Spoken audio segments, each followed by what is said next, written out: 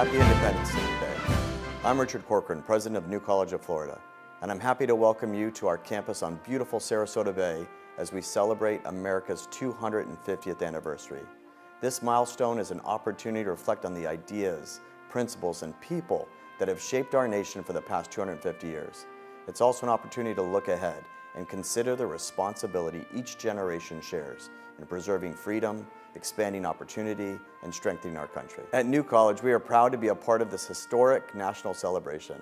As Florida's honors college, we believe one of academia's highest purposes is to study history thoughtfully, explore enduring ideas, encourage meaningful dialogue, and prepare the next generation for lives of citizenship and principled leadership.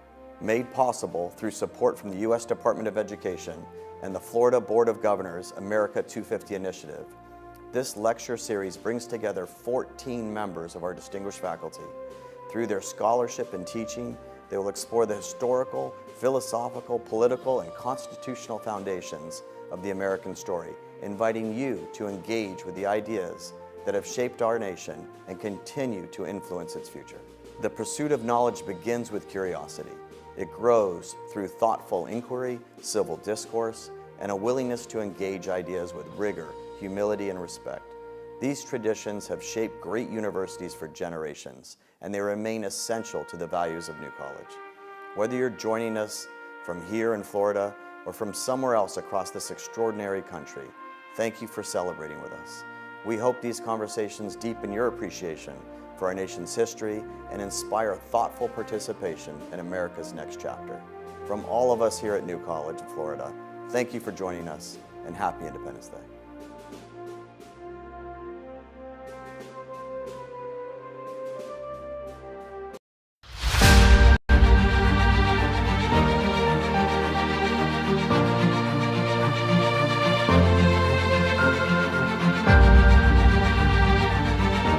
Dr. Jeremy Bailey is Professor of Humanities at the Hamilton School for Classical and Civic Education at the University of Florida. He is a scholar of American political thought and constitutional development. Bailey attended Rhodes College and received his PhD from Boston College. His research focuses on political thought during the early republic and constitutional controversies concerning executive power. In addition to writing several books, including The Idea of Presidential Representation, James Madison and Constitutional Imperfection, The Contested Removal Power, and Thomas Jefferson and Executive Power, Dr. Bailey has published his scholarship in leading political science and law journals. I want to talk about three documents.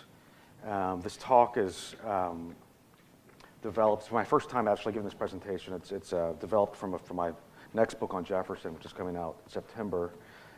Today I want to emphasize three documents, two especially, but if you don't, you need to get the handout, so I'm not reading long quotes to you. So if you don't have the handout, I encourage you to get the handout or get somebody to give you the handout.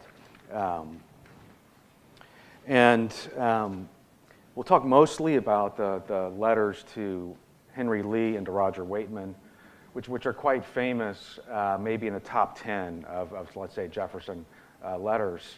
The other one, which I'm not going to talk about too much, but you have here, is a letter to Earl, which is not so famous, maybe not even known, but it's a restatement of his so-called Earth Belongs to the Living letter. And there's nothing else like it in Jefferson's writings, in the sense that there's nothing as parsimonious, as condensed, as axiomatic. Perhaps the only thing like it is the second paragraph of the Declaration of Independence, which is roughly the same word count as the key passage in the letter to Earl. Finally, all three of these letters were written near the end of his life, and they were all written with the expectation to be published widely in the newspapers. Okay, so the letter to Lee. This comes in the context of a discussion in the newspapers about who deserves credit for the Virginia Constitution of 1776. That discussion, called about the first modern written constitution, sparked Henry Lee's interest in the historical documents in my own possession, he writes Jefferson. These documents included Mason's Declaration of Rights, the instructions to the Virginia delegation in Congress to present an enumeration of our grievances, and a plan of opposition authored by two of his family members. Henry Lee then made an observation that seemed to extend Woodward's inquiry about whom should receive credit for the Virginia Constitution to whom should receive credit for the ideas of the Declaration of Independence. Although there is no doubt that Jefferson would enjoy immortality because of the strength, simplicity, and grandeur of the Declaration, it would seem that the papers in Lee's possession form the materials, or might have formed the materials, out of which the fine principles of the Declaration of Independence arose. In other words, Lee was asking Jefferson whether other men deserved the credit Jefferson had received as the author. Not only was he asking about the text, he was also asking about the principles. Now, Jefferson likely suspected Lee's intentions. Lee's father was a political enemy, and by Lee's own account, had supported the Sedition Act in 1798. Lee's father also supported Aaron Burr for president during the election crisis of 1800. It is also perhaps relevant that after Jefferson's death, Lee published a scathing attack on Jefferson. There, Lee went out of his way to argue that any merit in both the Declaration and the Virginia Statute for Religious Freedom, religious liberty, should be credited to Locke, not Jefferson, a charge his own father had made at some point to Jefferson himself. Further, Lee elevated George Mason at the cost of Jefferson. As a lawgiver, he says, Mr. Jefferson was far inferior to a man whom in popular favor and public honors he greatly outstripped. This man was George Mason. Not only was Jefferson an unoriginal thinker and an inferior lawgiver, but he was also a middling stylist. In Lee's assessment, the Declaration exhibits none of the higher powers of composition, and though suited to the great occasion, was not equal to it. Though it is true that Jefferson could not have known exactly what Lee would eventually publish after his death, it is safe to say that Jefferson was on guard. To deal with Lee, Jefferson returned to an exchange he had had with Madison 2 years earlier about who deserved credit for the Declaration, and more broadly for the ideas animating the American Revolution. The prominent Massachusetts Federalist Timothy Pickering had been arguing, especially in public, in an oration on July 4th, 1823, that the Declaration contained not many new ideas. It was a compilation of facts and sentiments stated and expressed in some preceding years. Pickering wanted to restore the credit for the Revolution to Massachusetts. After all, James Otis had made the case for natural rights far earlier. And combined with John Adams's differing recollections of the drafting of the document, Pickering's argument threatened to undermine Jefferson's importance. Now, Madison had already exchanged letters with John Adams about this, making the case that the men of 1776 deserved some credit, even if the principles of independence came, as Adams had said, with the first settlers of Massachusetts. Now, in this context, Jefferson wrote Madison, his friend, a defensive letter in 1823, correcting the record and explaining that he turned to neither book nor pamphlet while writing it. He praised Adams, who, like the ceaseless action of gravity, kept the question before Congress. And on the question of credit, he acknowledged, we may ask, what of these elevated thoughts were new or can be affirmed never before to have entered the conceptions of man? Now, Madison responded in agreement.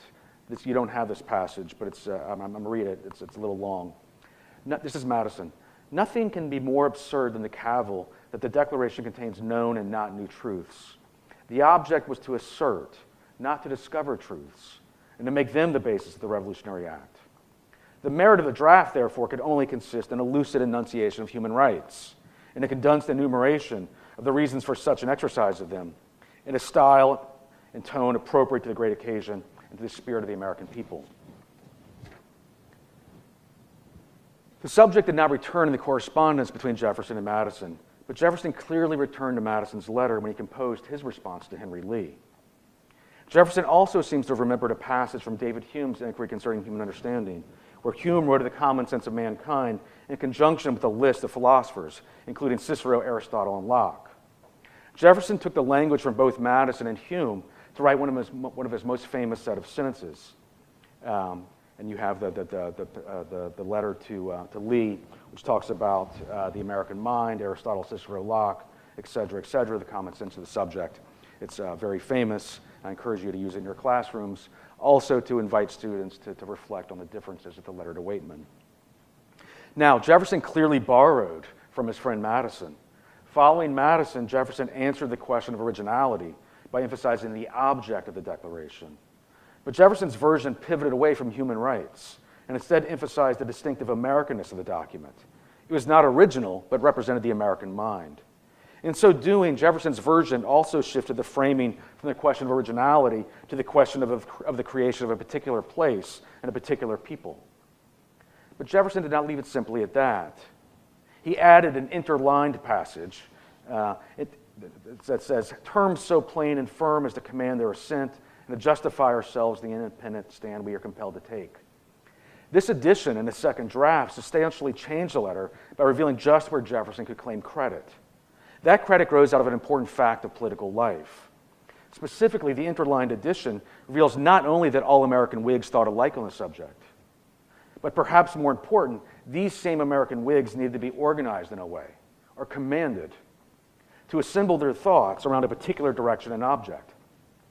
Now, as president, Jefferson privately explained to the governor of Virginia that executive action could bring the wills of individuals to a point of union and effect, thereby giving form and body to the floating ardor of our countrymen. The same principle applies here. The authors of the Declaration deserve credit not for the ideas fueling revolutionary spirit, but because those ideas were not new. But these men, and especially Jefferson himself, did deserve credit for putting those ideas into words that can organize action and therefore make the revolution possible. Nevertheless, the particularity of this document and the body and shape of it demands explanation. What is it that makes one nation different from another, as the first paragraph of the Declaration claims? What is it that reveals to a group of individuals that they are in fact one people who may decide to declare that they wish to separate from another people? The long train of abuses documenting that a government is not securing rights can justify the decision, but what makes the decision cognizable in the first place? Now, the political theorist Danielle Allen argues that the right to self-government arises from the capacity for self-government. As she puts it, this capacity has little to do with financial or military power, but instead has to do with a society's ability to arrive at decisions for the whole that the individuals will respect and obey. Not every society has this capacity, but its underlying impulse, as she sees it, is natural and grows out of a mystery force, she calls it, a drive to survive. In her view, the Declaration argues that a people have a natural right to a properly constituted government, in part because governments are necessary to secure rights, but also because all men and women naturally desire this for themselves. Now, in my view, the letter to Lee suggests a further necessary step, namely posits that this American mind first needed a leader in words, to make that mind conscious of itself. In this way, the Declaration was central to the Revolution, and therefore to self-government more broadly. Now I'll turn to the letter to Waitman. On June 14, 1826, Washington, D.C. Mayor Roger Waitman wrote Jefferson to invite him to the Capitol on behalf of a committee appointed by the citizens of Washington. The city would be celebrating the 50th anniversary of American independence in a manner worthy of the metropolis of the nation. As a wish to honor Jefferson as one of the last three signers of the Declaration still living. Without referring to Jefferson's age, Waitman offered a special deputation that would accompany Jefferson to and from his home at Monticello. Waitman wrote John Adams on the same day with the same invitation. Adams responded on June 22nd, saying that the present state of my health would prevent his attendance. He offered his best wishes for the increasing prosperity of your city and the constant health of its inhabitants. Jefferson also declined for health reasons, and he especially regretted not being able to gather with the other signers, that small band, that remnant of that host of worthies who joined with us on that day. Jefferson did, unlike Adams, however, go further in an attempt to transform the invitation into an opportunity to explain the significance of the Declaration of Independence. This is notable because Waitman's invitation specifically emphasized recognition of the 50th anniversary of American independence, not the Declaration per se. It is true that Jefferson was invited as one of the signers of the Declaration, but also invited were the other living presidents. When Jefferson responded as one of the surviving signers of the Declaration, which was an instrument, he said, that was pregnant with our own and the fate of the world, he was shifting the subject not only from the Revolution to the Declaration, but also from the past to the future. Jefferson did so with the expectation that the letter be published, and given his health, likely with the expectation that this could be his last public statement. The letter to Waitman was almost immediately published, alongside Waitman's invitation as well as the response by Adams around the country. The first publication was on July 4th, the day Jefferson and Adams died, in the Washington papers, the Daily National Intelligencer and the Daily National Journal. The next day it appeared in the Baltimore Patriot. By July 8th, it made it to the New York Evening Post, and 2 days later to Pennsylvania's National Gazette and Literary Register. By the end of July, the letter would appear in over 50 newspapers around the nation. A woodcut broadside was created with the illustration of liberty together with representatives from continents around the world. A few years later, the letter began to be republished in recognition of July 4th and its festivities. Now, the reply to Waitman is characteristic Jefferson. It is thundering and exultant at the same time. It presumes that the subject has something to do with the fate of the world and choosing between submission or the sword. It is also characteristic in its borrowing from the print language of the day and repurposing it for Jefferson's own ends. In her book on the Declaration, Pauline Maier pointed out that the booted and spurred metaphor came from the final speech of an English colonel who was executed for treason in 1685. But that was not the only line that Jefferson repurposed. The phrase monkish ignorance and superstition likely came from William Cobbett, who in turn seems to have misquoted a line from William Blackstone. Now, the line appears in Cobbett's History of the Protestant Reformation in England and Ireland, which Cobbett published between 1824 and 1826. Cobbett was English by birth and worked as a bookseller, pamphleteer, and journalist in the United States. Jefferson would have known him as a Federalist nuisance. During the election of 1800, for example, Cobbett had gone so far as to mock Jefferson for writing letters to the black mathematician Banneker and for Jefferson's praise of the Chief Logan, a Mingo chief. Cobbett also spent considerable effort dodging and defending himself against lawsuits for libel in the United States and sedition in England. And Jefferson even blamed at another time Cobbett for being the source of John Adams's opinion about the excesses of the French Revolution, an opinion that was central to the break between Jefferson and Adams. Now, in his History of the Protestant Reformation, Cobbett denounced the Protestant histories of Britain, including Blackstone, who in fact lived upon the spoils of the Catholic Church, according to Cobbett. He blamed Blackstone for equating Catholicism with the dark ages of monkish ignorance and superstition, hence the line, and instead celebrated the accomplishments of Catholics over time. Jefferson thus appropriated Cobbett's phrase, redirecting it to target religion as the enemy of enlightenment. Above all, Jefferson's language in the letter to Waitman was unburdened from Henry Lee's pointed question as to whether Jefferson himself deserved credit as the author of the Declaration. Instead, Jefferson offered a vision of the Declaration, of what the Declaration would become. May it believe to the world what I believe it will be. And by the world, Jefferson meant all of it, explaining in parentheses, to some parts sooners, to others later, but finally to all. In this, Jefferson looked to the international future rather than the American past. His wish and his prediction was that the Declaration would serve as a teaching agent of the self-evident truths, undergirding the blessings of liberty and the security of self-government. In particular, it would counteract centuries of despotism by serving as a signal of arousing men to burst the chains under which monkish ignorance and superstition had persuaded them to bind themselves. In contrast to ignorance and superstition aided by power, the American form of self-government had restored the free right to the unbounded exercise of reason and freedom of opinion. In this, there is some unity with the letter to Lee. There, Jefferson borrowed from Madison's statement of the object of the Declaration, but changed it by emphasizing the role that the firm and plain words of the Declaration, his words, played in commanding colonial Americans to separate from Britain and resume their separate and equal status among the nations of the world. Jefferson was again explicitly connecting self-government to the Enlightenment project. But in a potential clarification of the Declaration, reason and opinion are now featured before equality. In the Declaration, equality is offered as a self-evident truth. But in the letter to Waitman, the fact of equality is only recognizable with the aid of reason, in particular the kind of reason that has to surmount the monkish ignorance and superstition of the anti-philosophers who have an interest in keeping things in their present state. Moreover, by combining equality with respect to rule and with respect to one's own labor, the letter to Waitman draws on the letter to Earl. The general spread of the light of science teaches the palpable truth that the mass of mankind has not been born with saddles on their backs to be legitimately ridden by a favored few. The letters to Earl, Lee, and Waitman teach three interconnected lessons. The first is that peoplehood is not an inheritance. Each generation constitutes a new people, a people that is sovereign with respect to what happened before it. The second follows from the first. Because peoplehood cannot be inherited, it must be constructed. This requires the settling of land and the creation of governing institutions. But the latter first requires some firm and plain articulation that can gather separate individuals around a common endeavor. Because this common endeavor cannot be inherited, each generation must find its own articulation. The third lesson is that the success of this articulation depends on its proximity to certain scientific truths. The truths both undermine the efforts by anti-philosophers who wish to keep people in subjection and create the basis for a union of sentiment.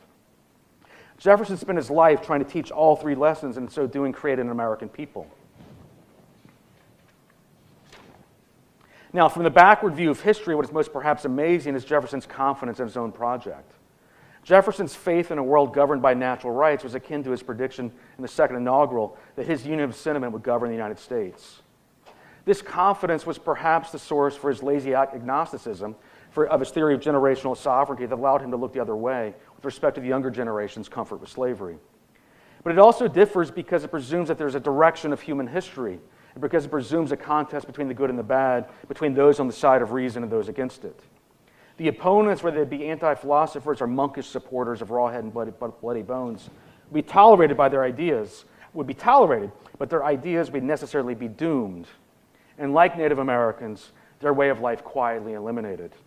In the long view, the freedoms of religion and press would be soldiers on behalf of an enlightened unanimity that would flatten the world.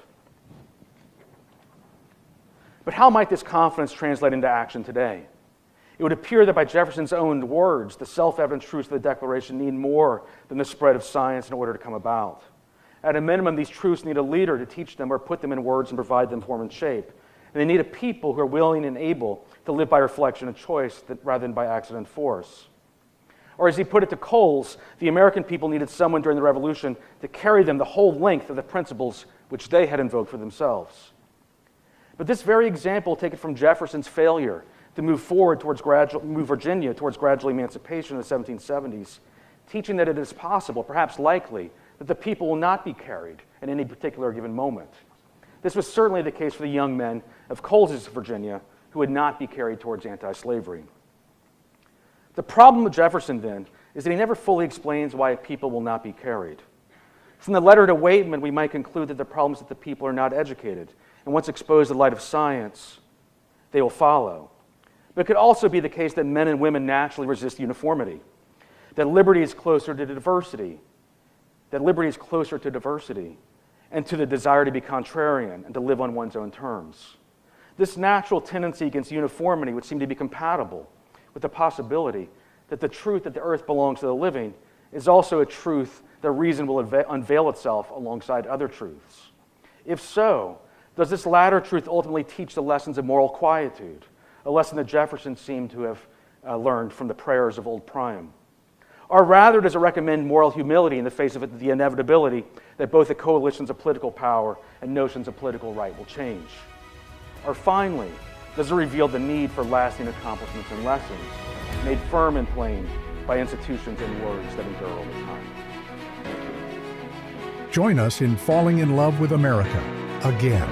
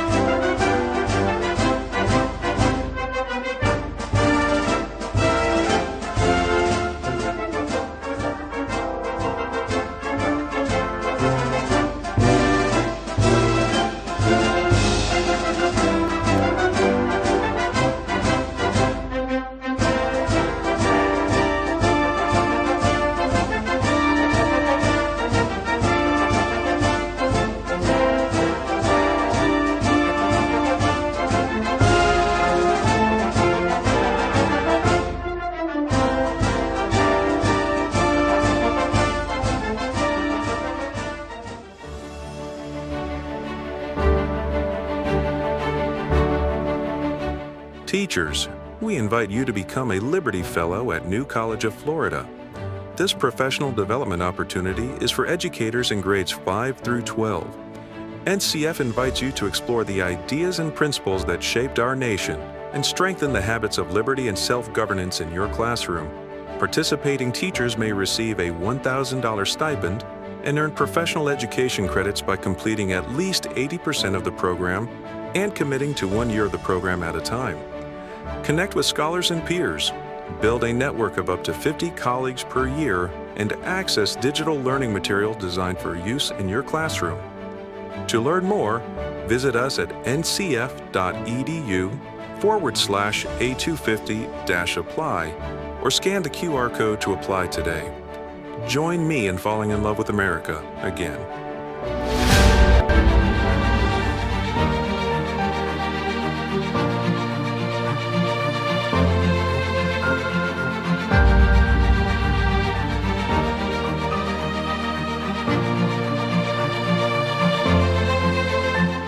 It's true that in the New England Primer it says at the beginning, in Adam's fall we sin it all, but it's, my instinct is that, this is partly a clarification question.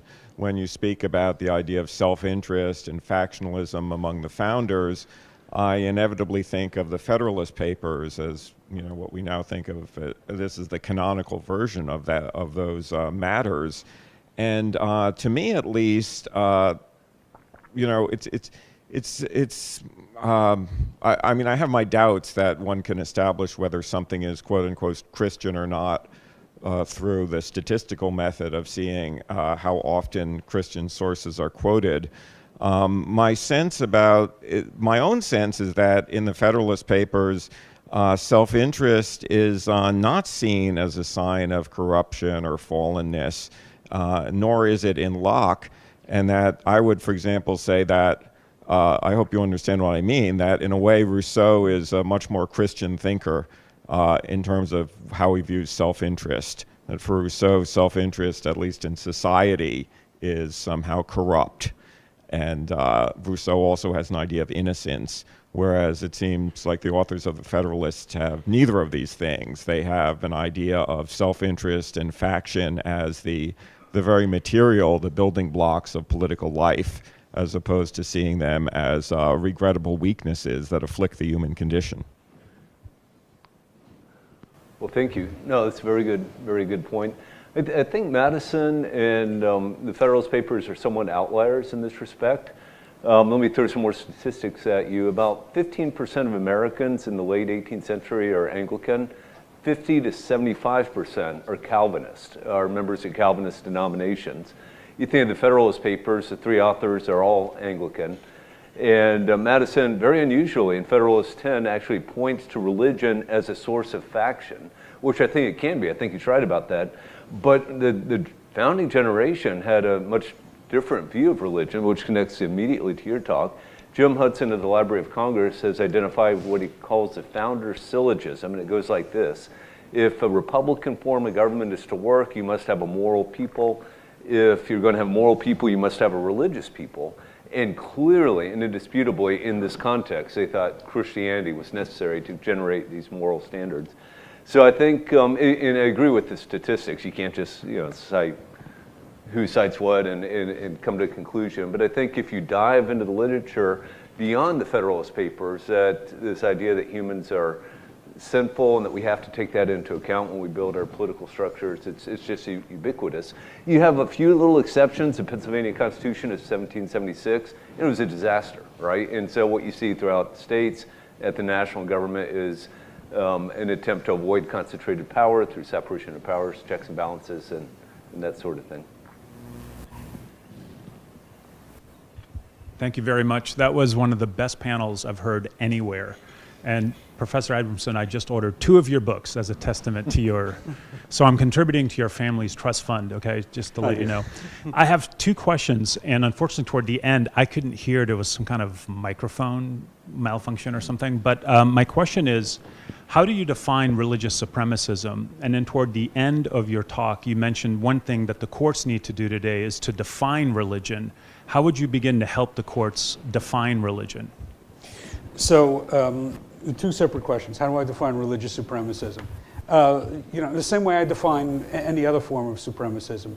If you believe, if your position is we deserve specific rights under the law because, well, in case of religion, it would be because we are theologically correct and everybody else is wrong, that's religious supremacism.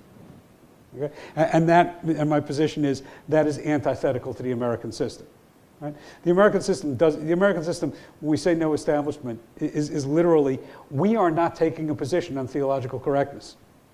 Okay? We have no idea You know, the U.S. government takes no position on who is getting into the kingdom of heaven. Right? You're entitled to your own belief, and, you know, at some point, if God feels like coming down and letting us know, we'll all learn something. So, yeah, so religious supremacism, I was defined as any notion that you are entitled to special rights under the law because of your faith, which necessarily means because of the theological correctness of your faith, right? Nobody would argue, yeah, my religion is wrong, but we deserve special rights anyway. The second question, sorry, what was the second question? I don't recall. And then toward the end, unfortunately, you ran out of time, but you said one thing we could do is have the courts decide or define religion. And how would you begin to help them define religion? Right. So if you look, in particular in my book, American Spirit or Great Awakening, I talk about the woke movement. And what I put forward is my belief that wokeism is a religion, not a religion substitute, not things that people are looking for in lieu of religion. And the way that I show that is that I go into the metaphysics of wokeism. Okay? And I actually show that every major plank of the woke agenda addresses a spiritual question. And it addresses a question that is frequently addressed by a religion. So the most obvious example is climate change is an apocalypse tale. Right? Climate change is not the belief that the climate isn't constant and therefore it's changing. Climate change is the belief that man is living out of harmony with nature. And if we do not alter our lifestyles and repent from our profligate ways, the earth, seas, and skies themselves will rise up to smite us down and destroy all that we have built. Okay? That's an apocalypse story. I don't quite know why every faith seems to have an obsession with understanding the end of times, but I observe that they do. A less obvious one, that is only less obvious until I say it for the first time, the trans movement. What's the thing that interested me about the trans movement was I actually knew trans communities. I knew the trans community in San Francisco a decade before this stuff hit the front page. And then it hit the front pages. And all of a sudden, this to me was really interesting, tens of millions of Americans who had never knowingly met a trans person, had never given the issue a matter of thought, suddenly had this passion for this issue. I wonder what's going on here. And then I realized at the heart of the trans issue, at the heart of the trans issue, somebody shows up and says, I'm trapped in the wrong body. Now, everybody gets distracted into arguing whether that's meaningful or you can be born the wrong gender or whatnot. We forget to look at the basics, which is, okay, what you've just told me, you, secularist, you non-binary advocate, you member of the trans movement, you believe that there is a you, that there's a me that is separate from my body, that is a truer indication of who I am. We can't test for it, we can't observe it, but it's there and it defines the truth of who I am in a way that this outer shell does not. Seems to me that every faith I've ever encountered has that belief. Usually call it the soul. Okay? So I go through it and I show that this is a real religion because it fills metaphysical needs. And it addresses spiritual questions. And I think that you can do that with many of these things. One of the reasons that as Professor Ellis spoke about yesterday, one of the reasons that Marxism kind of collapsed, and what you get in its wake is cultural Marxism, is that Marxism just ignored too many questions. Religion is the opiate of the masses, it's stupid, we're going to ignore it. Well, maybe that's right, except that it also answers questions you can't answer. Okay? There is nothing within the Marxist framework that tells me where my grandparents went after they died, or where my kids were before I met their mother. Okay? You can't answer, so you need to weld on other parts. And this is what we're seeing. And we do need, and this is why I believe that the strongest argument against some of the woke stuff that's being taught, particularly in public schools, is that it's an establishment of religion. Okay? But nobody has brought that case because there has never been a case in American history where someone has said, what you're doing is establishing your religion in the public sphere, and the defense has been, we're not a religion. Okay? The question has never been answered. There have been weak attempts to answer what is a religion in the free exercise realm, mostly around conscientious objectors during the Vietnam War. They are uniformly recognized as inadequate, incoherent, inconsistent, and impossible to apply. We don't know. We do know that there are entire bodies of law that only apply to religion, but we don't know what a religion is. And that's a problem.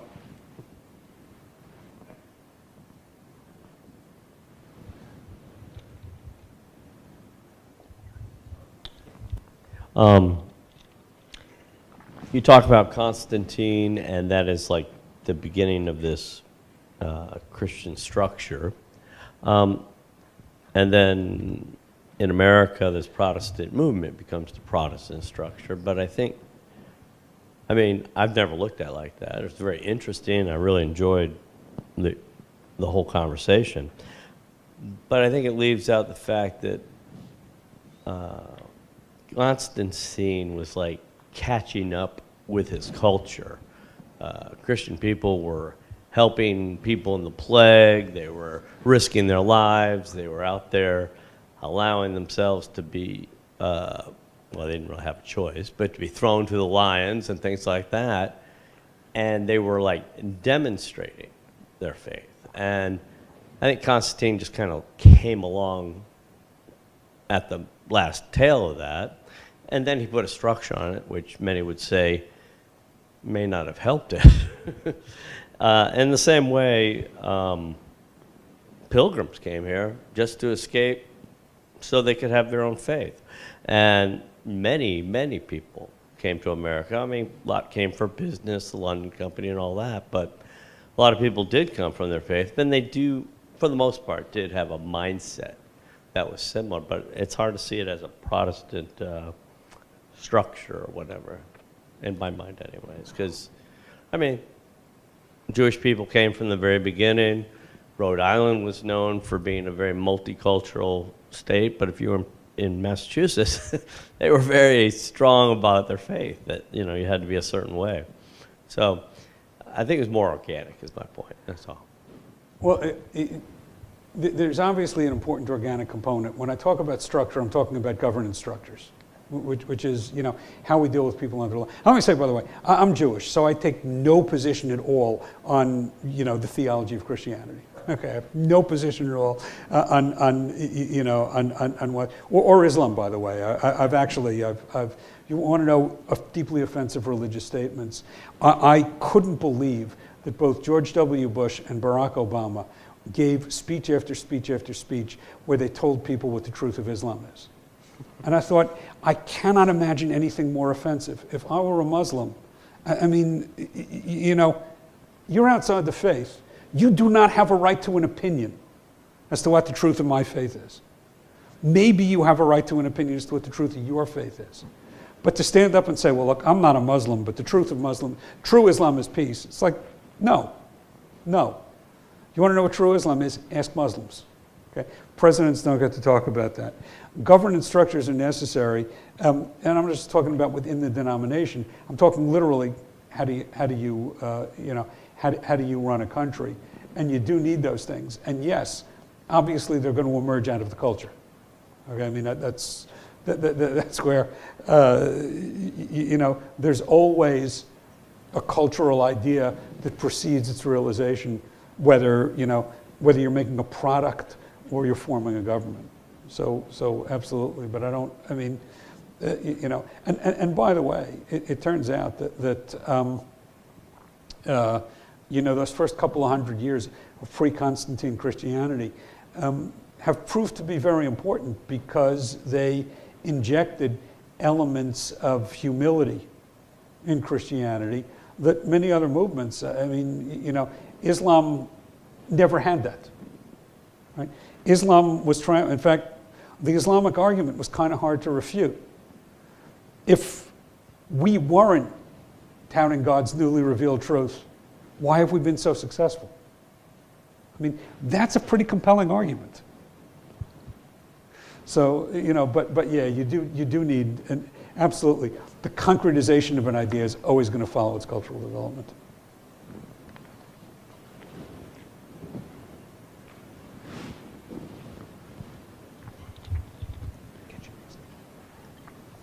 Dr. Abramson, or for anybody, you mentioned Vatican II.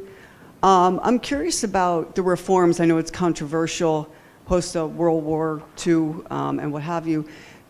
And as it relates to the initial doctrine of Catholicism or Christianity, would you say the reforms made in Vatican II have helped or hindered, or what are your thoughts on that? I know it's debated in the... Right. So, you know, I'm a big fan of the stuff that says let's get along better with the Jews. I take it personally. But I think, you know, Vatican II was a huge reform. And right now there are a lot of people who want to view it as a holistic thing and say I either like it or I don't. And since I'm not in favor of the vernacular Mass, I'd like to throw out the whole set of reforms. Or, you know, I don't like what they did to liturgy or ritual, I want to throw out the whole set of reforms. But Nostra Aetate is really the first attempt for the church. I mean, this is really the church realizing that they're not in charge anymore, and they're not going to get back in charge. And they are now the world's single largest and single most important denomination, but they're still one among many. And it really starts a lot of introspection. And yes, there is, you know, I'm not up on canon law. I'm not up on how the Vatican reforms its doctrine. I know that, you know, I know that it is easier to reform Catholic doctrine than it is to undo Jewish law that's already been decided.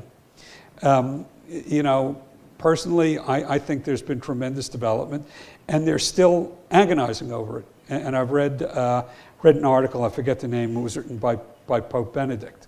And he says straight out, you know, people want to know why the Jews don't accept Jesus as the Messiah. Well, the Jews say the Messiah will enter in an era of peace, and we're clearly not living in an era of peace.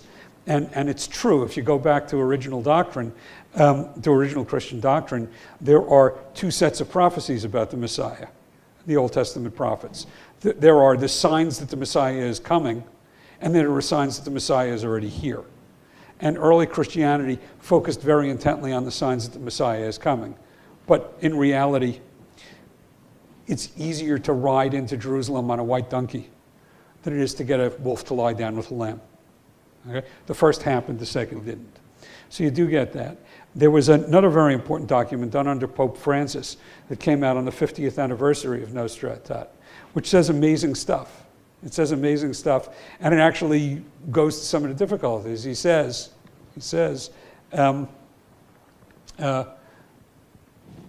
the Jews can be saved, but how the Jews can enter the kingdom of heaven without passing through Christ remains a divine mystery. That's huge movement. Okay, that's huge movement. Now, whether non-Catholic denominations want to go there, there's also, we talk now about Christian Zionism. So I keep telling my Jewish friends, you got to be very, very careful, because the Christian Zionist movement and various evangelical movements, they can be pro-Israel for geopolitical reasons, but they see the modern state of Israel as the beginning of the fulfillment of messianic deliverance, ushering in the Messianic era. And in fact, I've even had people tell me that they see that to some extent, the proximity of the Holocaust and the founding of the State of Israel is a crucifixion and resurrection story, which I will tell you right now is not how many Jews see it. So when you talk to Christian Zionists or you talk to evangelicals, you have to be aware that they, unlike most Jews, believe that the modern State of Israel is a step towards Messianic deliverance. On the other hand, the Vatican is clear. The reason that they support the modern State of Israel as the homeland of the Jews is that it is not Messianic deliverance, and there is no theological significance to it. It is a matter of temporal governance, and the Jews are a nation like all other nations, and they're entitled to a homeland. So you got to be very careful when you talk about these things. My first question will be for Dr. Abramson. I noticed, and I thought it was really fascinating, how you made the beginning of Western civilization, Alexander the Great invading Judea, and then the establishment of Hellenism. Why not push it back farther? Why not start with Abraham? Why not start with monotheism and the idea that the Creator can be personally known, that the Creator can give you a set of laws to live by that are affirming that sense of the Imago Dei, affirming that sense of individual rights? Why make it at Alexander the Great? I thought it was a really interesting insight, but I just wanted to know sort of your reasoning for that. Well, I mean, I believe that there was a lot of history before Western civilization.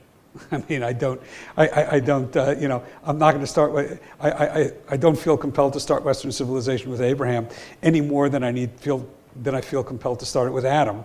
Although clearly there was no Western civilization before Adam. You know, but I actually think that Western civilization is relatively young. It is it is older than Islamic civilization, but it's a lot younger than either Indic or Chinese. Okay? Those civilizations have been around a lot longer than we have. We are still relatively young, and you know, 1,000 years in civilizational terms is not that long. So, you know, I mean, again, there were obviously precursors, right? I mean, there was a Hellenistic culture before Alexander conquered Judea, and there was a Judean culture before Alexander conquered Judea. But I think that Western civilization, I mean, this is not original to refer to the West as the marriage of Athens and Jerusalem. It is hardly novel at this point. But, you know, again, maybe we can quibble about when Athens and Jerusalem got married, but it sure as hell wasn't before they met.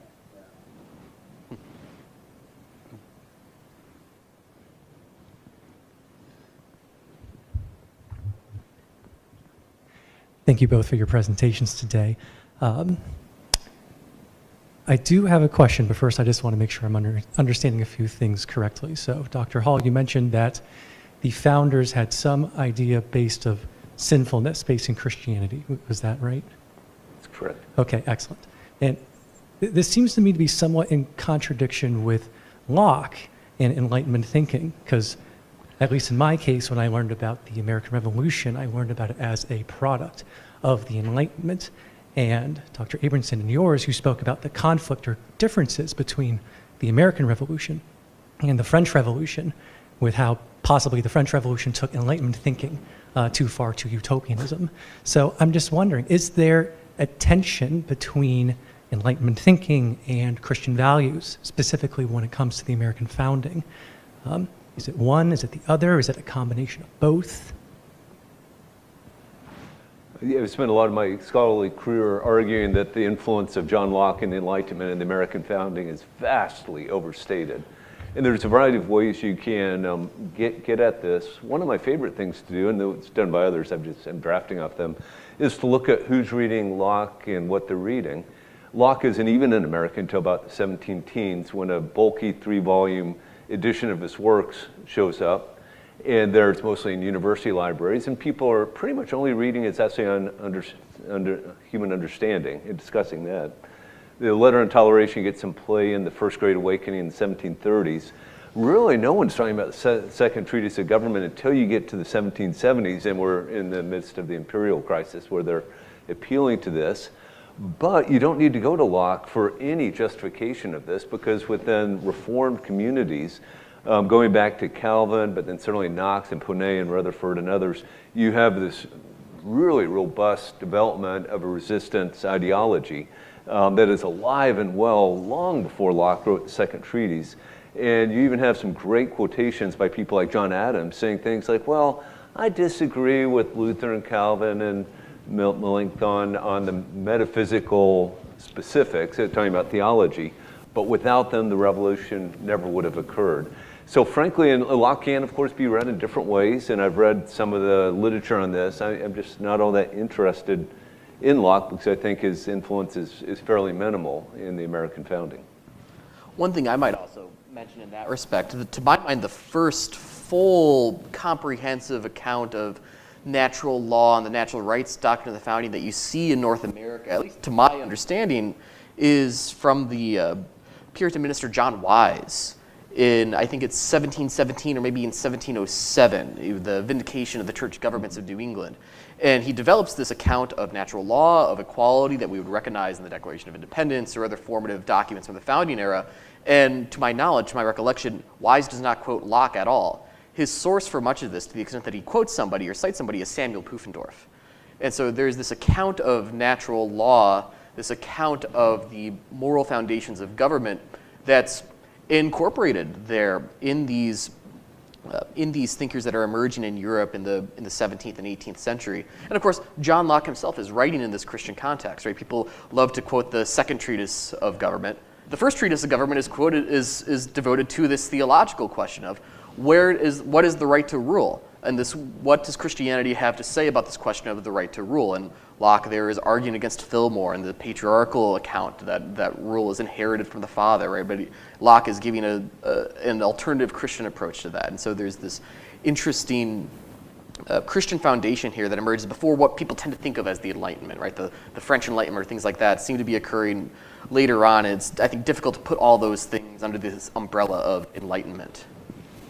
And, I'd also just toss in that all of these writers, you want to look at Locke, look at Marx, they're post-Christian in a way that they are not post-Confucian or post-Vedic or post-Islamic.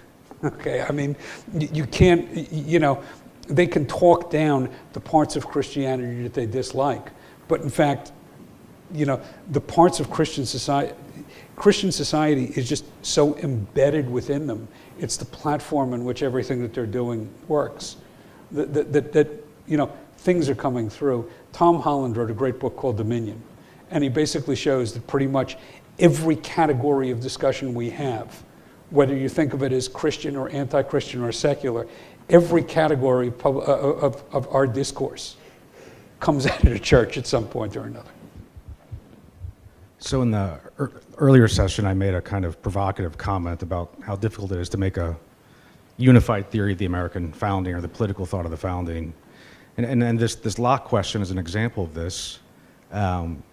While it could be the case that the second treatise is overstated, I think it's also the case that Americans were citing him quite early. I think Craig Urish in his book says that, for example, Connecticut clergy were quoting him on conquest as early as the 1720s with respect to native land claims, for example. So, that raises, I guess, a larger question. That is trying to think about, say, representativeness. If you take out, say Jefferson, and you take out Madison and the syllogism, what's left of the syllogism afterwards? Or what's left of an alternative syllogism, and how much can we do it? It seems like the argument against the wall metaphor is way better than the argument against the second part of the syllogism. Because the second part of the syllogism, whether or not Jefferson and Madison equal the founding, leads you to some really interesting questions, because that means, a lot's going to hang on James Wilson or John Adams or Roger Sherman, and that leads to really, really, tricky problems. So I'm just wondering what your thoughts are on that. So this question really gets at my entire scholarly career, which has been trying to expand the discussion. So I've done that in a couple of different ways, and I'm just telling you my experience. There's others I can point to that's done excellent work. So for instance, I've written individual books on James Wilson and Roger Sherman. That's one way to get at it. I've co-edited 3 different books that profiles about 32 founders. And so again, that's Jefferson, Madison, these guys are included in those books, but then you get well beyond that to get to your Oliver Ellsworth and Patrick Henry and John Jay and this sort of thing. And then I use this metaphor, the students don't get it, but I edited a phone book size collection of primary source documents coming out of the American founding called the Sacred Rights of Conscience, primarily from the early colonies to the early republic. And one of the things we're trying to do, I actually had a chance to do this once. I went through every high school text I could get my hands on and looked at how they treated religious liberty in America. And almost all of them just drew a straight line: Thomas Jefferson, James Madison, Virginia experience, First Amendment. And part of my life's goal is to make people understand there's a lot more going on than that. And if we want to have a full and accurate account of religion, of religious liberty, of church-state relations from the American founding, we just have to turn our eyes from a Madison and Jefferson, as important and influential and interesting as they are, and look at the broader constellation. Some of this has to do with my understanding of documents. So there are some scholars who believe you can understand the Declaration of Independence just by thinking really hard and studying Thomas Jefferson really, really hard. And I think that's a mistake. I think Jefferson was the primary initial drafter, but there was a committee of 5 that made changes. And then the Congress made something like 80 changes to Jefferson, the draft that came out of committee. And so I think we have to understand a document like the Declaration of Independence as a product of a community, and look broadly at what this community understood. For instance, to give you a real obvious cash out of this, there are some scholars that would say, well, obviously the God of the Declaration is nature, because Jefferson was a deist and didn't believe in a traditional conception of God. And that might be right with respect to Jefferson, but with respect to almost everyone else that had a hand in drafting the Declaration, the creator is the God of Abraham, Isaac, and Jacob, a God that is absolutely interested in and intervening in human affairs. I think even if you want to focus on Jefferson, I mean, one of the things that people don't talk about, there's a book called the Jefferson Bible. Okay? What Jefferson did was, Jefferson was not a classic Christian. He went into the Gospels and he just pulled out all the miracles. And what he's left with was the life and morals of Jesus of Nazareth. So when I talk about there being an objective, biblically based morality, that's it.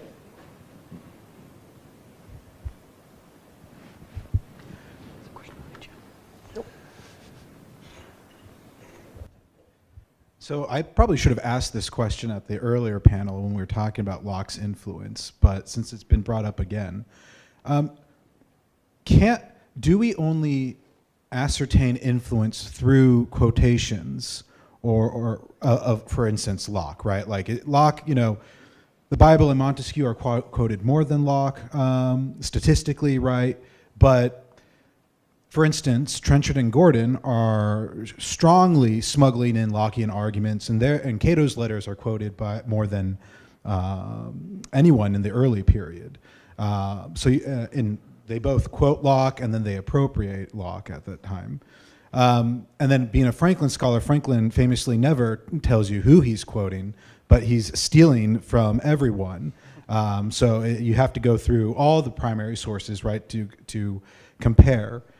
So how, is it fair to say Locke has minimal influence, like the right to revolution, that is clearly a Locke, at least it's articulated in a Lockean manner. And I certainly think that would be highly influential, right, to the founding.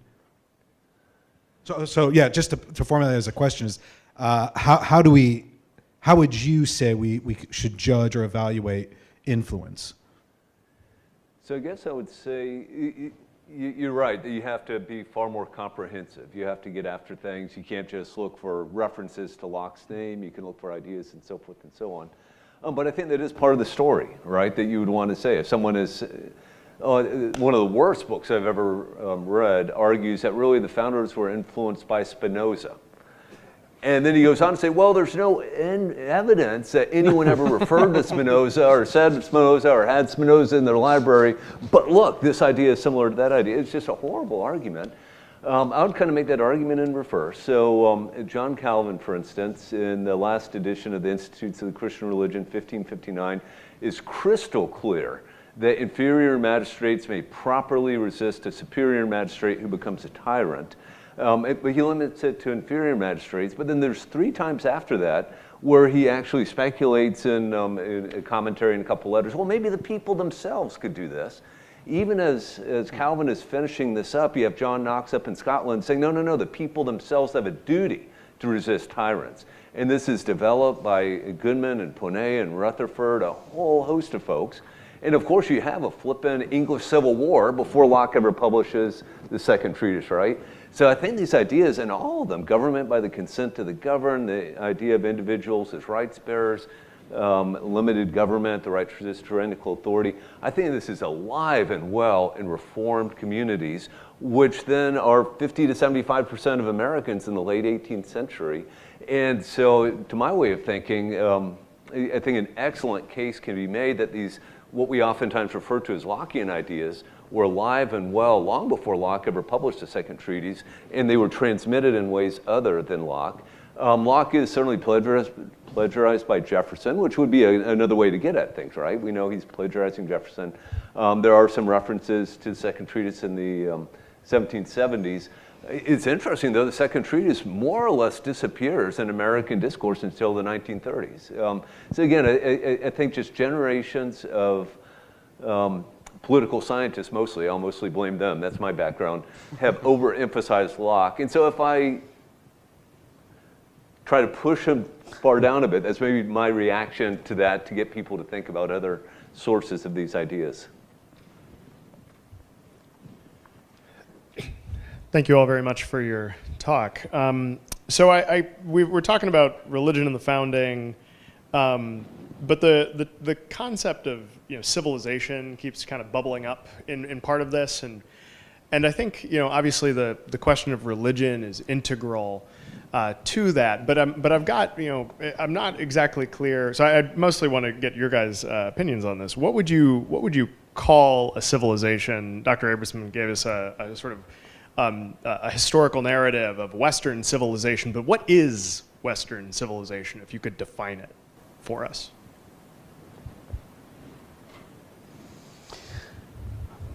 I think the political science literature actually goes into definitions of civilization. Huntington did a good job when he talks about a clash of civilizations. I don't recall the formal notion, but I mean, it is a very large grouping of people that cohere over some set of ideas and institutions and cultural beliefs. And I don't know, I defer to our political scientists to come up with a more formal and technical definition, but that's how I think about it. That sounds good to me. Okay. It really does. I have one very brief question for Dr. Hall. You mentioned that George Washington's favorite biblical verse was Micah 4:4. What is that verse? Is that swords into plowshares? Yeah, that is. That gives me an excuse to read a quotation, which I love. The letter to the Hebrew congregation in Newport, Rhode Island, which you referenced, I love. It's a beautiful letter. Here's how that letter concludes.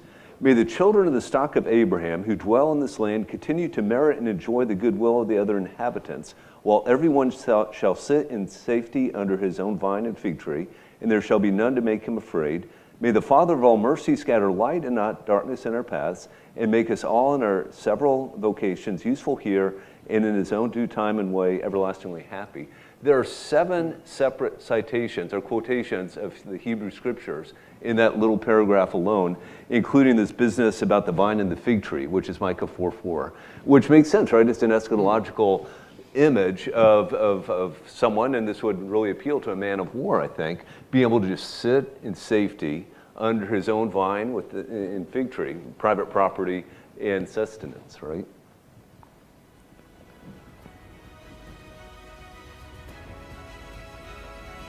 Wonderful. I think that is all the time we have. So thank you very much. Please give a round of applause to our excellent panelists here. Join us in falling in love with America again.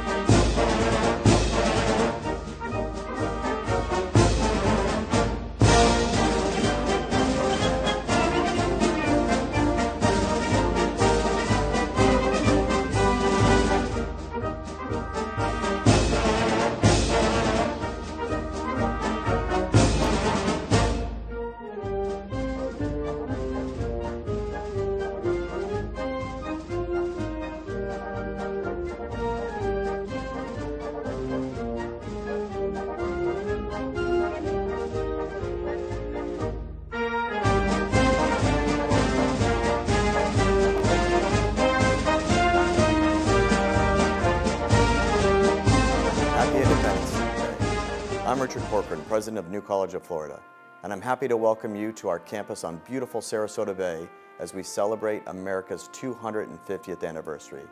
This milestone is an opportunity to reflect on the ideas, principles, and people that have shaped our nation for the past 250 years. It's also an opportunity to look ahead and consider the responsibility each generation shares in preserving freedom, expanding opportunity, and strengthening our country. At New College, we are proud to be a part of this historic national celebration. As Florida's honors college, we believe one of academia's highest purposes is to study history thoughtfully, explore enduring ideas, encourage meaningful dialogue, and prepare the next generation for lives of citizenship and principled leadership. Made possible through support from the U.S. Department of Education and the Florida Board of Governors America 250 Initiative, this lecture series brings together 14 members of our distinguished faculty. Through their scholarship and teaching, they will explore the historical, philosophical, political, and constitutional foundations of the American story, inviting you to engage with the ideas that have shaped our nation and continue to influence its future. The pursuit of knowledge begins with curiosity. It grows through thoughtful inquiry, civil discourse, and a willingness to engage ideas with rigor, humility, and respect. These traditions have shaped great universities for generations, and they remain essential to the values of New College. Whether you're joining us from here in Florida or from somewhere else across this extraordinary country, thank you for celebrating with us. We hope these conversations deepen your appreciation for our nation's history and inspire thoughtful participation in America's next chapter. From all of us here at New College of Florida, thank you for joining us, and happy Independence Day.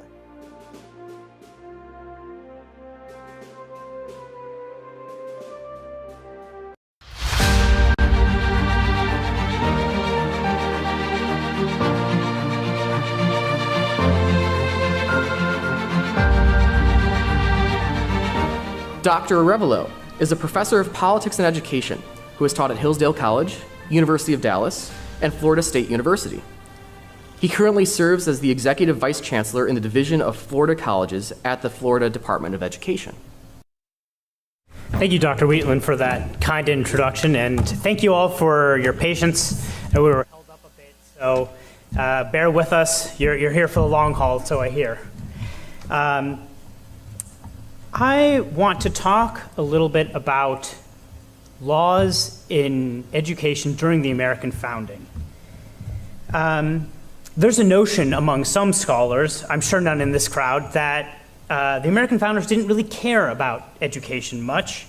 But I think, as my talk hopefully will show, and several other presentations during the conference, that view is gravely mistaken. They cared greatly. And their thoughts on education really flowed from their political theory. I know you all are probably well-versed. I mean, you've had a couple talks already about the American founding, and so you've probably heard a little bit about what their theory was, but at the risk of being repetitive, I want to briefly outline what that political theory was, because I'm going to refer back to it throughout the rest of my talk. And it's, if we're talking about laws on education, we ought to know a little bit about the theory that put in place those laws. So the purpose of government, according to the founding, was laid out by lots of foundational documents, but I want to refer to a couple of the early state constitutions that summarize this pretty well. So the Constitution of Massachusetts says that the end of government is to secure the existence of the body politic, to protect it, and to furnish the individuals who compose it with the power of enjoying in safety and tranquility their natural rights and the blessings of life. So it's to secure the existence of the body politic, protect it. The Virginia Constitution, one of the first Virginia Constitution, says something similar. It says, government is or ought to be instituted for the common benefit, protection, and security of the people, nation, or community. So again, this emphasis on security, protection. This view of government is summarized in the most famous founding document of all, the Declaration of Independence. The country is established to secure these rights. Governments are established to secure these rights. As a secondary objective, of course, it's to promote a happiness or common benefit, but these objectives are subordinate to that protection. all that a government does should relate in some way to this original end. And so this begs the question, well, should the government have anything to do with education? I mean, what does education have to do with protecting people, if that's the primary role of government? And this is where some scholars say, oh no, this is exactly the view of the purpose of government from the view of the founding, and therefore the founders didn't want government involved in education. They didn't really care that much about it. Libertarians often take this position, that government and education should not have almost anything to do with each other, or nothing to do with each other. So I hope to refute that view in this talk. I want to talk a little bit about why I'm going to talk about laws on education. There are some other speakers throughout this, I think one of my panelists, Dr. Kirwan, as well as Janet Richards, who you'll hear from tomorrow. They're going to speak about some of the most prominent founders and their views on education. I'm going to take a more boots on the ground approach, looking at the laws. I think the laws capture what the people on the ground really thought about education. And so this is the best reflection of what the founding generation as a generation thought, not what a couple of the brightest lights of that generation thought. So the first thing to note is that these laws, the founders all thought that education was a political institution. So the two were intertwined, and that government should play a role in the encouragement of education. This view goes all the way back to Aristotle, who in Book A of the Politics said, the legislator must make education, the education of the young, his object above all. So Aristotle in the Politics thought education and legislation went hand in hand. And the same idea is reflected in a 1787 charter of Pittsburgh School that states, the education of the youth ought to be the primary object with every government. It was the duty of governments to care for and promote education, both liberal and mechanical. Education is the first and foremost arena where the most important political concerns came to the fore. And I should note, when I say political concerns or politics, what I mean here is much more than the particular controversies that happen in the political arena of the day. Fundamentally, politics is about the communal decisions about what is right and wrong, just and unjust, advantageous and disadvantageous. What we ought to do and why. And this can be as broad as, what is murder, what constitutes murder versus self-defense, or as particular as should the city of Sarasota sign a municipal contract with a particular vendor? So obviously what is politics involves the controversies of the day, but it goes far beyond that. So with this view, you can begin to see why politics and education might go hand in hand. Well, the first question that, this being established, the first question that the founders actually needed to establish is, all right, well, what are the aims of education? What, from the perspective of government, what should government aim for when it encourages education?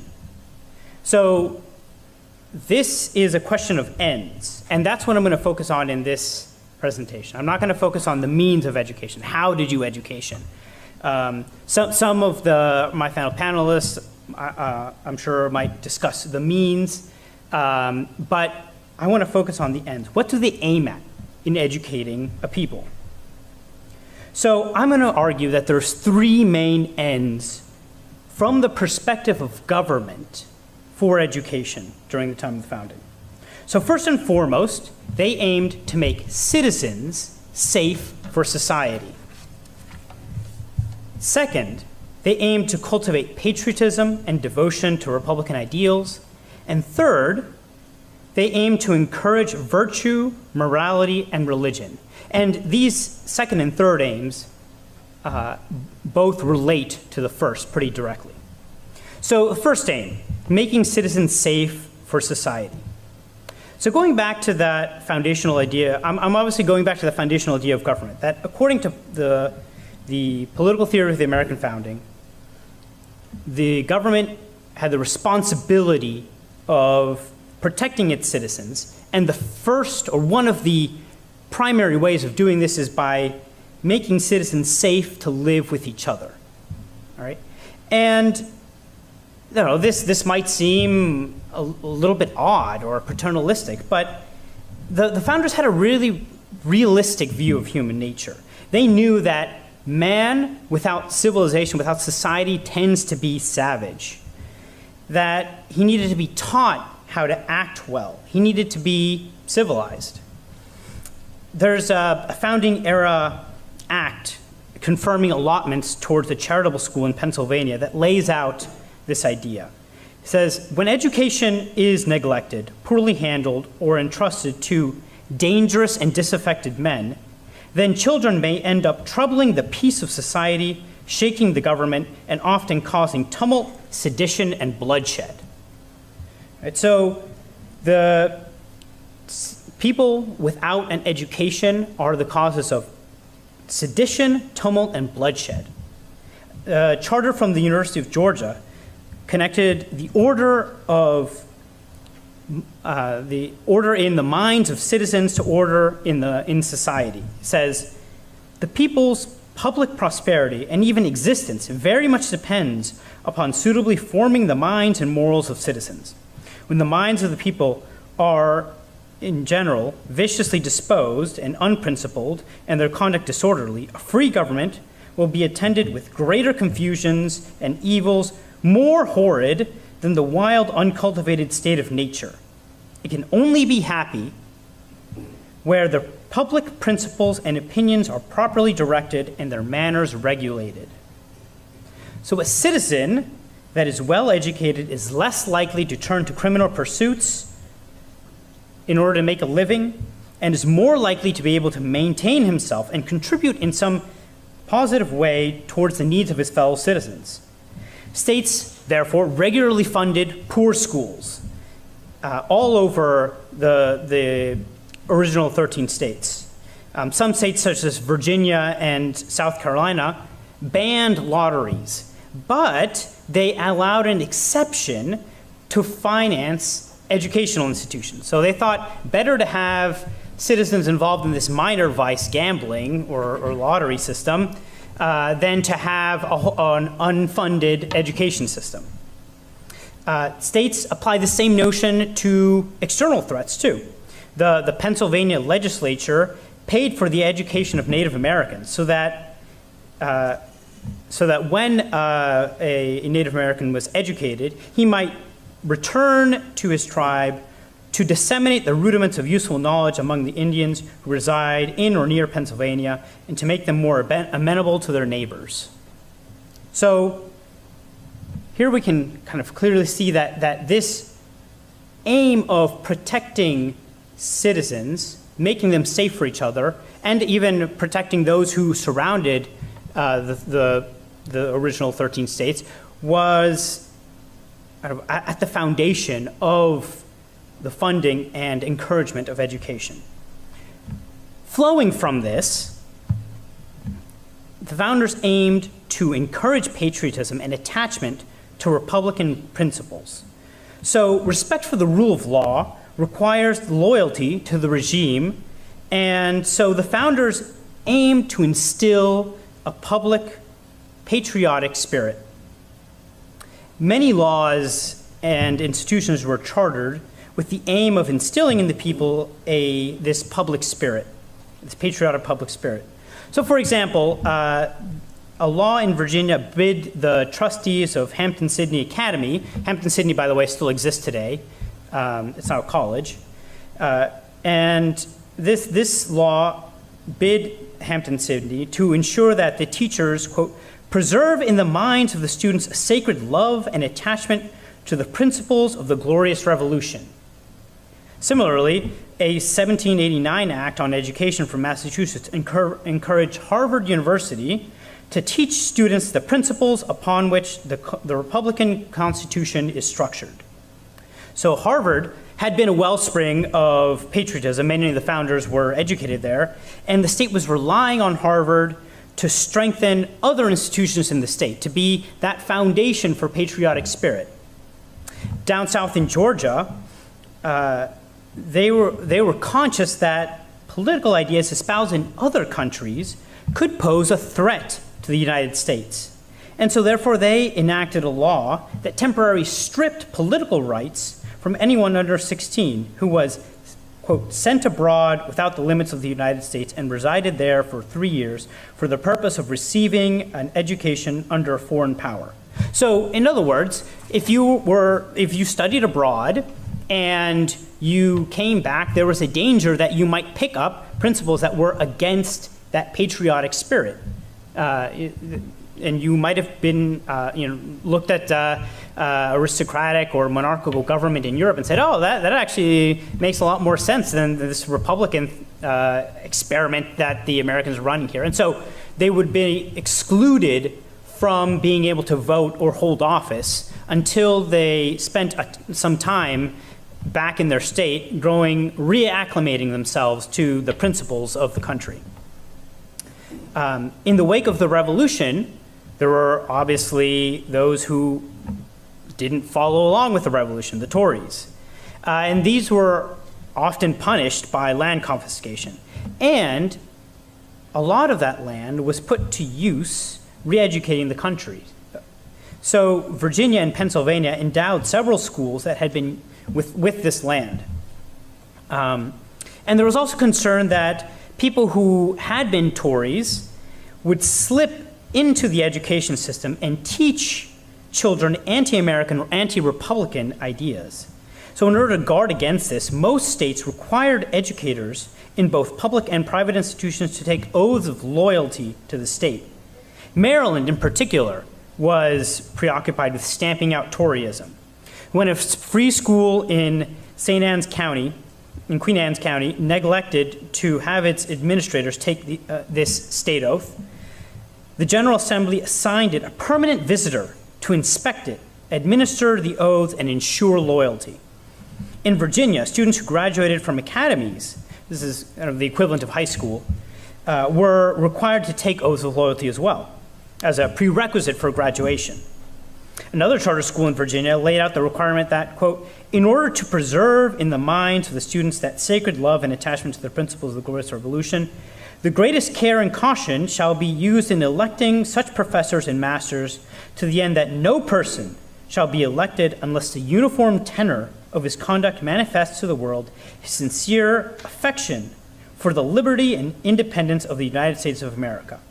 So these requirements, again, reveal the link between education and the duty of state governments to ensure that citizens are protected. We can't have seditious students are running around, and therefore we can't have seditious professors teaching those students. So educational institutions were seen as the primary means whereby the founding principles that created and united the country could be entrusted to the next generation. The third aim of education, again, flows pretty naturally and easily from this, the promotion of morality and Christian virtue. George Washington said in his farewell address that of all the dispositions and habits which lead to political prosperity, religion and morality are indispensable supports.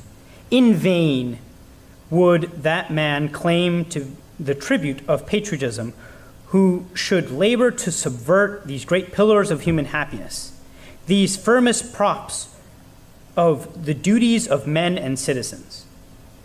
So these requirements for Republican government were promoted in many state educational laws.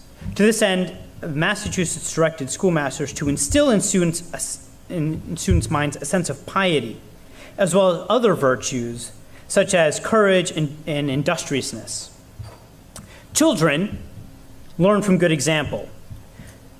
To this end, the states wanted to ensure that the teachers had were models of virtue. So several New England states required teachers to reside in the school district, or at least have a minister or someone holding public office give a recommendation. This is the kind of the origin of letters of recommendation. It's a testament to their good character.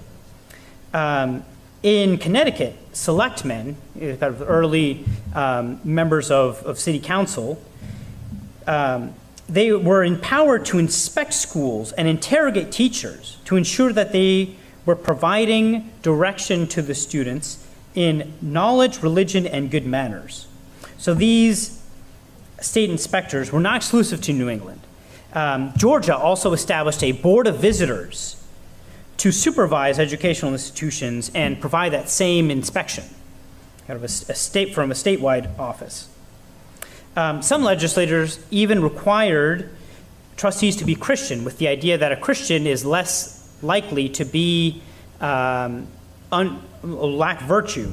This would help ensure that Christian morals were exemplified and taught, and in turn would cultivate virtue and morality in the students, contributing to the security of natural rights. This also applied to endowments. Those states gave very generously in property or monetary support at the foundation and maintenance of educational institutions. They often limited the amount of property an educational institution could own. And the purpose of these limitations seems to have been to prevent the unnecessary opulence or the inordinate accumulation of property. So this would help ensure that institutions remain true to their original mission instead of focusing on the accumulation of property, which is something that actually did happen in Europe at educational and monastic institutions in Europe. So to prevent this, they said an institution can only own so many acres of land, or the equivalent of so many dollars in property. So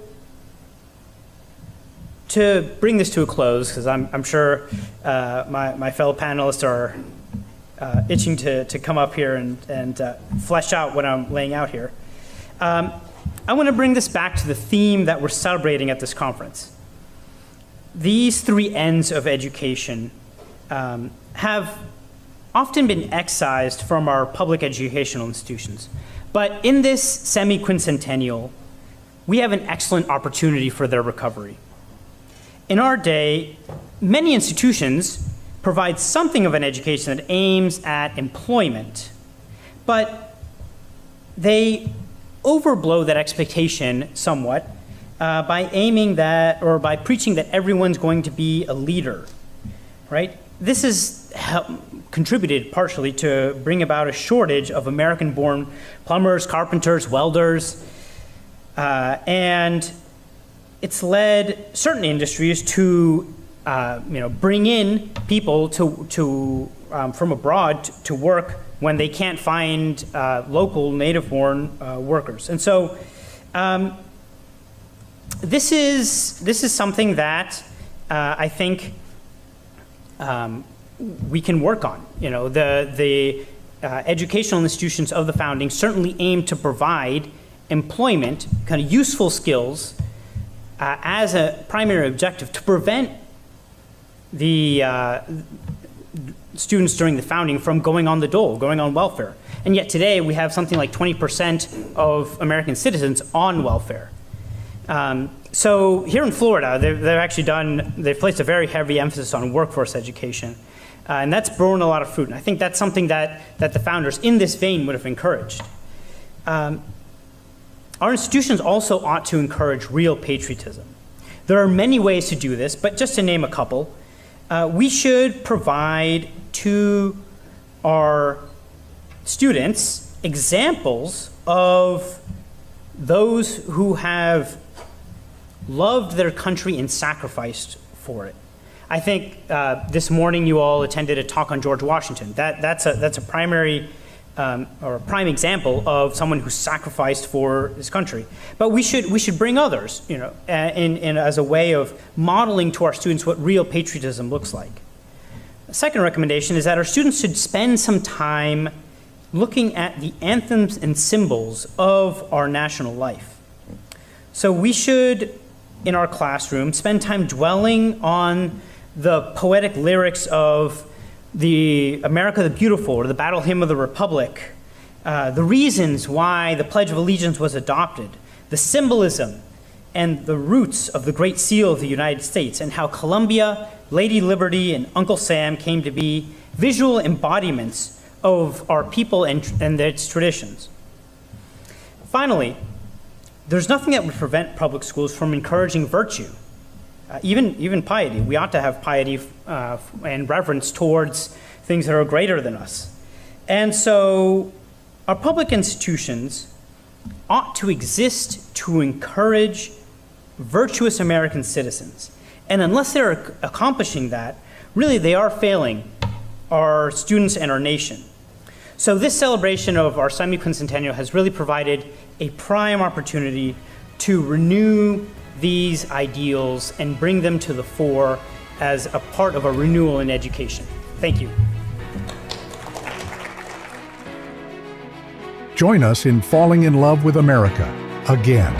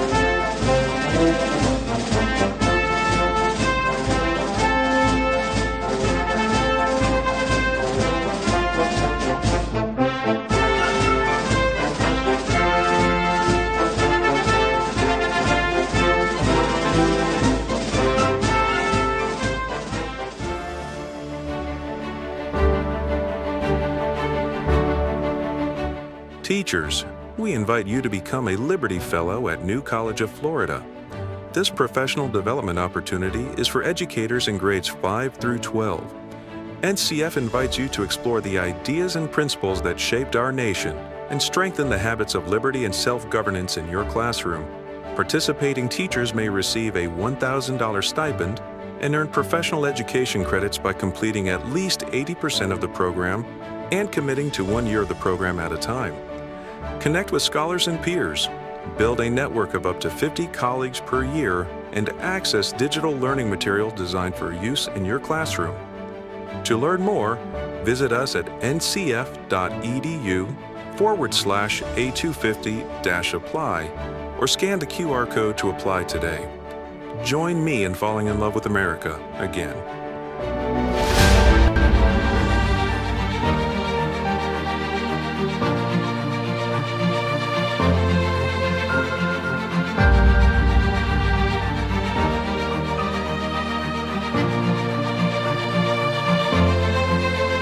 Thank you so much for your excellent panel. Dr. Driscoll, this question is for you. In your talk on Locke, you mentioned the idea that there can be such a thing as too much of liberty. I want to draw, it seems to me, that the problem is the lack of authority in the state of nature. That when you have this realm of total freedom, there isn't agreement about what the good of man is or what happiness is. If there were, how would you have war and conflict? So it seems like there is this moment of freedom, or you might say total freedom, that exists prior to society. How do you, Isn't there a problem if you say, like, there's someone who represents reason as such or has the knowledge of good as such, and there's disagreement on that point? How should we think about that question or that problem in light of? So maybe I can try to restate what I take to be your question, which is, so the reason Locke says in the second treatise that you exit the state of nature is because it's unstable, because individuals disagree or come into conflict when they're trying to pursue their own ends. And so the presumption would seem to be then that we need to establish some sort of authority that will set limits to those things. And so then the question is something of, what is there a tension between one who gets to decide what the common good is, rather than, and is it definitive that individuals have to give up their own pursuit of the good life as they understand it in forming this compact? Is that what I take to be your basic theme? Yeah. So I think there's a couple of ways to get at that question. The primary answer for Locke, I think, comes in that same chapter, in chapter 9 of the two treatises, second treatise, where he says, he gives this reason for why men exit the state of nature, which is that nature lacks the powers of government. There's no known legislation, there's no promulgated law, there's no enforcement, there's no independent judiciary.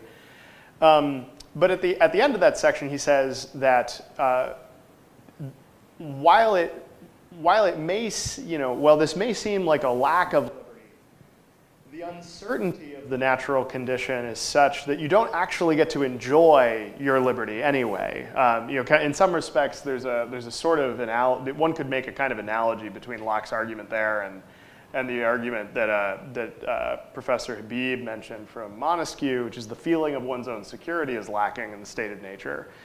And so when the individuals form the social compact, Locke says they do so with an intention to be better off than they currently are. That in some respect, that there's a lack of freedom in this ultimate sense of the sort of total autonomy to do as you wish, but that's not ultimately better. So there could be,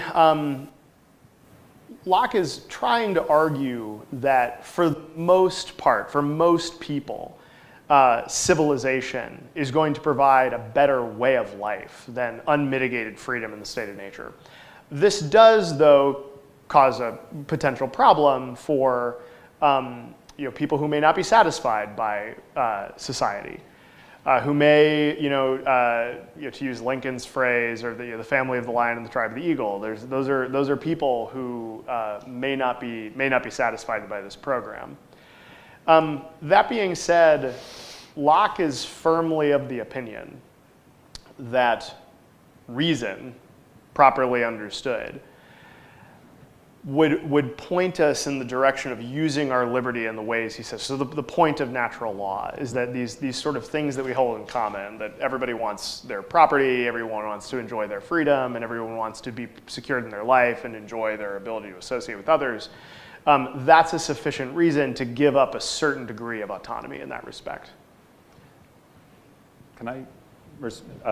So Dr. Lippincott asked a question that I think goes to the heart of Montesquieu's contribution to Locke's project.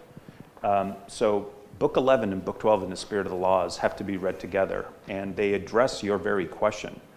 And the title of Book 11 is On the Laws That Form Political Liberty in relation to the Constitution. And then in chapter 12, on the laws that form political liberty in relation to the citizen.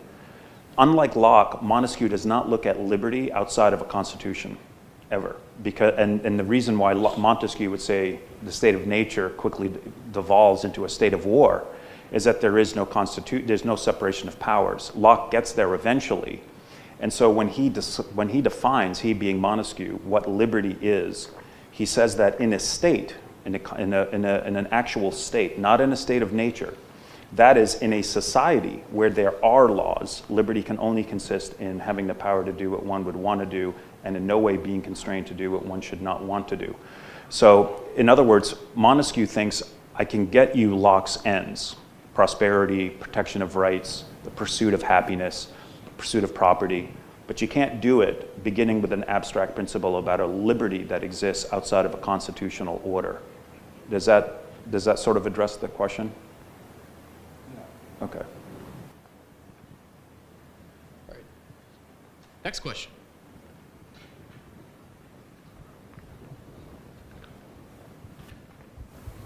So this question's, thank you for everybody for your presentation. This question's primarily for Mr. Habib.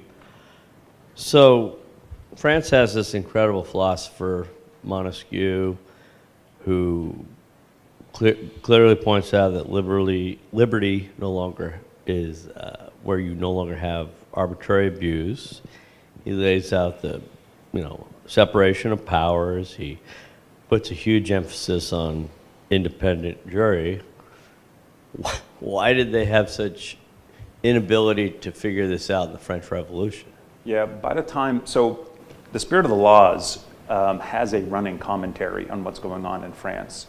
It's subtle because he did critique a lot of what Louis XIV had done. In fact, it was a chapter originally in this book on the Romans that he withdrew because it was too obviously critical of France. And what was he critical of? The centralization of government. And so he withdrew it, and it's only recently been translated into English. It's called On Universal Monarchy in Europe. And if you read The Spirit of the Laws, you can see what he's getting at anyway. When he looks at England, it's a foil to what's not happening in France. And so in a way, you can see that The Spirit of the Laws is already predicting something like a French Revolution, and it's a warning to his contemporaries that there's way too much centralization. And then he ends his discussions on England warning the English that they could too go down that path, because England, he says, and so quite often when you read big names on Montesquieu, they say England is his perfect model. That's not really true, because in at least two places he warns that England is already starting to show signs that it's weakening its intermediary powers, that England already is allowing the nobility to engage in commerce and undermining hereditary nobility. Montesquieu thinks a good constitutional republic should have a hereditary nobility that does not engage in commerce, but England is drifting in that potential direction. So he thinks England in his sort of romanticized version of it is far better than France, but France is heading down that path of potentially having a revolution. And so he, I think, foreshadows it in many ways. It was too far gone, too much centralization. In what ways has our country developed too much centralization or? Yeah, well, I would say that the biggest problem from Montesquieu's point of view would be the administrative state. Montesquieu's separation of powers, as he says in Book 11, is ambition checking ambition. It has to be accountable. It has to be elected. It has to be able to be recalled. And the problem with the administrative state is it starts to resemble the administrative state in Tocqueville's book on the French Revolution, where you start to see France essentially developing something like an administrative state run out of Versailles, where local political liberty is essentially non-existent. And what ends up happening is you have a generation of citizens who are no longer self-governing. By the time they've been stripped of any kind of freedom and the only game in town is an administration that has no direct relation to ruling, in that book, Tocqueville says the French started embracing wild, radical ideas that were completely disconnected from reality. And so the fanatic character of the French Revolution grew out of people who had lost their local liberty. In America, in its founding, never had that problem. But you can see political extremism arising today because people feel that they're being ignored by politics, and it doesn't seem like representative government is really representing the consent of the governed. And again, Montesquieu in the same Book 11 says the most dangerous branch of government to ever be corrupt is the legislative branch. If the legislative branch refuses to legislate and be held accountable for laws that they introduce and pass, whether through the judiciary or through its own representatives, he says then you will soon have an administrative state and have a despotism. And sadly, I think that's probably it's not a fault of the founding, it's the fault of rejecting the founding and introducing something like an administrative state. Montesquieu would say that this would be a very dangerous development in the American country. In relation to your point about the decline of Rome based on its proclivity to empire, one could also make the same argument of America's national security state. Oh, no which question. is, run away and unaccountable on the same grounds as the administrative state, but explicitly in the ways that Montesquieu says are problematic. Yeah, I have to tell you, I mean, I don't know what grades you're teaching or if you do cover Montesquieu. All you need is just the first half of this book, just to see how a government is going to fulfill its principle, no matter what. So if its principle is constant war, it's going to become a military empire. And the problem is there's no way to check such a thing. That's the story of ancient Rome. Once it fulfilled the promise of its own principle, it became an empire, it became basically a military despotism. The principle directing you towards liberty, constitutional liberty, he thinks that there would be checks and there would be commerce, but it would be always in the service of making sure that the government branches are never corrupted by special interest. And he does mention, I know, but that I think is a scary development as well, what Mike just said. We would need a revolt to insist on congressional term limits, possibly. Yeah, no, I like that. Yeah, no argument there.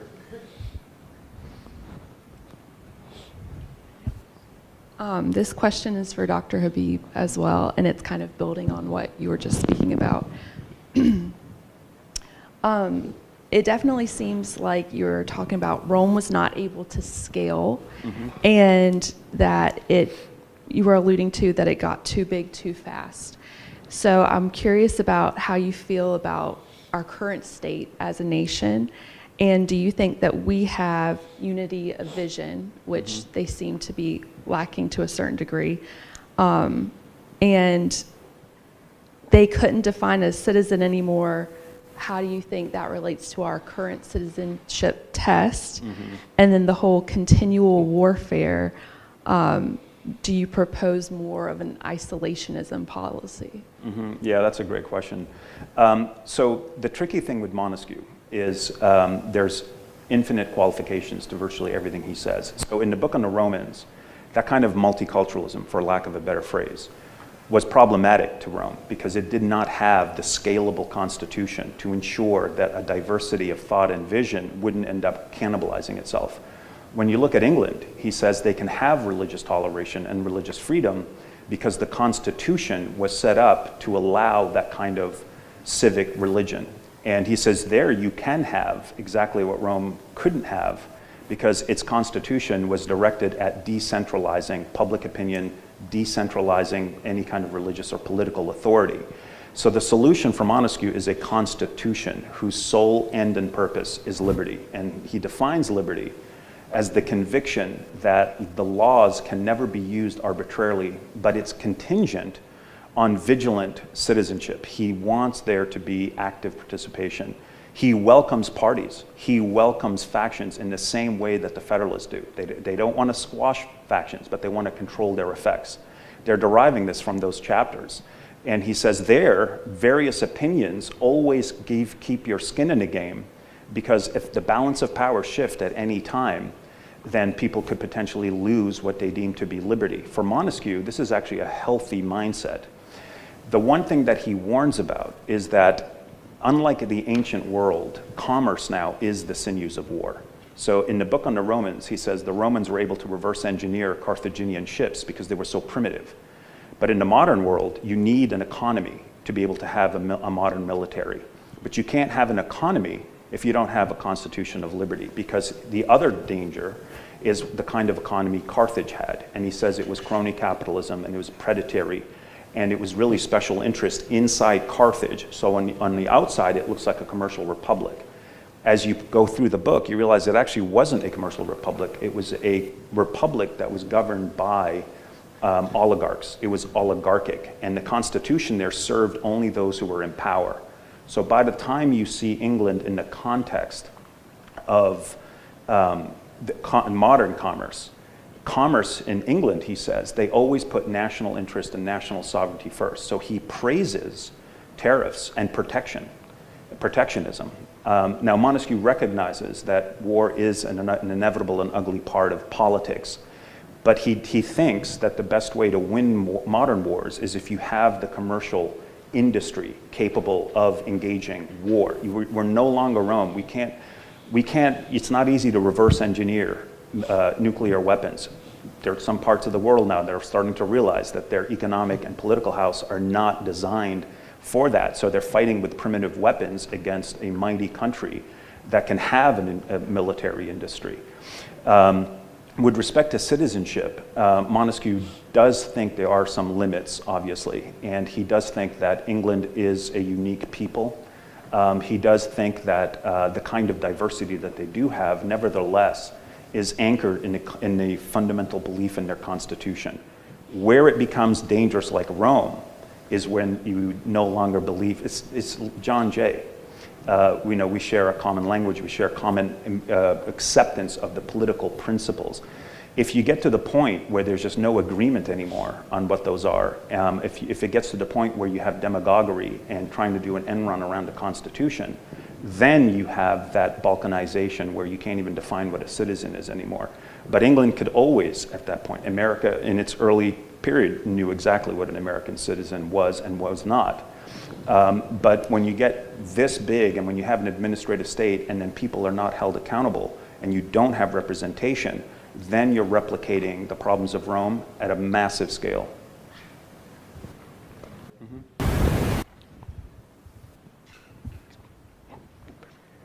Thank you, gentlemen, for your presentations today.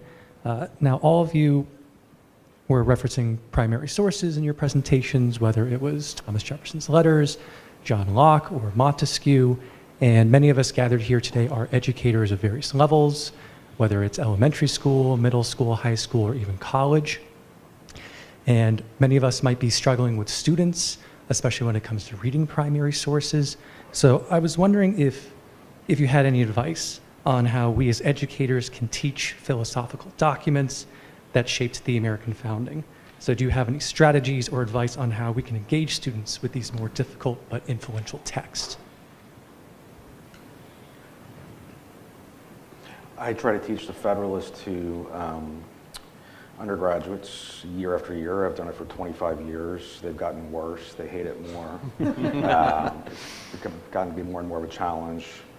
I don't have a solution for it other than assign shorter and shorter passages and get them to develop the muscle memory, the muscle ability sooner. So I would say for high school teachers, incredibly short passages are necessary. And like in this case, the paragraph in the letter to Lee and the letter to Waitman, they're incredibly rich and they're also very different in what they say about the American Revolution. And so they invite speculation on what the American Revolution is or was.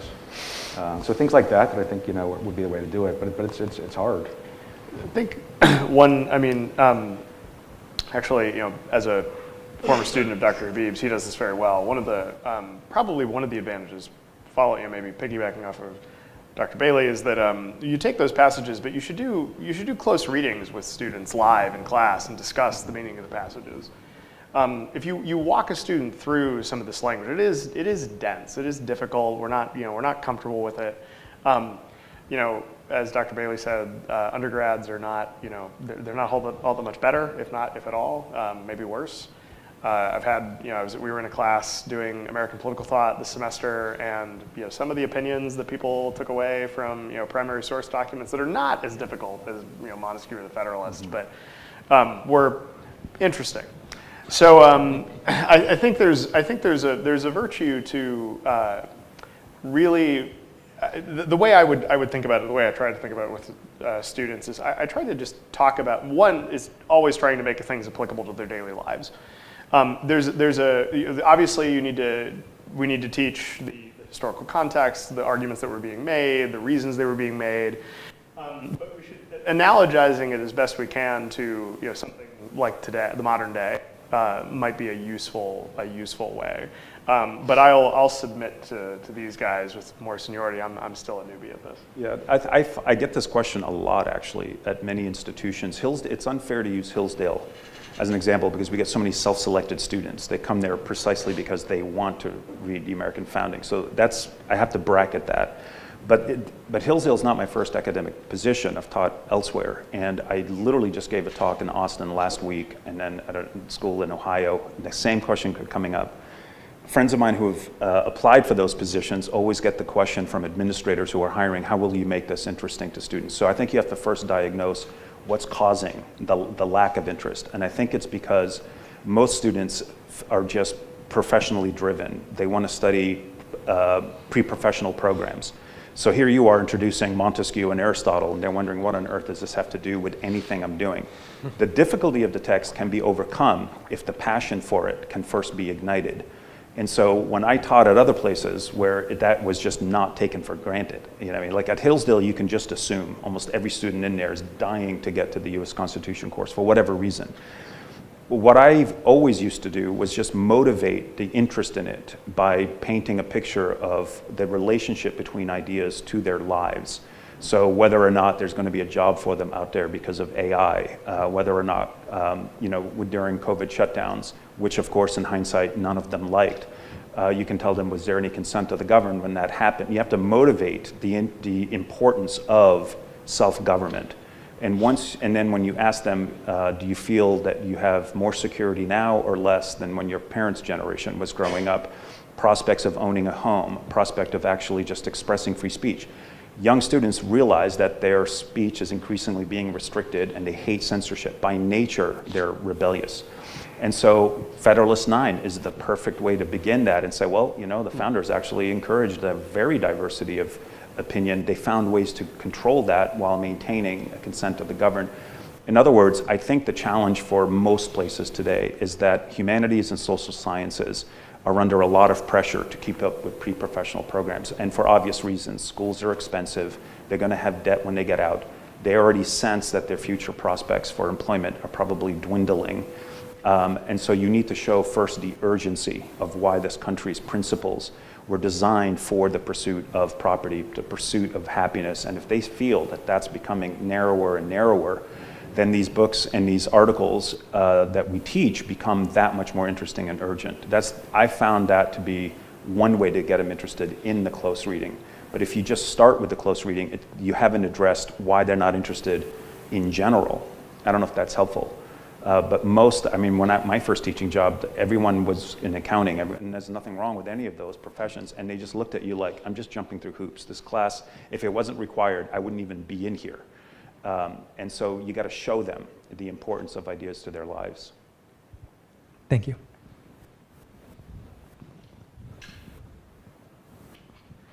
I wanted to piggyback off of another question earlier. You mentioned, Dr. Habib, about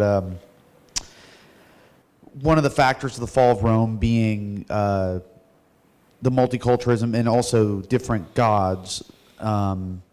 How would that factor into the American understanding of religious liberty? And I think you kind of hinted at it with the idea of a constitution being the thing that unites as opposed to a certain religious doctrine, because that was the issue with Europe and Correct.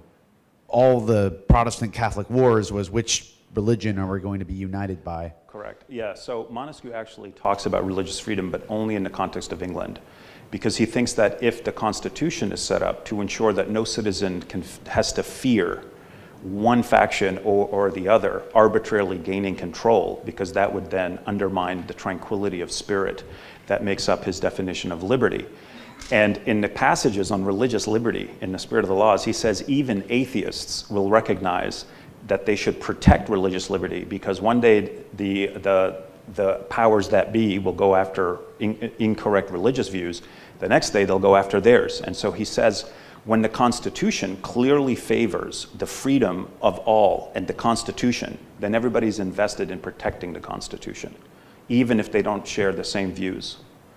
And so, but the problem is, it's not in Book 11. You got to look at the parts where it's in. This is why, if you're going to teach it, and focus on England, you can't just do it with book 11, chapter 6. You got to look at book 19, chapter 27. Then you got to look at what he says in Commerce. Pull them all together and pretend it's one book.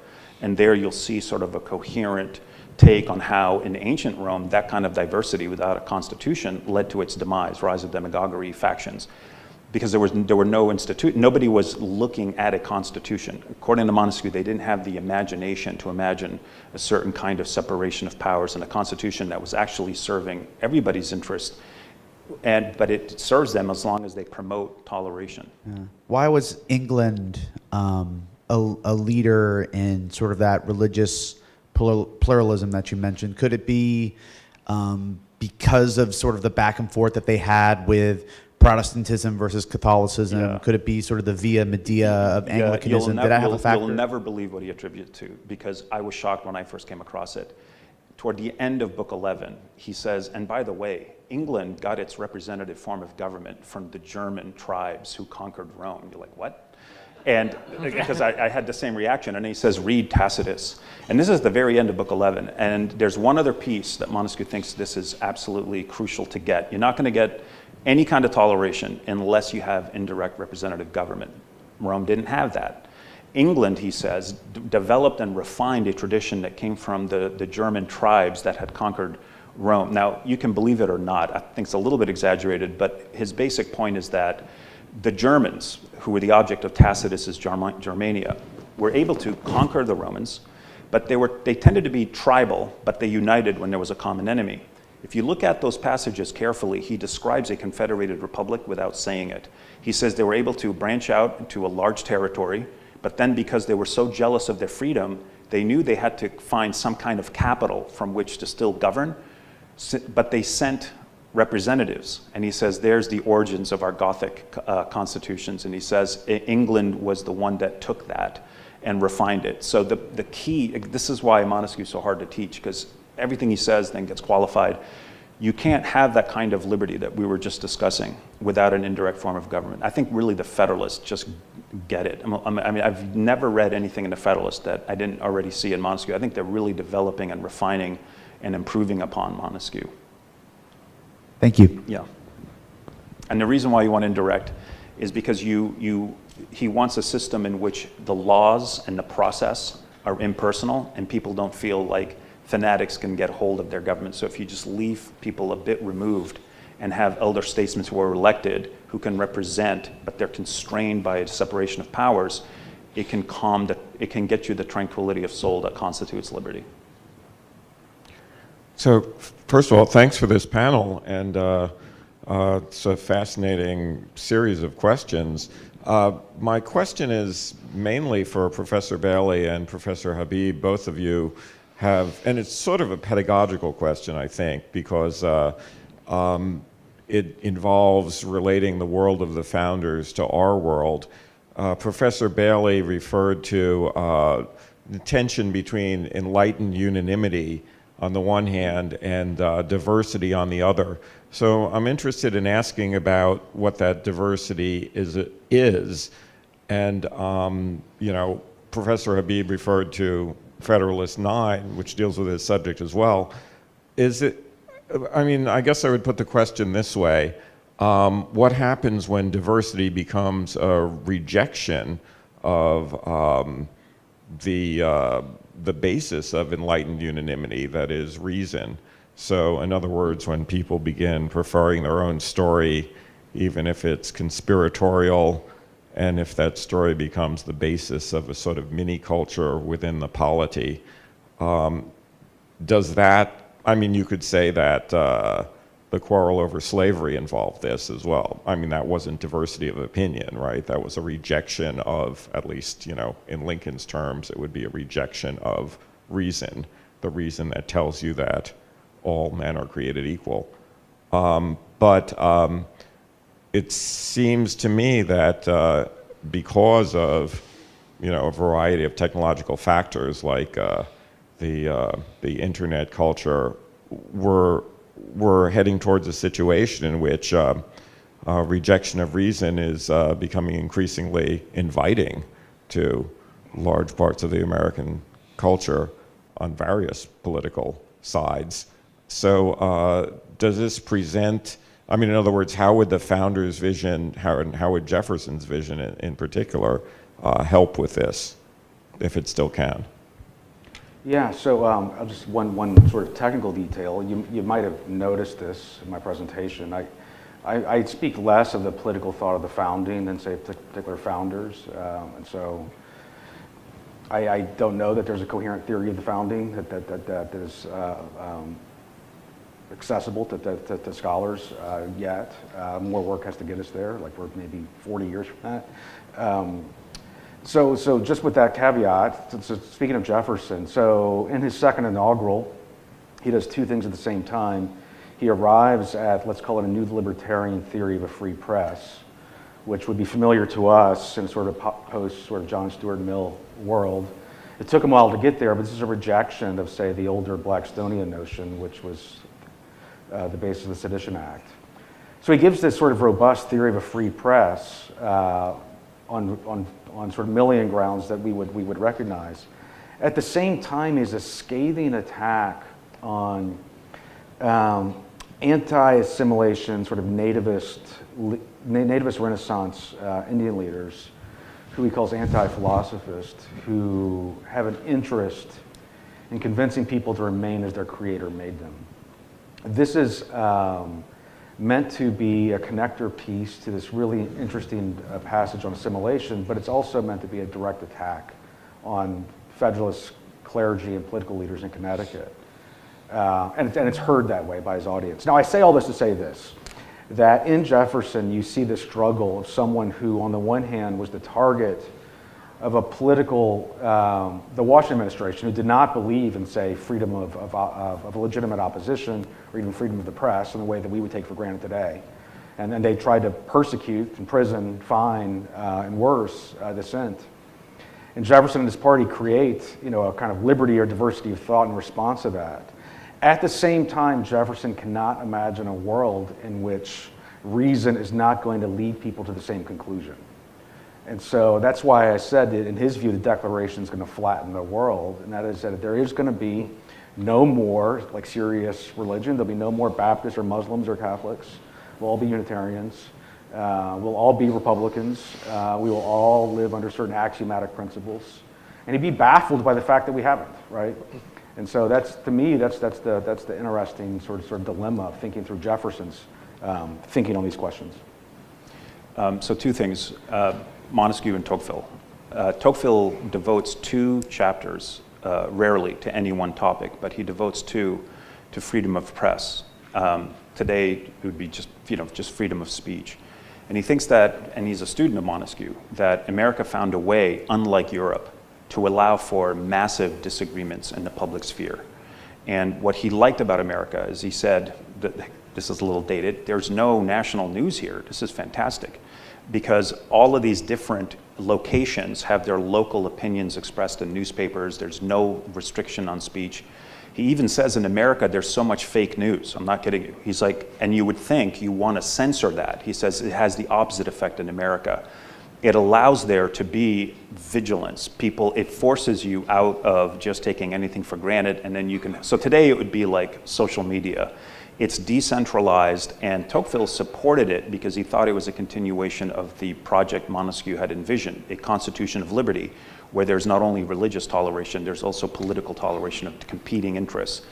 His fear was that if you centralize speech in any way, shape, or form, this is Tocqueville, and he was an advocate of no censorship whatsoever, no matter how vile, no matter how, I mean, when you read it, it's striking, because you would think, he's like, well, you should censor something, and he says, well, the moment you start censoring, there's no arbitrary place where you could, everything becomes arbitrary as to when you cut off speech. It's exactly what Montesquieu says about freedom of religion. The moment you impinge upon people's freedom of religion, there's no, well, where do you then stop? And before you know it, you'll have a despotism. And both Montesquieu and Tocqueville believe that there's only 2 regimes where there's uniformity of opinion and there's general tranquility. He says in a despotism or in a people that have completely lost any political interest whatsoever. Instead, what you want, and here's what makes Montesquieu so interesting, if you want a constitution of liberty, you have to be prepared for a lot of public friction and conflict. And he says it's part of what it means to be actively engaged. So it's not a romantic view of liberty. It is a view where you have, if you like your liberty, you have to extend the same to others. That's part of being free and equal.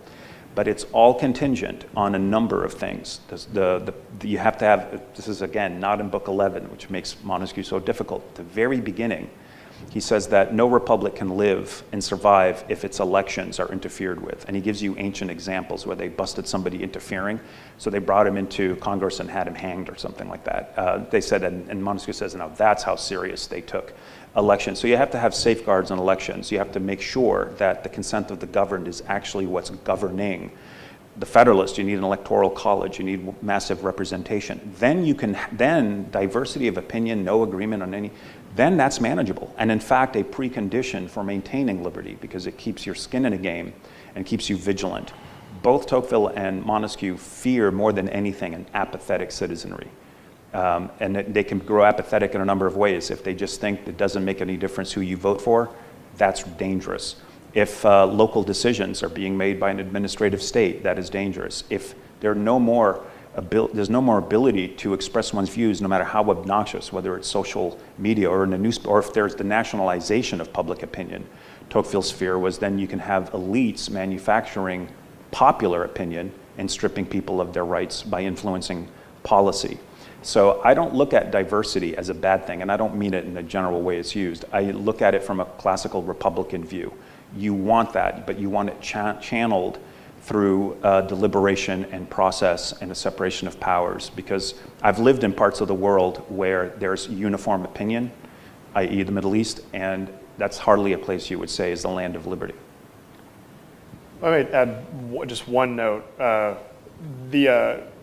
Piggybacking off of what both my co-panelists just mentioned, there is a tendency to view the excesses of social media and the way that it kind of challenges this reason that you're alluding to. But as Dr. Beebe just mentioned, in some respects, the arrival of social media was also a return to a free press, if you wanted to talk about that in a certain way. In the middle of the 20th century, when all communications are coming through cable news, but are regulated by federal communications regulations, there's a certain top-down micromanagement of opinion, which is where you get things like the sort of the take that was mentioned yesterday by Dr. Ellis in 1984 about this kind of groupthink that's promoted. So in some respects, social media could be seen as a way of a breaking of that. But so too, as educators, social media is also a useful way of figuring out what's on people's minds right now. It's sort of like reading a public newspaper. What are the kids talking about?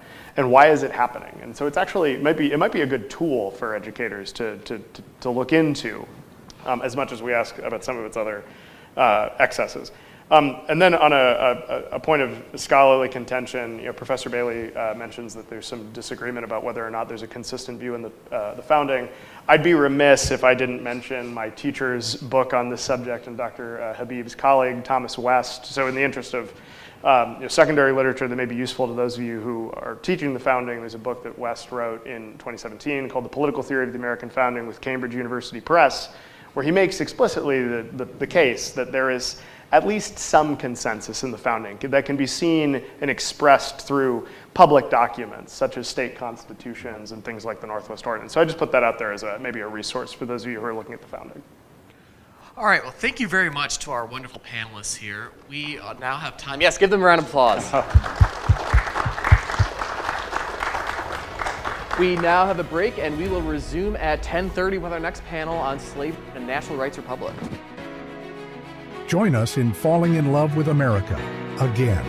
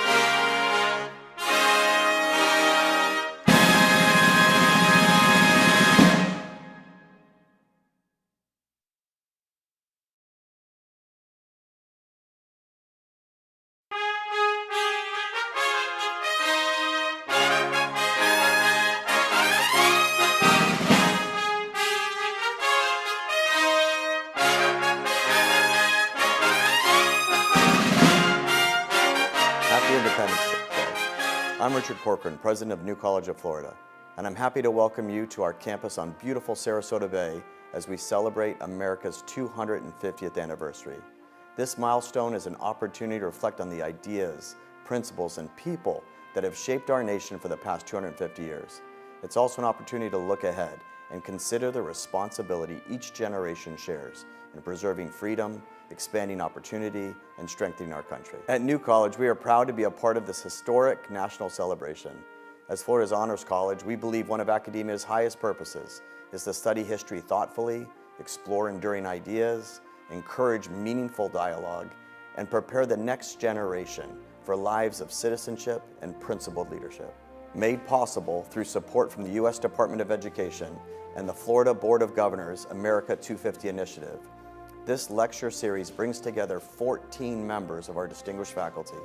Through their scholarship and teaching, they will explore the historical, philosophical, political, and constitutional foundations of the American story, inviting you to engage with the ideas that have shaped our nation and continue to influence its future. The pursuit of knowledge begins with curiosity.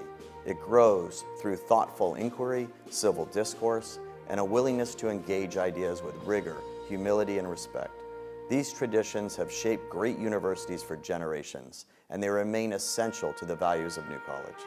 Whether you're joining us from here in Florida or from somewhere else across this extraordinary country, thank you for celebrating with us. We hope these conversations deepen your appreciation for our nation's history and inspire thoughtful participation in America's next chapter. From all of us here at New College of Florida, thank you for joining us, and happy Independence Day.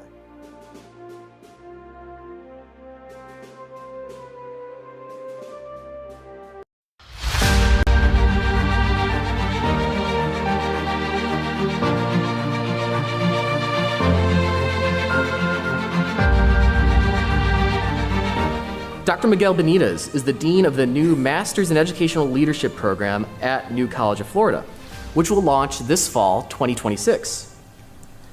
He has a PhD in humanities with a concentration in philosophy and was most recently an associate professor of humanities. Miguel has over 15 years of teaching experience with interests in classical education and the intellectual foundations of Western civilization. All right.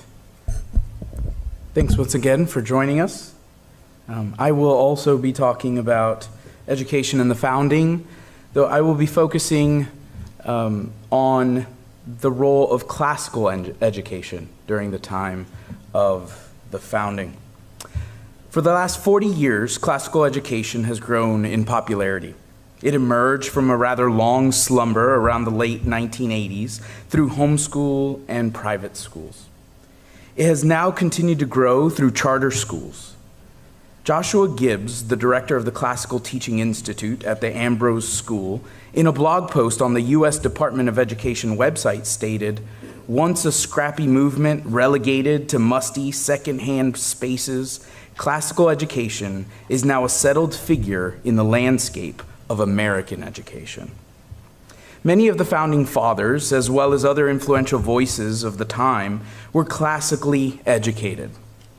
George Washington, who was not classically educated, was influenced by the classics and ensured that his stepson received a classical education.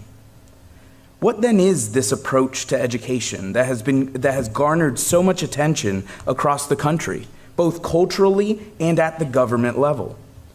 And perhaps more importantly for our purposes, what does classical education have to do with the American founding?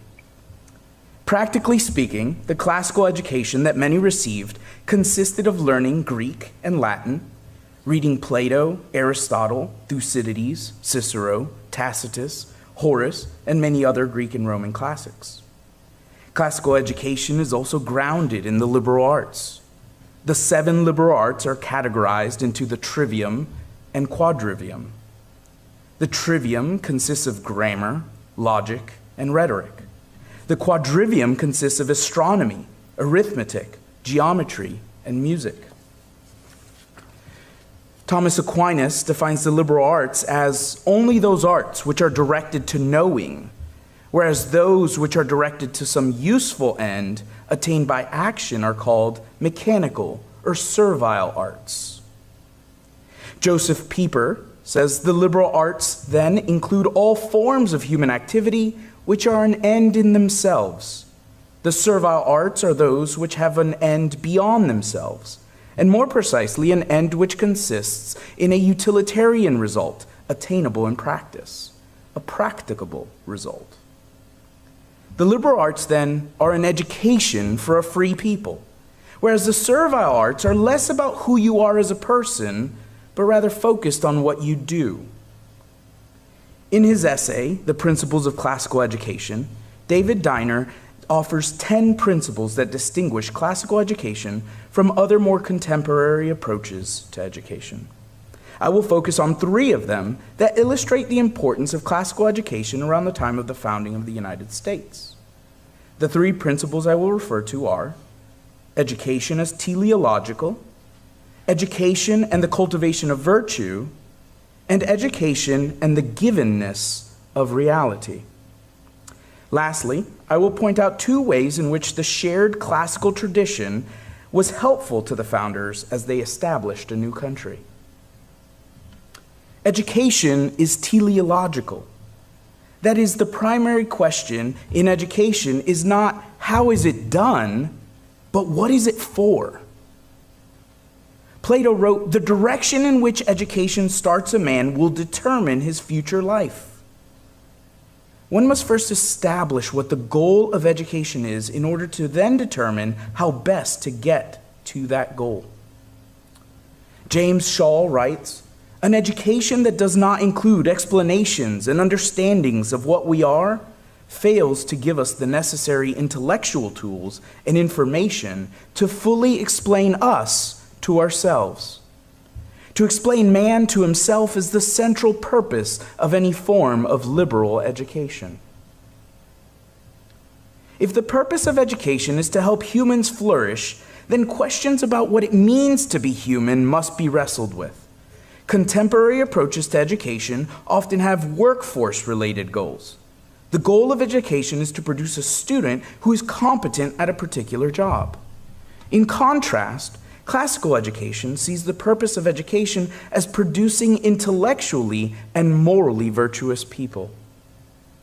W.E.B. Du Bois captures the classical point of view when he writes, "If we make money the object of man training, we shall develop money makers, but not necessarily men. If we make technical skill the object of education, we may possess artisans, but no in nature men." He continues, "I insist that the object of all true education is not to make men carpenters, it is to make carpenters men." While being better at one's job may be a byproduct of a classical education, it is not the aim of classical education. The aim is virtue. Benjamin Rush, a founding father who received a classical education, despite criticizing certain aspects of classical education later in life, held that cultivating virtue was essential. He said, "The only foundation for a useful education in a republic is to be laid in religion. Without this, there can be no virtue, and without virtue, there can be no liberty, and liberty is the object and life of all republican governments." While Rush was promoting an education that was based in Christianity, he said it would be better to have an education based in Buddhism or Islam than to have an education devoid of religious principles. For many of the founders, the telos, or goal of education, was to produce citizens that could maintain the republic. John Adams wrote, "Liberty cannot be preserved without a general knowledge among the people who have a right from the frame of their nature to knowledge, as their great Creator, who does nothing in vain, has given them understandings and a desire to know." A proper education, which in Adams's mind is a classical one, was seen as necessary in order to produce virtuous citizens who can then lead the country toward flourishing. Classical education and the cultivation of virtue. Diner writes, "The primary purpose of education is to cultivate people who are morally and intellectually virtuous." Cicero said, "To be ignorant of what occurred before you were born is to remain always a child." Education's end or goal is to guide one into maturity. It is not enough to merely be well-read or to be able to read and write Latin and Greek with proficiency. The tools of reading great texts and learning Latin and Greek are intended to shape you into the right kind of person, a virtuous person. However, this outcome is not guaranteed. Isocrates, a Greek author the founders would have been familiar with, argues that knowledge of geometry and astronomy are not enough to make one an educated person. He argues that an educated person has practical knowledge or adaptability, acts morally towards others, is prudent, and is humble.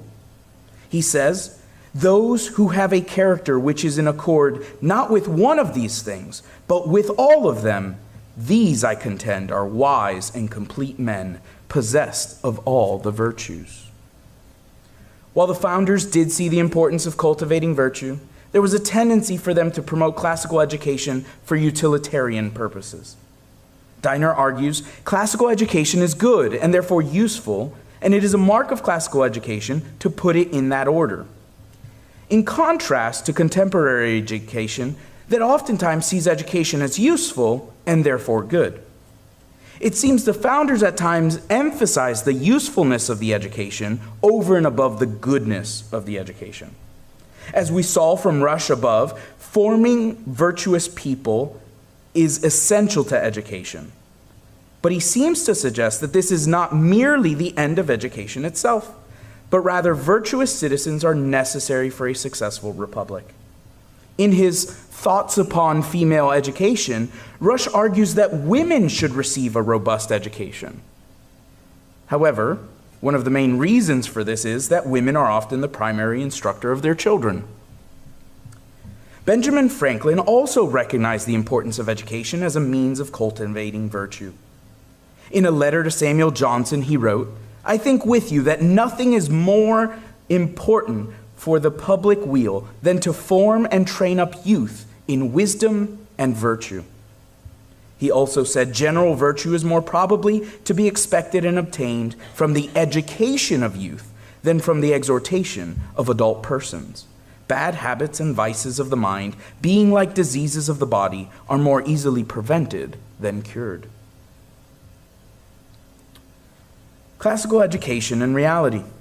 In his essay on the principles of classical education, Diner writes, classical education recognizes the givenness of both physical and moral reality.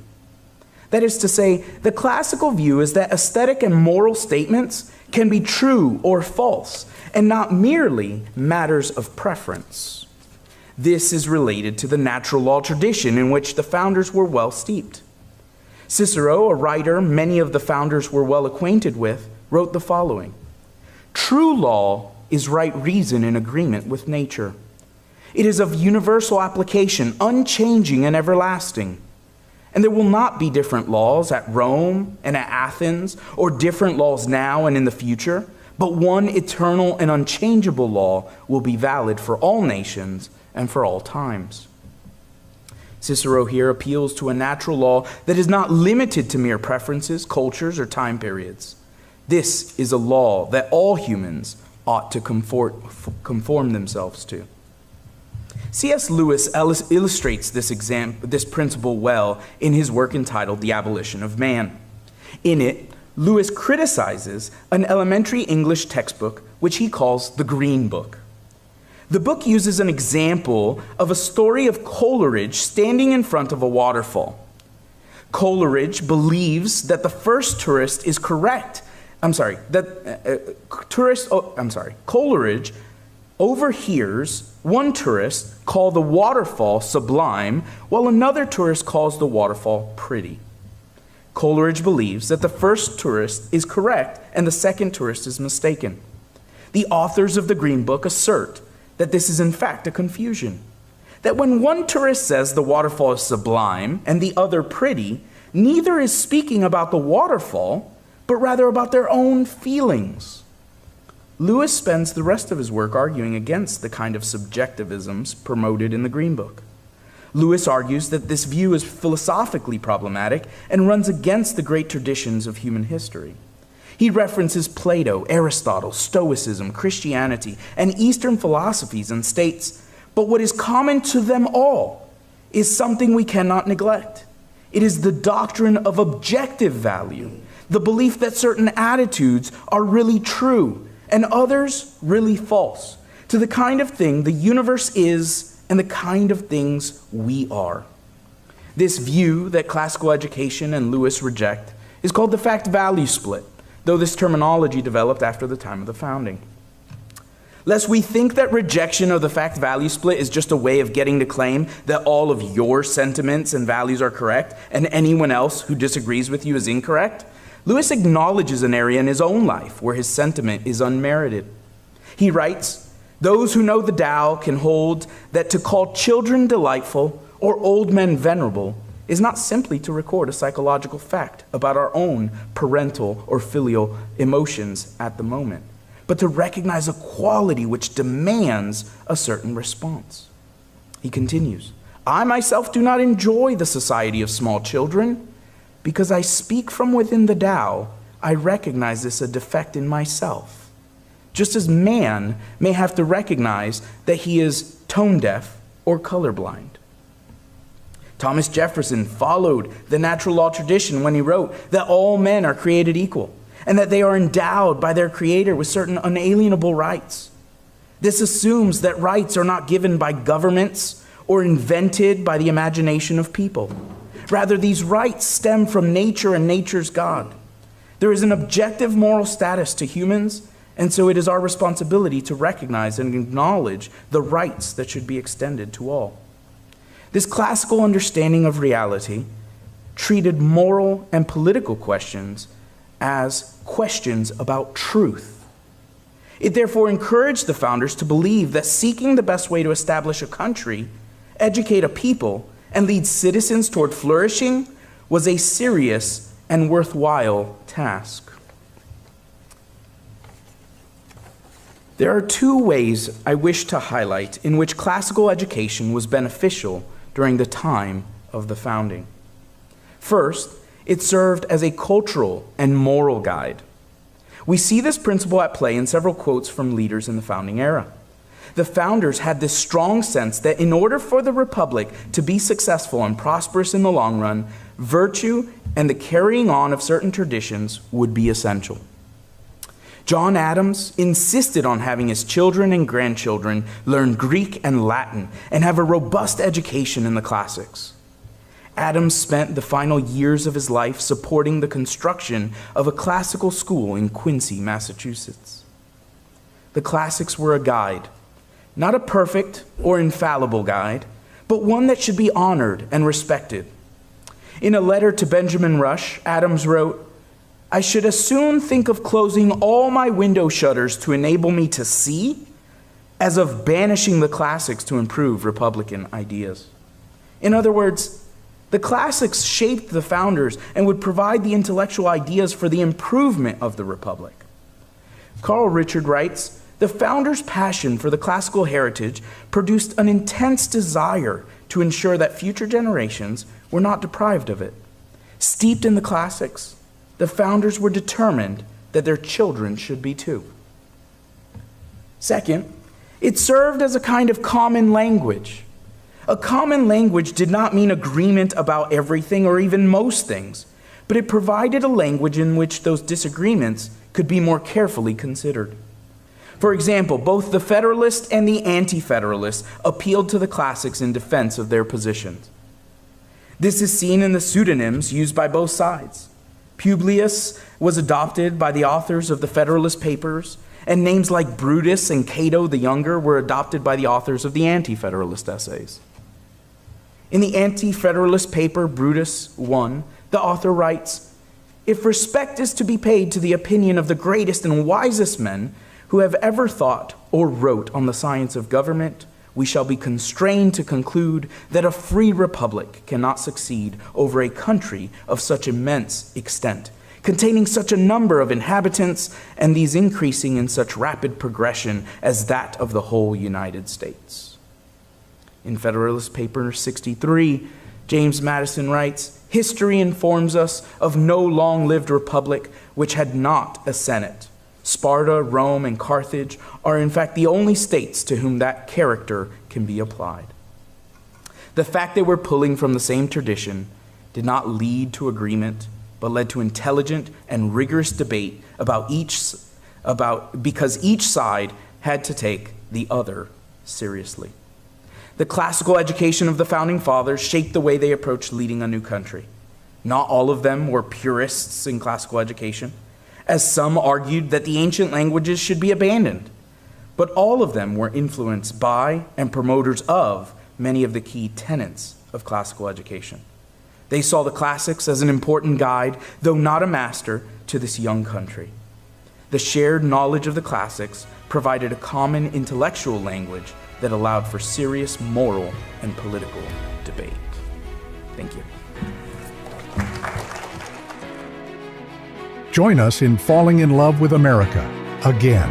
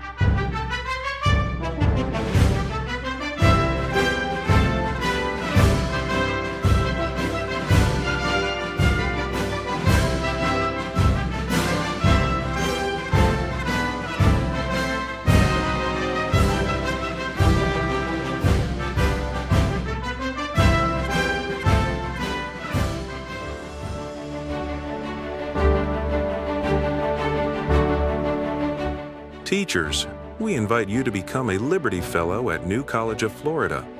This professional development opportunity is for educators in grades 5 through 12.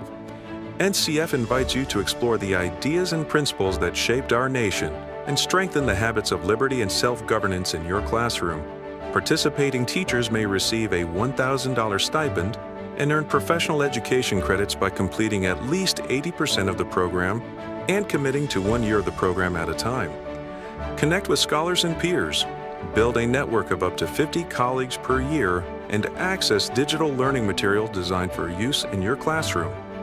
To learn more, visit us at ncf.edu/A250-apply or scan the QR code to apply today. Join me in falling in love with America again.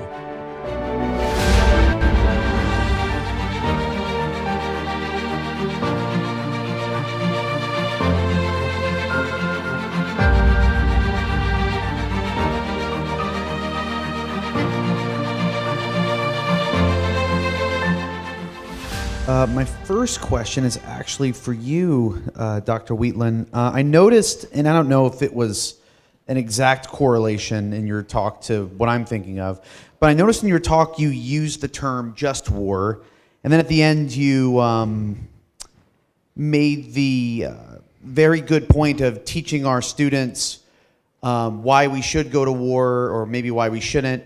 So I wanted to know what your thoughts were on Augustine's just war theory, and does that have any kind of influence on the fathers and on American founding, or would that be something kind of far off because they're more post-Enlightenment or Enlightenment thinking?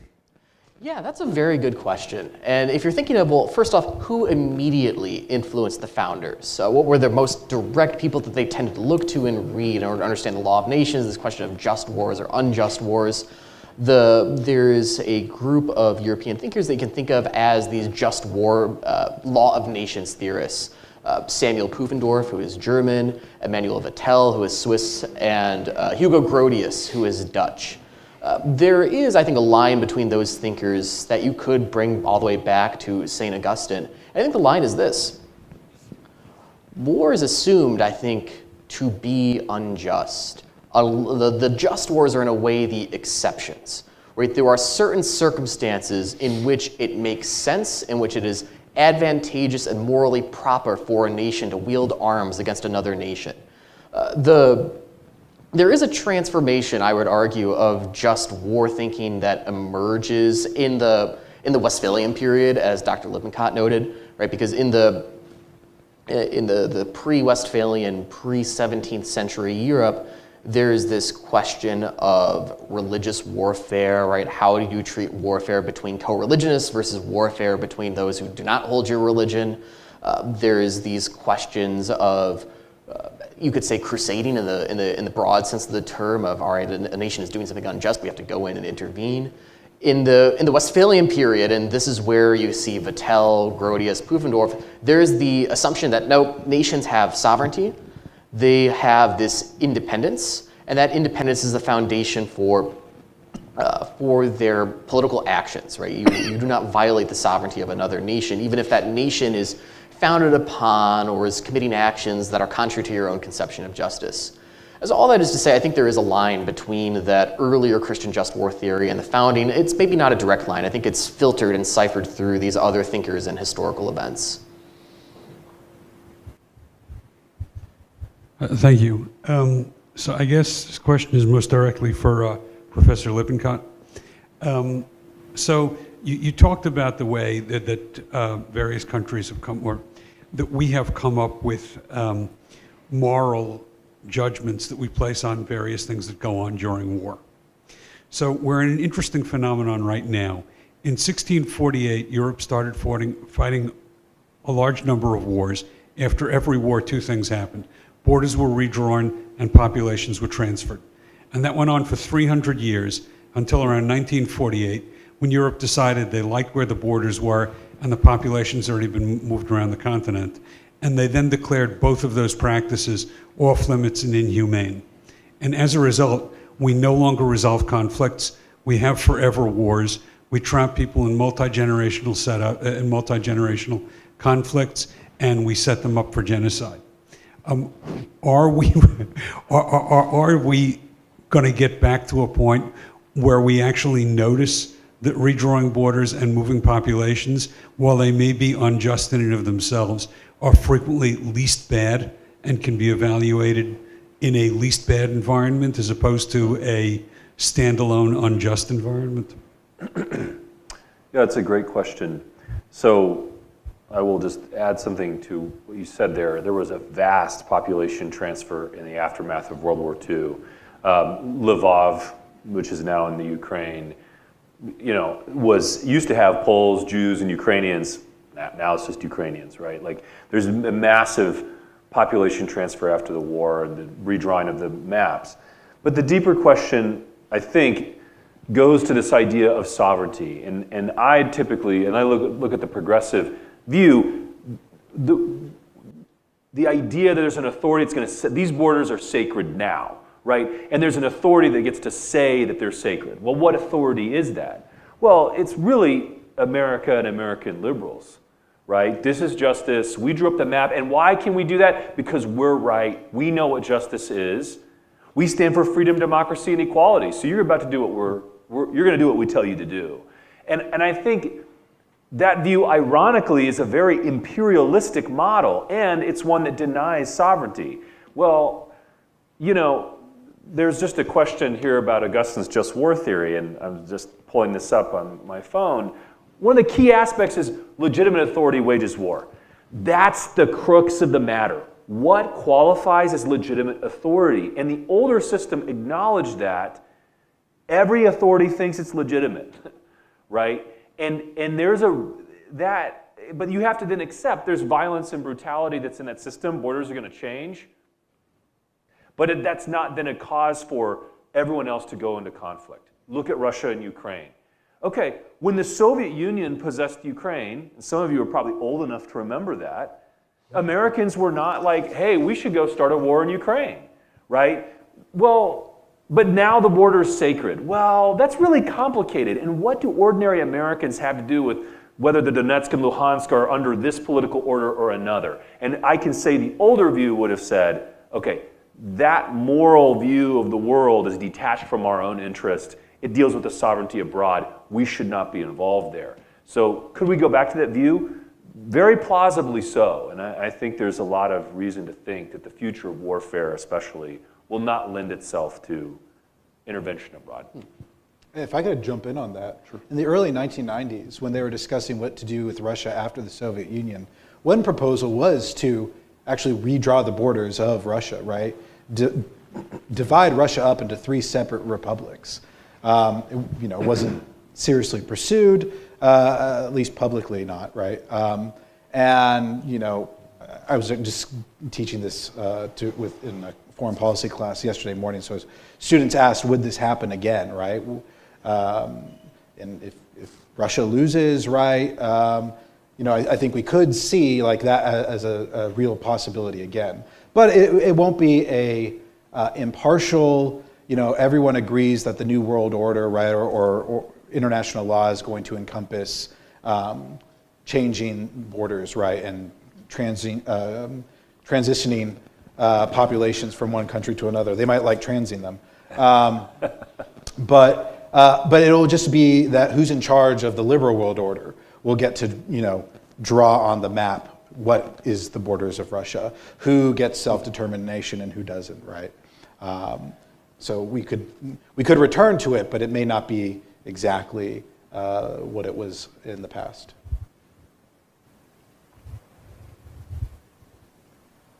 I would like to raise a question to Professor Wheatland regarding a federalist. So if I recall correctly, Hamilton wrote that something like this: to be more safe, people at length run the risk of being less free. So the Federalist was written in the late 18th century, and I would argue that in the 240 years difference, globalization very much changed the world map. And if we now look at the Ukrainian war and Iranian war, we can now see that military strength is not the only role that now is securing a country, but rather also economic independency, which is the reason why Iran and Ukraine are still standing. So my question would be to you, and also what you think Mr. Hamilton would argue, how economic interdependency, what role it plays in securing liberty. Yeah, that's a very good question. Paul's one of my students, and he always asks me these million-dollar questions, so I'm getting used to fielding them. And let me just start. This is something that I did not explicitly state in the talk, but how do republics secure themselves as opposed to empires? Right, if you're thinking about this from the lens of the founders or of Montesquieu, who I think says this more explicitly, well, empires protect themselves by having frontiers. Right? They expand, they might have border states that serve as vassals and are perhaps buffers against other rivals.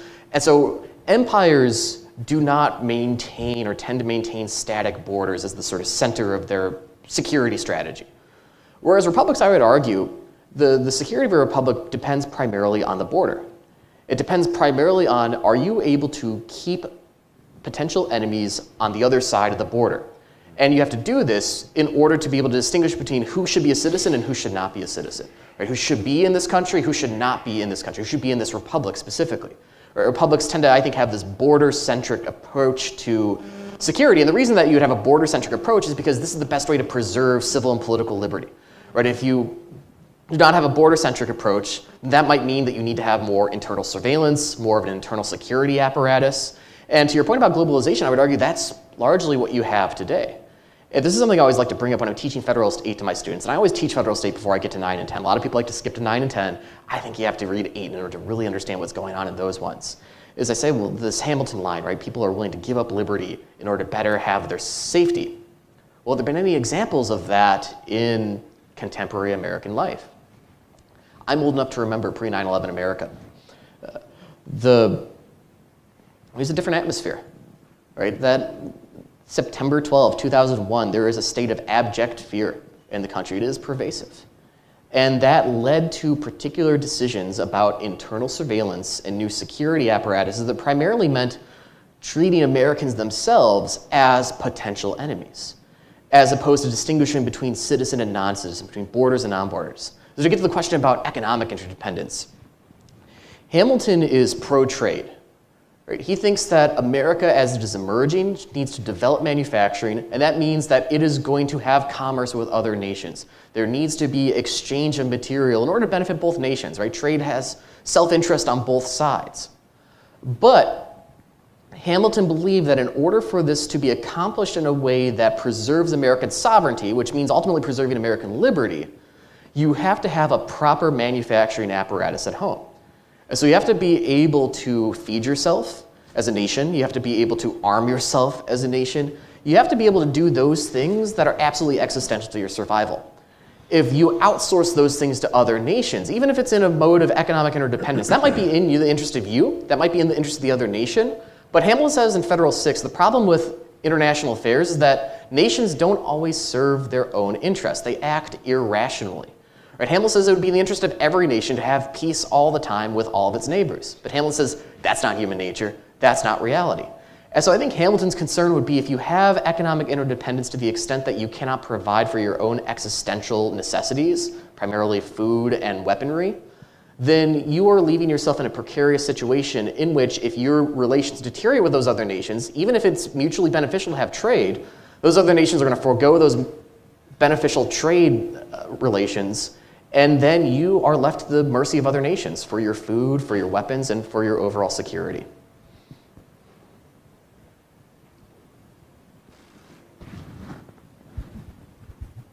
All right, this question is for Dr. Wheatland. With regards to the immigration and assimilation of an immigration and the threat that posed and the creation of factions, how much were the Founding Fathers for, or did they recognize the idea that an official language not being established could become a threat? Like when we look at large cities these days, that we have the regions that Chinatown in New York, for being from New York. Did they foresee that? Did they not just anticipate that, hey, without English being an official language, we set ourselves up for this in the future? That might be a question for Dr. Brown, because isn't Franklin concerned that you had all the German speakers in Pennsylvania? To speak to the founders' concern about immigration, I think it was thought of as part broadly of foreign policy and national security, right? The founders believe, well, there's times in which immigration is beneficial.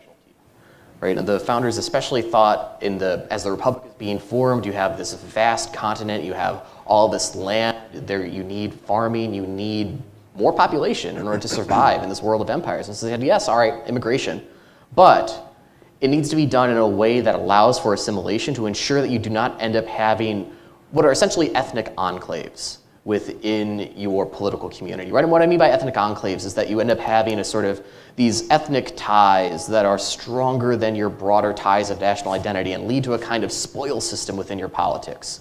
Thomas Jefferson, in I think it was Query 8 of the Notes on the State of Virginia, said that what's distinct about the American regime is that it takes these elements of England, of English common law and English politics, and combines them with this more fuller understanding of natural rights. And Jefferson warned that, well, if you have mass immigration from nations that don't have that same foundation, and Jefferson thought this was a unique foundation, you could end up having this ethnic spoil system that emerges, right? Your politics becomes this essentially competition between different groups that might not even speak the same language. And Hamilton actually repeats this and throws this back in Jefferson's face when Jefferson is president. And there's this haggling over what naturalization law should look like in the United States. How long should immigrants have to remain in the United States before they can become citizens?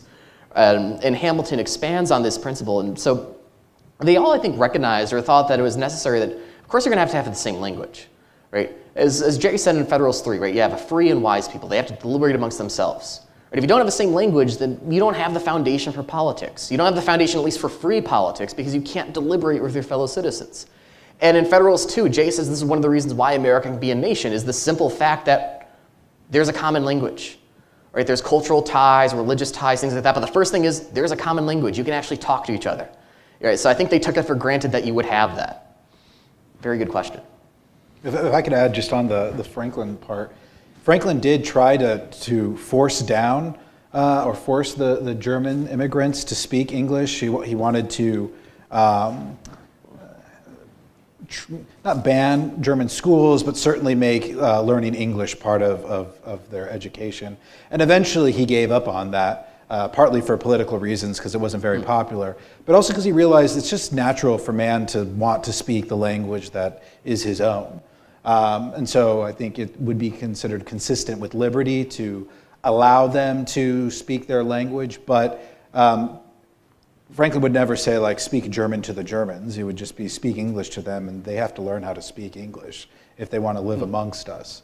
My own ancestors were among those Germans that caused Franklin headache. And I noticed when I was looking into the family tree that we were originally bronze when we came over here, and then after 1776, we were now browns. So there was, I think the idea of being part of this American identity led a lot of these non-Anglo immigrant communities to immediately, not immediately anglicize, but they certainly had incentives to do, because now they weren't just German, right, or English, right, they were American, and Americans speak English, but then they might speak English a little funnier than others. Yeah, I don't know if the Texans speak English, but point taken. I lived in Texas, I can make that joke.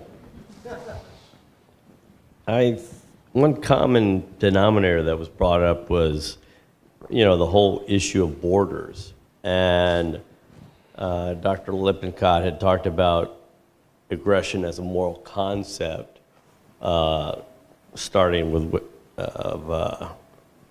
Spanish-American War. And also the fact that it's just, all this is in the context of Europe. And I look at what has happened like in the continent of Africa. And there's an incredible injustice, and we can see the results of, those borders really don't mean anything. You've got, this tribe here, but it's also, when the Europeans drew these lines, it had no concept of a homogeneous unit, that this tribe actually spans, quite a different geography. And I just thought that was interesting in the sense that, how much can we, obviously in Europe, borders mean a lot more. But in the case of a place like Africa, the borders kind of maybe are irrelevant. Just to draw on the point of the social contract and choice and its role in the formation of a political regime. What makes American borders meaningful or viable is that Americans chose them, right? There's Americans within them. And so when a border is imposed from outside, then what meaning does it have for those people? That's not the way they would have chosen to arrange their own sovereignty, insofar as they could do so at all, or at that ability to unify to that degree.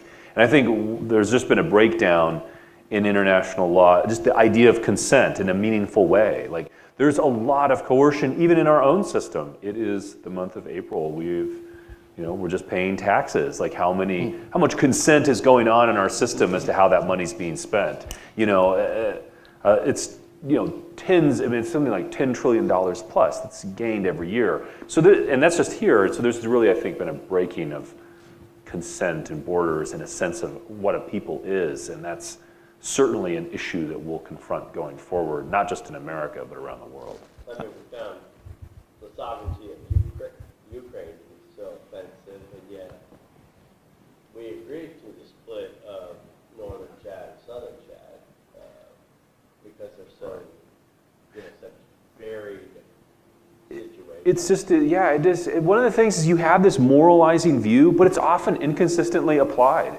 For instance, think about World War II. Right? Hitler is the worst person ever because he invades Poland in September of 1939. You know who else invaded Poland in September of 1939? Joseph Stalin, our ally. We gave that guy the equivalent of like $300 billion in today's money. It's like, well, how does that go together with commitment to freedom and democracy? Well, it turns out there's a bunch of communists and leftists in liberal circles, and it was just a different view, and there's a way you can write a 10,000-word essay about how that can all go together. But I think it points to the problem with a lot of these interventions is you start to realize how much you don't know. And one of the shocking features of like American geopolitics is how little our policymakers know about the world around us. I'm reading Michael Axworthy's book on the history of the Islamic Revolution in Iran. And he points out that in 1979, none of the CIA officers in the embassy in Tehran knew Farsi.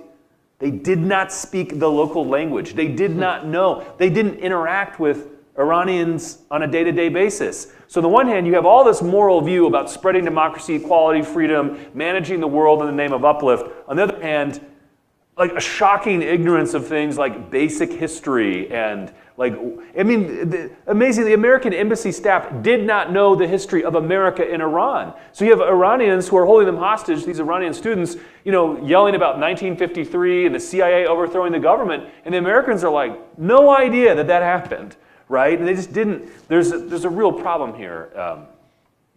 You know, there's a need for humility, I think.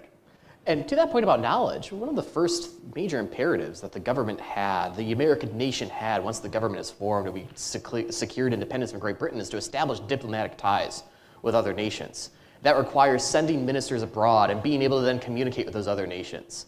And if you look at early American policy, there's not many what Jefferson called entangling alliances, right? We're not having too many military treaties. To the extent that they are, they're very temporary.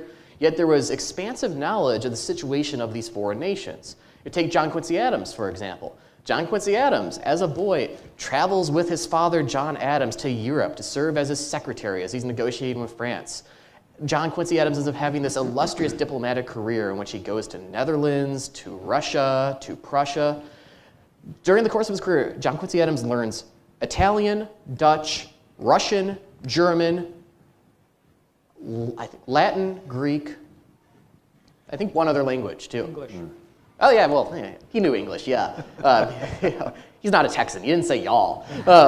He spoke Queen's English, but that's an incredible array of knowledge, but it was expected that you would have a diplomatic corps that would know the languages and know the local circumstances, not so that we could get involved necessarily in their situations, but so that we could reach some sort of mutual understanding with those other nations in order to preserve a peace that was in mutual interest between our nation and their nations. I'd like to ask one question, if I might, of the panel. The idea of empire is specifically of fuzzy borders, right? And so they are malleable as the power allows. So as we are a growing country, we are confronting, emerging out of the moment of independence, we are confronting a continent that still has French and Spanish influence, in addition to indigenous Indian populations.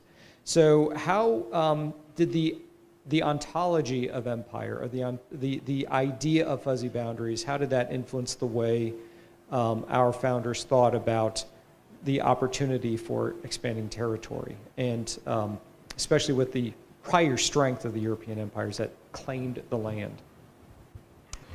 Well, I think whenever the founders or early American Republican era presidents justified territorial expansion, the first argument they always made was it's necessary for our defense. So we can't have Great Britain on our borders.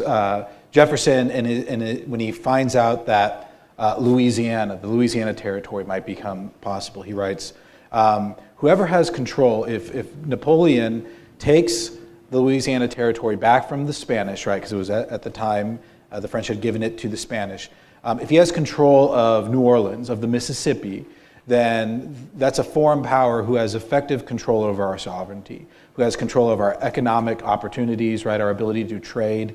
We no longer have access to the Gulf of Mexico. We are substantially limited in our access to the Atlantic, or at least the southern Atlantic. We no longer can navigate from the southern parts of our union towards the northern parts. So territorial expansion was, the primary justification was security, right? We need to be able to secure ourselves, and therefore will expand to that point that is necessary for defense. Jefferson also says, and this is in the same letter I quoted when he's writing to James Madison, when he talks about the Empire of Liberty. He talks about Cuba, and he says, I would be fine with taking Cuba. You know, he envisions the deal being Napoleon is concerned about the United States siding with the Mexicans as they're revolting against the Spanish and Napoleonic Empire. And he says, you know, we will not get involved, but we will take Cuba. And he makes the argument, and if we take Cuba, I will plant a massive signpost right there that says ne plus ultra, right? This is the furthest extent we will go south. And his argument is we can defend Cuba without needing a navy, right? We can easily get troops to Cuba and back within a day or two. But if you need a navy, if you need a prolonged naval campaign to defend your territory, then you should not own that territory, right? So the Philippines certainly would be out of the question. Probably Hawaii as well. Basically, it has to be contiguous in some sense to the actual American territory. Going further, when Manifest Destiny is underway, during the Lincoln-Douglas debate, Stephen Douglas makes the argument, if Americans need the space, then America should procure that space, right? It doesn't matter if it's to the north or to the south or it's the Caribbean islands. If we need the space in order for Americans to thrive and flourish, then Americans should acquire it. Lincoln, in response to that, says, okay, but what are you going to do about the Mexicans then, right? Because Douglas is not a fan of the Mexicans. So are you going to allow them to become American citizens? You don't want that. Are you going to allow them, are we going to subjugate them, right, and rule over them? Well, that's not consistent with your own ideals of popular sovereignty, Stephen Douglas. So it's, I would say, national security or territorial defense, right, is the first limit. And then it's going to be, does expansion require us to fundamentally change the character of our government? If we're going to rule over other peoples without their consent, and we have no intention of ever allowing them to enter into our republic, then we should not do that. One note I'll make briefly on fuzzy borders is this was a real serious concrete problem. How did America acquire Florida? The place where we are right now, how did this transform from a Spanish colony to American territory? Well, the answer to that is the 1819 Adams-Lenease Treaty signed under President James Monroe. Right? John Quincy Adams, illustrious diplomat, is serving as Secretary of State at the time. Florida is a real national security problem as a Spanish colony, not so much because Spain was projecting power from there, right? There's this thing with these empires where on the one hand they have the potential to be very strong, but they can also be very weak and difficult to police their own borders and their own territories. Florida was at this time what today we might call a failed state. You had roving bands of pirates and bandits in the Spanish territory who would often cross the border and harass American merchants. Right? Andrew Jackson at one point leads something of an invasion of Florida. And when this happens, it is an outrage. Although the one person in the cabinet who defended General Jackson was in fact John Quincy Adams, which is interesting because they're typically rivals. But this 1819 treaty that was signed with Spain, right, what did it do? Well, Florida was transferred to the United States, and this solves the security problem because now America can govern Florida. We can put down crime. We can end this piracy because Spain was not able to control its own people and its own borders. And also what it also did was fix the borders in the West between the Spanish Empire and the United States. And Spain got concessions in that, got some of what it wanted, but it helped to clarify the border, which meant you were going to have fewer moments of disagreement and potential crises between these two nations. And so that having those fixed borders was absolutely a national security imperative early on. Join us in falling in love with America again.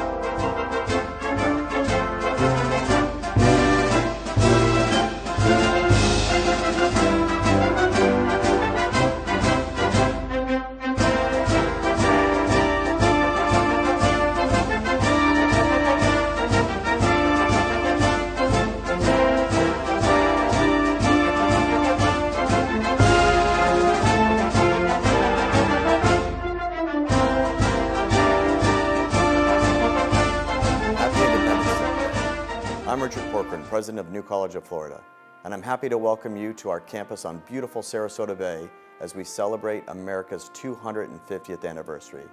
This milestone is an opportunity to reflect on the ideas, principles, and people that have shaped our nation for the past 250 years. It's also an opportunity to look ahead and consider the responsibility each generation shares in preserving freedom, expanding opportunity, and strengthening our country. At New College, we are proud to be a part of this historic national celebration. As Florida's honors college, we believe one of academia's highest purposes is to study history thoughtfully, explore enduring ideas, encourage meaningful dialogue, and prepare the next generation for lives of citizenship and principled leadership. Made possible through support from the U.S. Department of Education and the Florida Board of Governors America 250 Initiative, this lecture series brings together 14 members of our distinguished faculty. Through their scholarship and teaching, they will explore the historical, philosophical, political, and constitutional foundations of the American story, inviting you to engage with the ideas that have shaped our nation and continue to influence its future. The pursuit of knowledge begins with curiosity. It grows through thoughtful inquiry, civil discourse, and a willingness to engage ideas with rigor, humility, and respect. These traditions have shaped great universities for generations, and they remain essential to the values of New College. Whether you're joining us from here in Florida or from somewhere else across this extraordinary country, thank you for celebrating with us. We hope these conversations deepen your appreciation for our nation's history and inspire thoughtful participation in America's next chapter. From all of us here at New College of Florida, thank you for joining us, and happy Independence Day.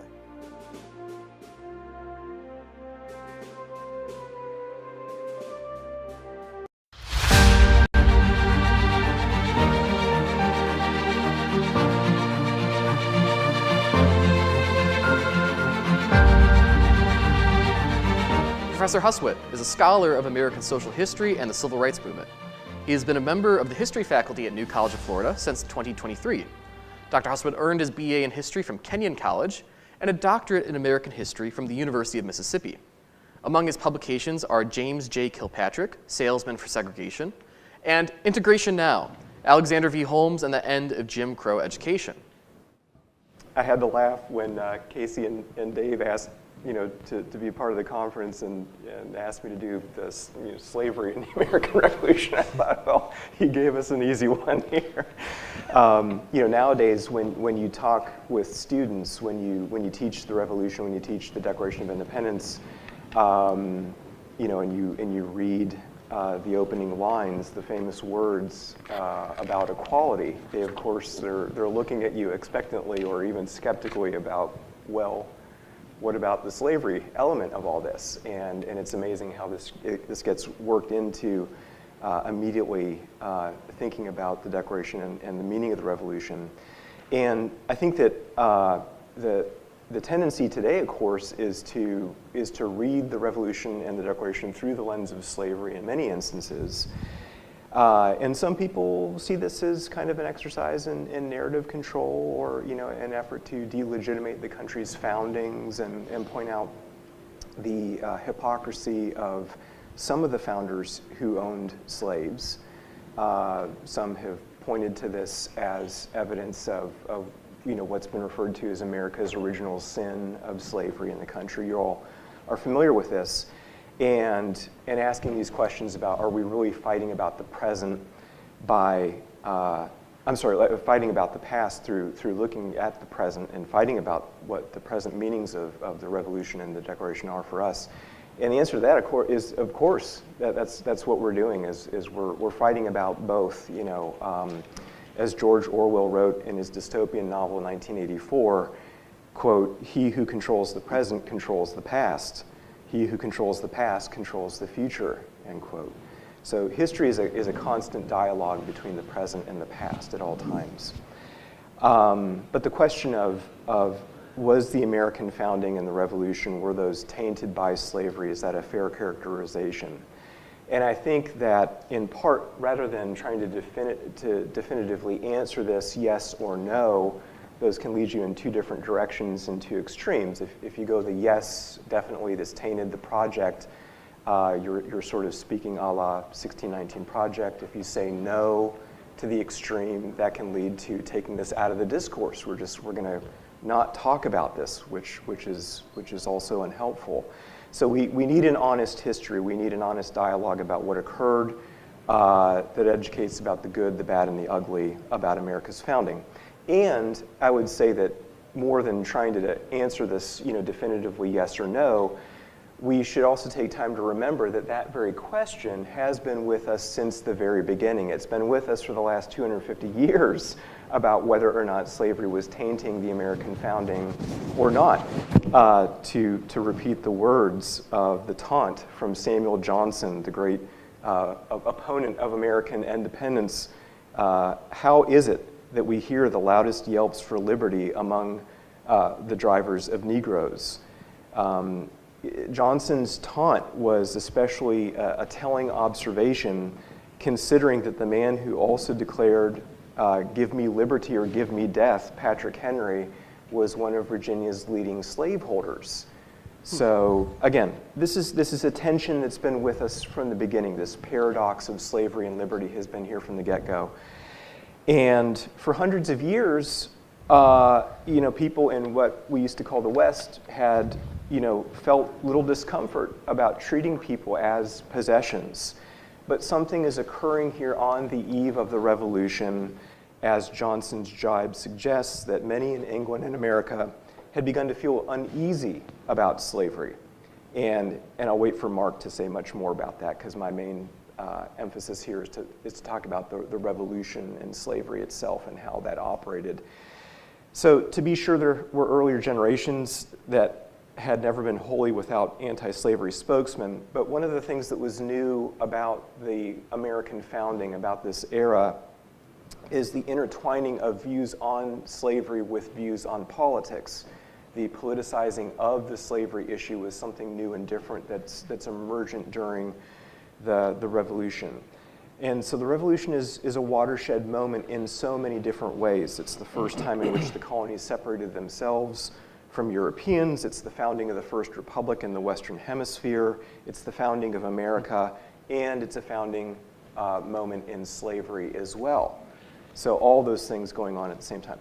After the Revolution, it wasn't a given that slavery would endure. It was no longer possible to assume that slavery may exist without being defended. And these were debates that were emergent about the future of slavery that affected France, that affected Spain, that affected Brazil, but most importantly affected Britain and then, of course, the United States. So these debates were swirling. There was a presumption, starting with the Revolution and then carrying into the late 18th century, that slavery was morally, if not economically and also politically untenable. But part of what distinguished the founding generation was that critics were opposing slavery in a new way. There had been individuals, small groups, that had raised opposition to slavery prior to the Revolution. But now one of the interesting things that emerges from the Revolution is that there's a new collective voice that begins to emerge about opposing slavery. The turn against slavery in 11 of the colonies was an unintended consequence of the Revolutionary War. Ideals birthed by the Revolution generated anti-slavery discourse, and really only Georgia and South Carolina had virtually no anti-slavery sentiment. But elsewhere throughout the new American states, anti-slavery, there was a new birth of talking about this. Thinking about the colonists and their explanations about why they resisted British rule. Again, arguments that would foment anti-slavery views tied to the issue of slavery in many ways. In the opening years of the Revolution, patriots argued about their rights as Englishmen. I think that was the first emphasis. That was the first point of departure. We sometimes forget this, that we talk about natural rights, of course. We talk about this then leading to what kind of form of government do we want. But we also need to remember that before there was the move towards natural rights, American colonials were making the pitch that they should be recognized as fellow Englishmen. They should be recognized as co-equals in this project. And that's part of why they decided to move towards revolution is because, of course, they weren't being recognized as full Englishmen. They were something less than. They were being treated as inferiors. So the talk about natural rights really was a recourse when you're not recognized with your English rights as full Englishmen. Then you start to appeal to a higher law and talk about your natural rights. That was the overarching pitch. So remaining good and loyal Englishmen got dumped along with the tea. And once you talk the talk about natural rights, of course, you have to walk the walk as well. And that's as obvious to us today as it was to people in the 1760s and 1770s. There's also no question that revolutionary language pointed out a fundamental American paradox. The revolution put in sharp relief the difference between ideals and practices. We must break with Britain to defend human freedom. We hold these truths to be self-evident. We go on and on about liberty, about equality, about justice. But many of these same people, of course, also owned human beings. How do we reconcile these things? Can you? But it's the great American contradiction. It's part of what makes us us. And Jefferson's creedal statement about natural rights and equality, all men are created equal, this becomes embedded in the American political ideology. Okay, so many of you are teachers, and so we, in part, what I was asked to do was talk a little bit about the function of slavery within the Revolution, how this plays out, and also thinking about Black participation in the American Revolution, and then we'll talk more about anti-slavery discourse emergent from the Revolution as well. In terms of Black participation in the war itself, the period of conflict, the actual fighting, really stirred things up in the realm of slavery. For one, the war created confusion. It created disorder, what we would call the fog of war. But wartime also provided opportunities for slaves to escape. There was mass confusion during the war that enabled some slaves to free plantations. Many perhaps posed as free people during the Revolution itself. And during the course of the war, what happens is the British commanders on the ground spied an opportunity. They recognized that American patriots in the South were vulnerable in a time of war. And by doing so, they recognized that they could force the patriots to fight on two fronts. The British to the front with slaves to your back, if you're a slaveholder, especially in the South. In Massachusetts, but it wasn't restricted to just the southern theater of the war.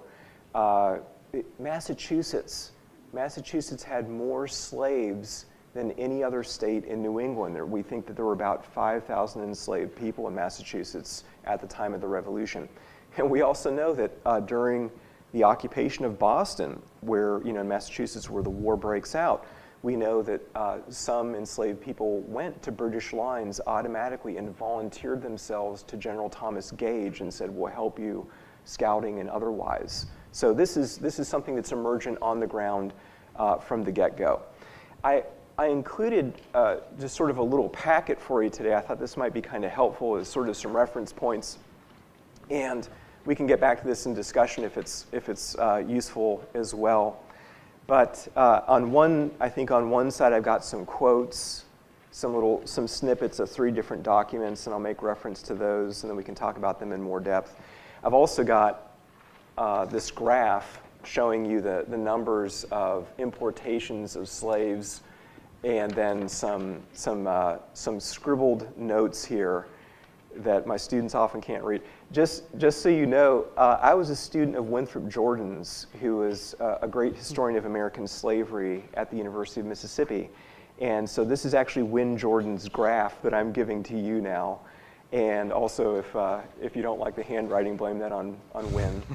And then on the back side, I've got a graph of a sort of a demographic scheme there that you can see to show you concentrations of blacks in America at the time of the Revolution. And just for your own reference, Win Jordan created this map as well. So anyway, we'll get to a couple of these things.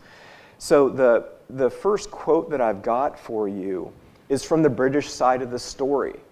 And this is the famous Lord Dunmore who issues this proclamation. Lord Dunmore who was the last colonial governor of Virginia, who gives this famous proclamation in November of 1775. And I've given you just a little bit of it, but he issues this proclamation, and it's an audacious proposition.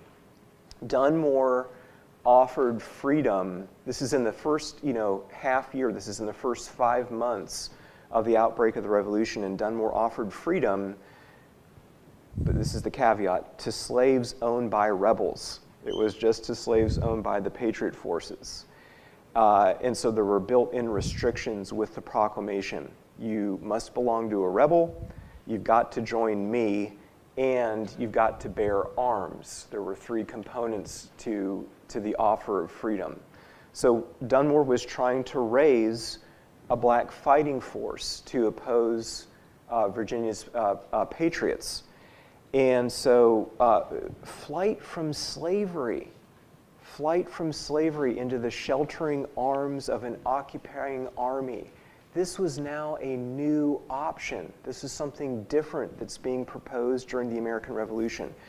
And as a result of Dunmore's proclamation, which many of you are probably familiar with to an extent, there's a mass defection, there's mass disruption in Virginia. Runaway slaves, in choosing to flee from their owners and seek the British, deprived the Patriots of wealth. Of course, you're stripping them of their labor, of their wealth, and it's also sowing discord in Virginia at the same time. So it's a momentous event in Virginia. And we think that something like overall about 50,000 slaves joined the British during the course of the American Revolution. It's an incredible number of people who seek freedom with the British. And by the way, most of that history of enslaved people going to the British lines was not something that was taught in America for years. It wasn't until the 1920s when the great black historian Carter Woodson first started to write about this and point this out, that slaves were fleeing to the British forces, that became something that more and more Americans became aware of. In Virginia alone, Thomas Jefferson estimated that nearly 30,000 slaves walked off plantations to find sanctuary among the British. Roughly 2,000 slaves reached British lines in Norfolk. Dunmore established what he called the Ethiopian Regiment. This was his black fighting force of the men who came to the British lines. And they wore uniforms. They wore very simple uniforms. They had tunics, basically, and they had a sash that said, "Liberty to slaves," on the sash. So for the first time in history, emancipation became a weapon of war. I can say more about that later. Finding Dunmore wasn't necessarily easy. There was a good deal of vigilance on the part of slaveholders. White Virginians were outraged about Dunmore's proclamation of freedom. And this is not a story that turned out well for many of those who sought freedom among the British. Again, we can talk about this more a little bit later. The second document that I've got is, this is more how this operated, how emancipation operated from the bottom up. We tend to look at emancipation during the war and slavery during the Revolution as a top-down enterprise. The second document is by Boston King, who wrote one of the earliest slave narratives. And Boston King gives you a snapshot of what it looked like as British forces were decamping from New York City, which they'd occupied for most of the American Revolution. And there's this real moment of panic as the British are evacuating, and would they take these runaway slaves who had taken up the British on this offer of freedom, would they be evacuated with the British?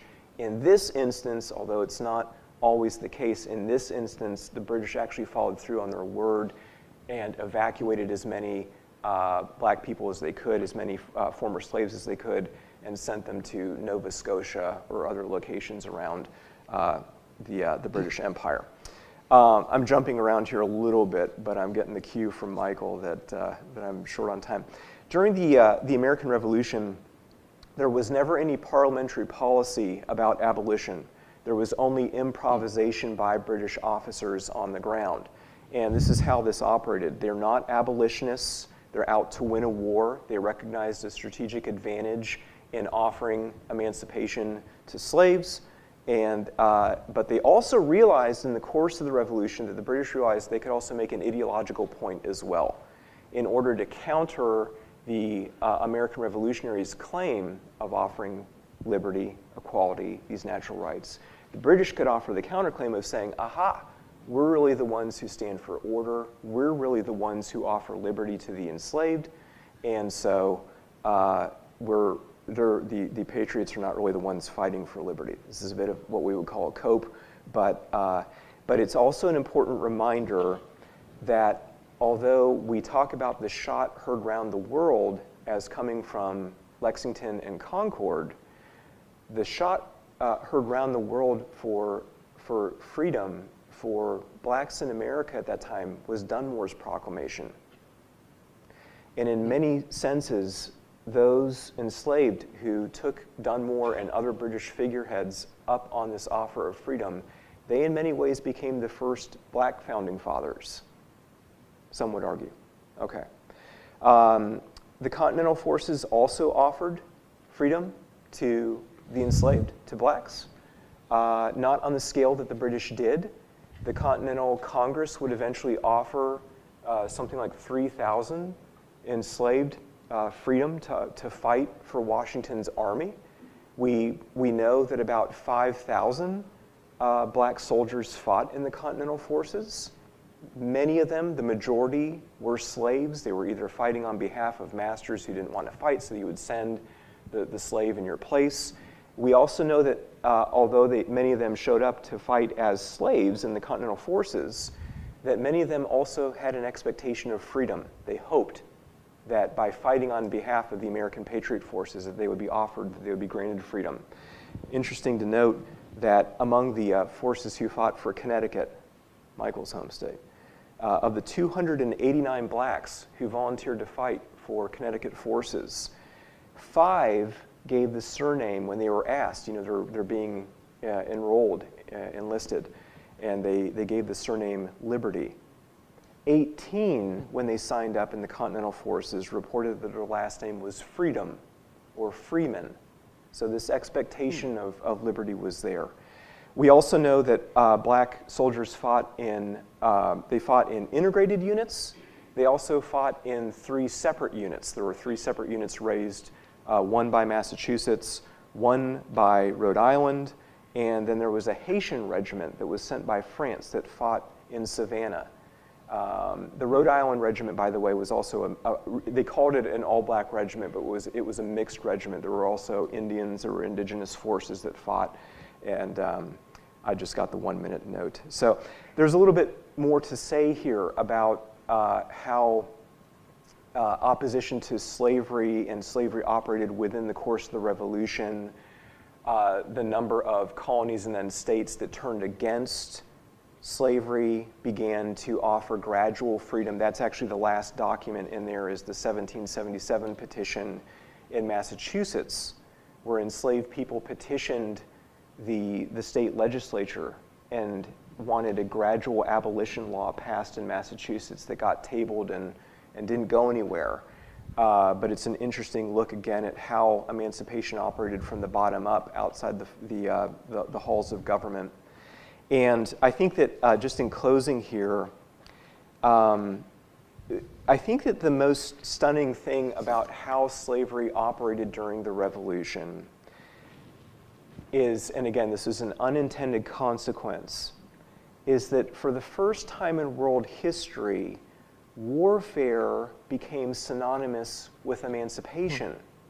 That had never happened. Going back to ancient times up into the modern era, when there were wars, the expectation was captivity, bondage, some form of slavery. I own you now, I possess you now. But for the first time in world history, during the American Revolution, it switches. And fighting and warfare now becomes associated with emancipation. And I think I'll leave it there. Okay, and we can come back and I'm happy to talk more, take some questions, but I'll turn things over to Mark. Thank you. Join us in falling in love with America again.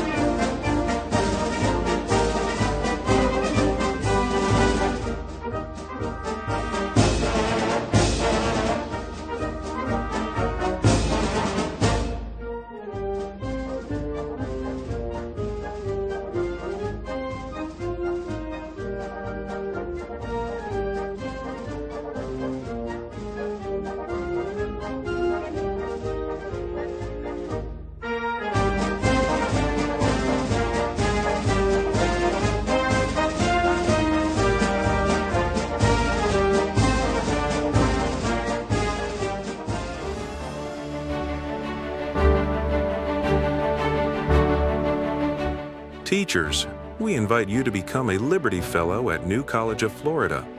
This professional development opportunity is for educators in grades 5 through 12. NCF invites you to explore the ideas and principles that shaped our nation and strengthen the habits of liberty and self-governance in your classroom. Participating teachers may receive a $1,000 stipend and earn professional education credits by completing at least 80% of the program and committing to 1 year of the program at a time. Connect with scholars and peers, build a network of up to 50 colleagues per year, and access digital learning material designed for use in your classroom. To learn more, visit us at ncf.edu/A250-apply or scan the QR code to apply today. Join me in falling in love with America again.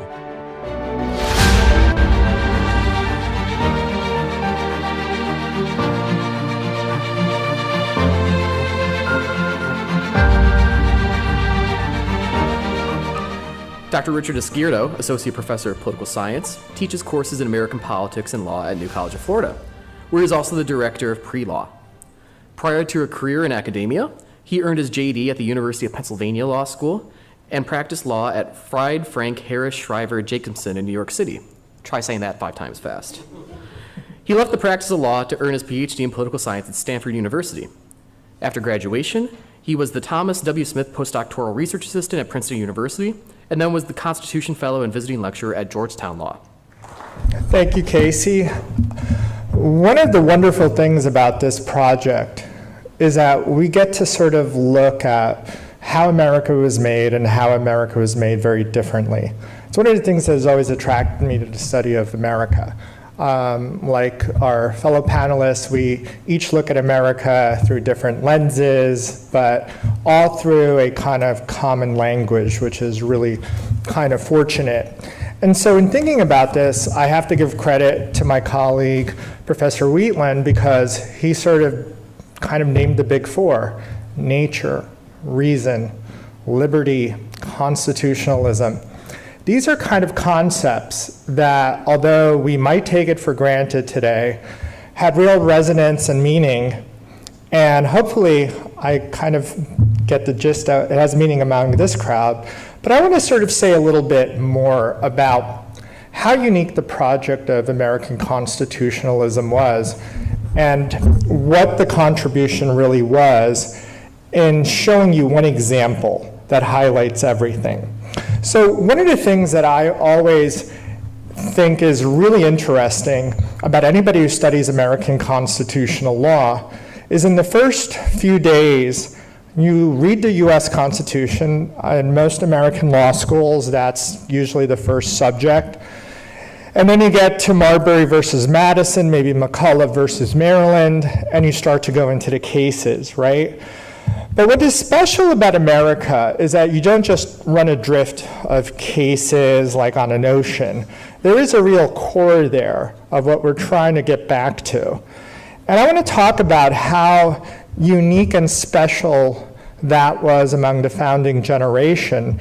And I can do this through talking about one provision of the Constitution. I'll tell you what that is. But one of the things that's really great about this America at 250 project is that we're talking about the great periods where we have foundations and we have some transformation over time. Some of these transformations are consistent. Some of these transformations are not consistent. I'm going to talk a little bit about all of that in my talk today.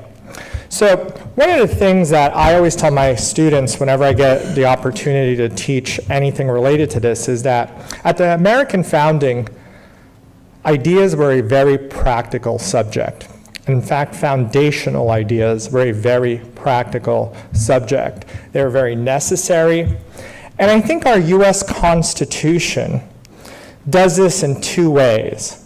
The first way is that it preserves liberty. Liberty is like what the Constitution was made to preserve above all else. And then secondly, it's the political science, the methodology in which you preserve that liberty. We even see this in Philadelphia in 1787. The 2 most quoted philosophers in Philadelphia in 1787 are John Locke, he's the second most quoted, He's quoted for different reasons than the first most quoted. John Locke is quoted for liberty, ideas of property, ideas of liberty, tolerance and religion, liberty of the individual, all of those sort of things. And the first most is a Frenchman, it's Montesquieu. And Montesquieu is quoted for his political science, how you arrange institutions to protect that liberty.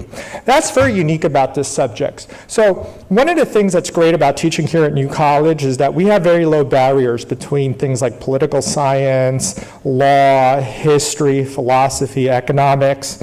I think the founders came from that tradition. That's always what attracted me to that.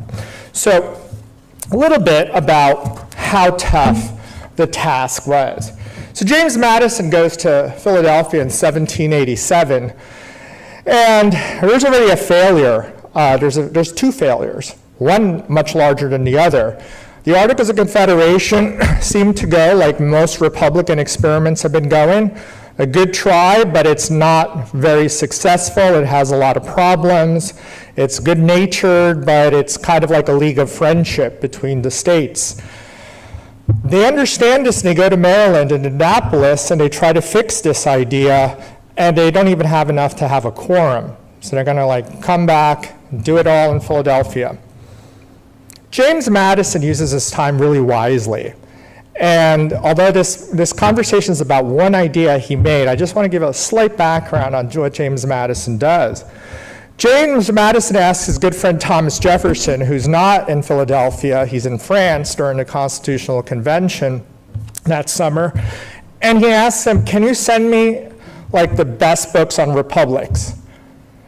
Jefferson, good friend of his, does so, looks at republics, both classical like Rome, more modern. What are the modern republics he's looking at? Modern day Poland. Poland was twice as large as it is today. If you ask any Poles, they'll tell you how rich their history is and stuff. It doesn't start in the 20th century. It starts way before that. The Netherlands, Switzerland, and they have one thing in common.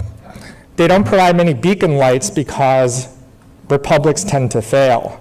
So representative government fails. This is a difficult undertaking. So this is trying to get something right under fire. No one who comes to Philadelphia in 1787 thinks they're going to write a new constitution. I often tell my students on the first week and a half of class that there's something, when I used to practice law, we called first mover advantage, that whoever kind of goes first gets an advantage, and that everybody has to react to it. So they're all coming, they're thinking they're going to amend the Constitution, except Jimmy Madison. He had read all about republics, and he thinks that the Articles aren't going to make it. We're going to go the newest example of a failed republic, and he has a Virginia plan. And this is a deft piece by James Madison. He goes first. And so while it's shocking to the other delegates, they have to react to it. I always tell my students, look at the counterfactual. What if I'm from New Jersey, my fellow Jerseyan William Patterson went first with the New Jersey plan? We probably wouldn't have had the US Constitution. It's a really deft move by Madison. Madison's really thinking a few steps ahead. It's commonplace to say somebody plays chess while others play checkers. They used to say that about Larry Bird, how he played basketball, but I think it really is true with James Madison. So I think there's many ways I could take this, but I chose this wonderful opportunity that I'm grateful for New College for giving all of us to talk about the Ninth Amendment. I've never given a talk on the Ninth Amendment. I'll be honest, it's my favorite amendment. And it's an amendment that doesn't even have much power, much sway. There's never been a Supreme Court case, either at the federal or state level, that has been overturned because it violates the Ninth Amendment. But I like it for a lot of reasons, so we're going to talk about it. I believe that the Ninth Amendment really gives us insights into what I like to think is that the founders brought into the project that they're doing, both in 1776 with the Declaration and in 1787 with the Constitution. I do think that there's great continuity between those. A lot of historians try to say like, yeah, they were more Lockean during the Declaration and more Blackstonian during the Constitution. I don't believe that. I think there's a million amounts of evidence about, like, if you read the state constitutions in the 1780s, all of this, it's overwhelming. I don't want to bore you, so I don't want to go into that. But what I do want to talk about is the 9th Amendment. And I think it gives us insights to what I call the presumption of liberty. One thing that's really interesting about the 9th Amendment, it's part of the Bill of Rights, but it's not its own right in and of itself. In fact, its author, as I will mention again, was a very reluctant writer of the 9th Amendment or the Bill of Rights. He was a member of Congress from Virginia, and kind of as a promise after the ratification, he agrees to sort of write these, right? And so, the first time they even talk about a Bill of Rights in Philadelphia is like late in September, when the convention is almost over. And so we have different views about why they don't do that. First of all, from our modern ears, we're like, why wouldn't they want a Bill of Rights? Bill of Rights is kind of like if you ask the modern American today off the street, she or he will say, it's the First Amendment, freedom of speech, all these sort of things. And there's much to be said for that. But the project that they did in Philadelphia, one of the things that was special about it is that they thought they figured out a way to limit government and to preserve freedom. Alexander Hamilton, Federalist number 84, said a Bill of Rights would not only be unnecessary, but dangerous. I want to talk what that means, really. Unnecessary, but dangerous. But in another sort of way, before I get into delving into that a bit, he also says, and this is very telling of Alexander Hamilton, which in my opinion, no matter what you think of Hamilton, he was the most prescient of the founders. The country that we actually came into being is closest to what he had in mind. And Hamilton says the Constitution in itself is in every rational sense and in every useful purpose a Bill of Rights. Why is that? Well, that goes to the first thing about unnecessary. Basically, this is kind of foreign to our 2026 years. It's even foreign if it was like 1966. Essentially, the idea of the founding generation was like, we're going to give government some powers, and guess what? If we don't give you that power, you don't have it. So that's an arrangement. That's the political science and substance. I always go back to that. Substance, liberty, methods, political science. They're trying to do that in one. He's not uncommon in that point of view. Madison shares that to a large extent. Dangerous. All right, so that's why they're unnecessary, right? You don't have to, all of us don't want to do something that's redundant. If we've already done it, we don't want to do it a second time. Dangerous, and this is really important, because to list them was to limit them. So Hamilton, always very smart and sort of understanding what's a couple of steps ahead. It's impossible to compose a compendious, satisfactory list of all rights. Incomplete enumeration would imply that items left off the list were no longer recognized as rights. That's not a small critique. I would submit to you, having taught both American politics and American law, being in the thick, I think if there wasn't a country called America, I would be unemployed today.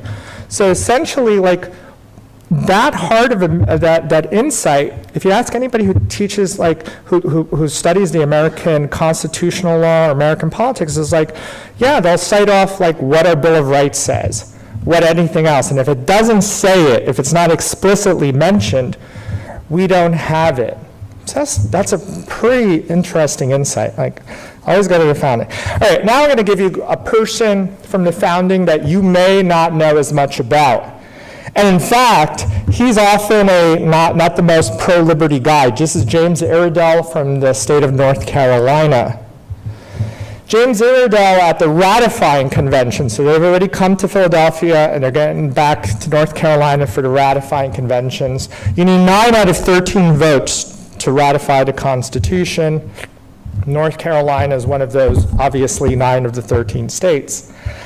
And James Iredell says, it would not only be useless, but dangerous to enumerate a number of rights which were not intended to be given up, because it would be implying in the strongest manner that every right not included in the exception might be impaired by the government without usurpation. And it would be impossible to enumerate every one. Let everyone make what collection enumeration of rights he pleases. I will immediately mention 20 or 30 more rights not contained with it. That's almost the most pro kind of liberty statement that I've ever heard James Iredell say. And it's a very true statement. If you doubt this, what he's trying to say is, like, it's really hard to come up with a list. Let's say your top 20 rights. If you ever have the opportunity to do so, why don't you, with somebody you trust who likes liberty and government and politics as much as you do, and, you know, have, like, you know, a day in which you write your 20 most essential rights, 20, not 10, 20, and then the next day flip them to each other. They will almost never be the same. And essentially, what that's getting at is to write all of these most essential, you're going to miss out on things. And this, particularly in 2026, my students bring up great questions about privacy, and I bring them back up, and all of these sort of things and stuff. So that's a really telling statement by James Iredell. I'm not the biggest Iredell fan, but that's a really good statement. Now, I am a fan of the next person, James Wilson. Why am I a fan of him? Because James Wilson is the first law professor in the United States of America. He's from Pennsylvania. He's a member of the Constitutional Convention. He's the first professor of some place called the College of Philadelphia. The College of Philadelphia would become the University of Pennsylvania, and I'm biased. An alum of their law school. I'm a fan of James Wilson, but I would have been no matter what. He has a couple of statements that start to really, like, hone in on the task of liberty at the founding. James Wilson says government should be formed to secure, to enlarge the exercise of natural rights in its members, and every object which has not this in view and as its principal object is not a government of legitimate kind. Okay, that's substance. That's full agreement. But check this other statement out that James Wilson says. In trying to get that end, he says, a Bill of Rights annexed, added to. And by the way, we take it for granted that the Bill of Rights is just added at the end of the Constitution. That wasn't totally consensus at the time. There were many who thought that it would be like, imagine you're doing a paper and you're editing it in Word and you're taking out words and putting phrases in. That could have been Amendment 2. The fact that we don't have that and we have it as a list at the end is kind of interesting because that wasn't secured. But he says that a Bill of Rights annexed, added to a Constitution, is an enumeration of the powers received. If we attempt an enumeration of everything that is not enumerated, it is presumed to be given. The consequence is that an imperfect enumeration would allow all implied powers into the scale of government, and the rights of the people would be rendered incomplete. A lot of these arguments are, if you name rights, is the implication that what you don't name, you don't have those rights?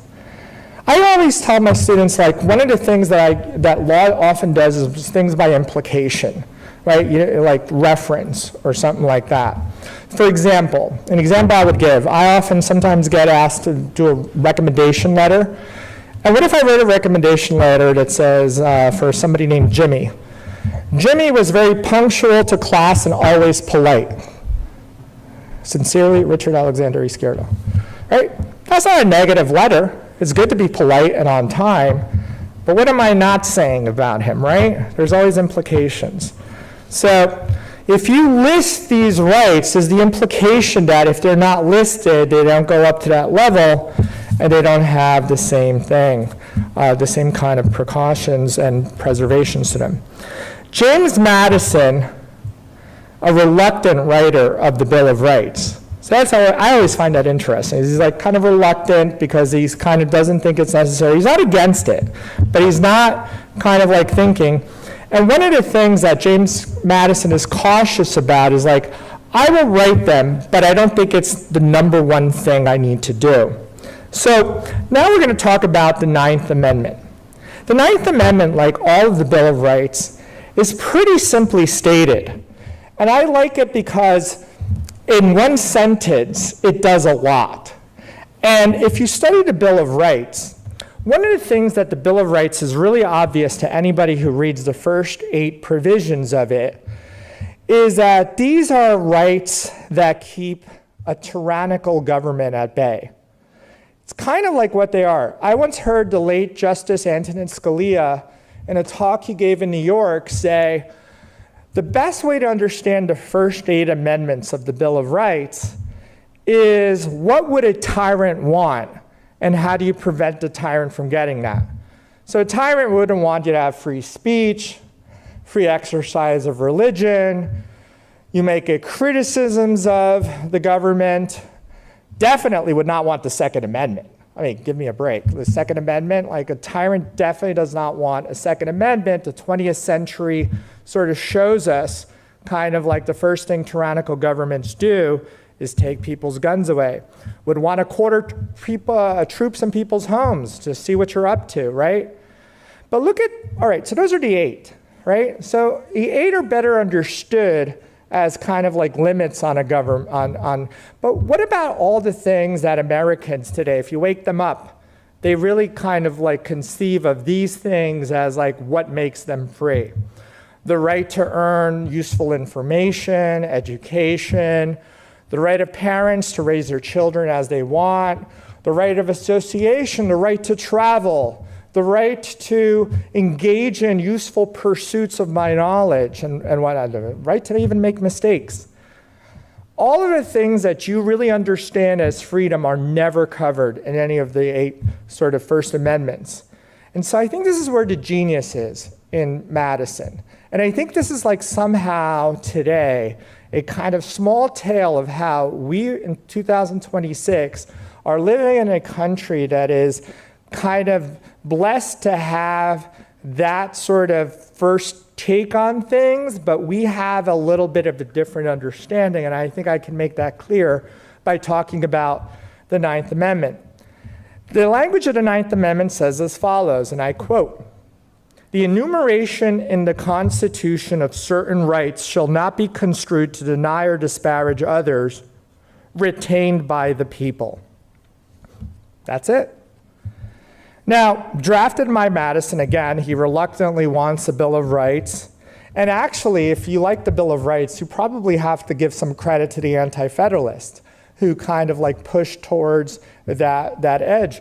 And I often tell my students, don't think of the Anti-Federalists as like people who lost out in the debate or as cranks. A lot of the things that they actually warned about came to being. That America would have a larger military. One of the things about American exceptionalism is America, until the Cold War afterwards, always had a fairly small military, and it always had a draft. That federal courts, the Anti-Federalists said, would overrule state courts. Congress would come to tax heavily. All of those things came to pass. And so I think oftentimes the Anti-Federalists, by giving the name Anti-Federalist, is kind of the people that came up short. I often tell my students states' rights advocates is kind of like a better kind of understanding of them. Okay, so Ninth Amendment. I just mentioned a little bit about it, what it was. I'm going to talk a little bit right now about the structure of the Ninth Amendment. The Ninth Amendment is not an enumerated right. It's an unenumerated right. It's not saying that parents have the right to raise children. It's not saying that you have the right to travel. It's not saying that you have a right to association, a right to contract, a right to anything. The things that if they took it away from us tomorrow, we would sort of see as like taking away what we really consider as liberty. Basically, James Madison, the genius in this provision is that it's a catch-all. How do you do something when everybody is wondering, if you don't put all of these rights, which is an impossibility, how are you going to capture it? So it's a catch-all provision, but it's also a provision that states what America is about. The natural rights baseline, that because you come into civil society, the root of those is still those natural rights. A few other things about the Ninth Amendment. The Ninth Amendment, like all of the Bill of Rights, only applies to the federal government, not the states. Barron versus Baltimore would further effectuate all of these things about the Bill of Rights not applying to the states. After the 14th, through the idea of incorporation, they do come to the states, but not at the beginning. And again, Madison understood the difficulty of the task, what liberty rights to include. James Wilson, again, to list them is to limit them, the implications of that, and the real possibility that, when you do this project, you have to have something that is cohesive for the country. I look at the Ninth Amendment as one of our clues and insights into what I think that the founders had as a presumption of liberty. I'm going to talk a little bit about that. One of the fun things about understanding law and how it relates to politics is because it gets you inside the mind of the founders, I think. And the mind of the founders were that presumptions and baselines were really important. So one of the things that in modern times, both conservatives and liberals have had a tough time figuring out, what's this mean, right? Like, we have the history, we have the catch-all provision, but even if you believe the text of the Constitution, how is it going to be implemented in a way that's kind of meaningful? And both the right and left have had problems with this. Yale law professor and DC Circuit Judge Robert Bork, during his Supreme Court confirmation hearings in 1987, called the Ninth Amendment, when asked by it, a forgotten amendment, and famously stated, and I'm quoting the great late Justice Robert Bork, Judge, "I do not think you can use the Ninth Amendment unless you know something what it means. For example, if you had an amendment that says Congress shall make no, and then there is an ink blot, and you cannot read the rest of it, and that is the only copy you have, I don't think that the court can make up what might be under the ink blot." So Madison is reduced to an ink blot. This is a very constituted, very smart professor, right? Kind of interesting. So I just want to sort of say, so why did the late Judge Bork say that? I think Judge Bork simply reflects the wider sentiments of both judicial conservatives and judicial liberals. Both camps have narrowed the meaning of the Ninth. There's some fear of the Ninth. It's like a Pandora's box. What will you open up? Like, what kind of things? And then the justiciability, right? Some rights are enumerated. They deserve protection for sure. What about the unenumerated rights, right? It talks about these rights. And is it proper for courts to identify them? Notice, one of the things about constitutional law that's always fascinating to me is that we have two American principles in almost every constitutional law case at once. You have liberty or natural rights, or liberty rights, civil rights, any kind of rights, and then you have the ability of governments through the representatives to enact laws. And courts and political players have to decide what is that boundary line. So let's talk just slightly about the mandate of the Ninth. And I just want to offer kind of how the Ninth is a little bit of a hint of the Constitution we used to have, and how in 2026, the task of constitutionalism, and especially in a beautiful program like this where we have 3 years to talk about what was founded, how it's transformed, the mandate of the Ninth, and how the Ninth is a kind of like hint on what we have. So we start with the text itself. Again, the text says that the enumeration of the Constitution of certain rights shall not be construed to deny or disparage others retained by the people.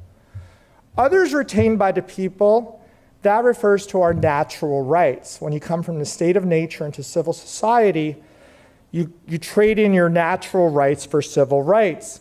There's also a reference to the natural or liberty rights retained by the people when forming a government. Not any rights claimed can be claimed under the Ninth Amendment. They have to be historically rooted, philosophically consistent rights. And only these rights which are historically rooted should be given some existence, but that still doesn't really solve our problem. Problem that judges always have is if you have enumerated rights, we understand what those are. What about our unenumerated rights? So I want to conclude this with one kind of message of how we can go forward in looking at this and looking at what the project, if you're intending to recover our constitutionalism, one of the things that needs to be recovered is our foundations. One of the things that the New Deal did really successfully is that the New Deal really challenged the foundation of nature. The foundation of nature, which was really shared by all of the American founders, and Abraham Lincoln, when he's, the Republican Party, which forms in 1854 and gains its first election to the presidency in 1860, has things about nature and natural rights all over its party conventions. And even the drafters of the 39th Congress drafting the 14th Amendment, they're all talking about nature, right? And if you're talking about constitutionalism and you're talking about our American baselines, nature is the very quintessential American baseline that makes everything really interesting, very different, very exceptional, as scholars who study America always look at. What is the one difference is that the New Deal really has a kind of foundation in progressivism that is very different. And the progressive foundation sort of says that government can be extended to do a lot of things that it had never been able to do before. So getting back to that idea is a project that the Ninth Amendment always kind of very silently is like a tap on the shoulder. We have these natural rights. These are our natural rights traditions. And our natural rights traditions in America really are talking about what American politics and American law really was beginning at the first breath. And I'd like to conclude it with this. One of the things that the American founders sort of understood was that if you start with the idea of liberty, that's not the end project. Liberty has to have a philosophical basis, a historical basis, and it has to have a people understand the common language. I will submit to you that in the 3 years we're doing this project, part of the essence of this project is to recover some of that common language. Thank you very much. Join us in falling in love with America again.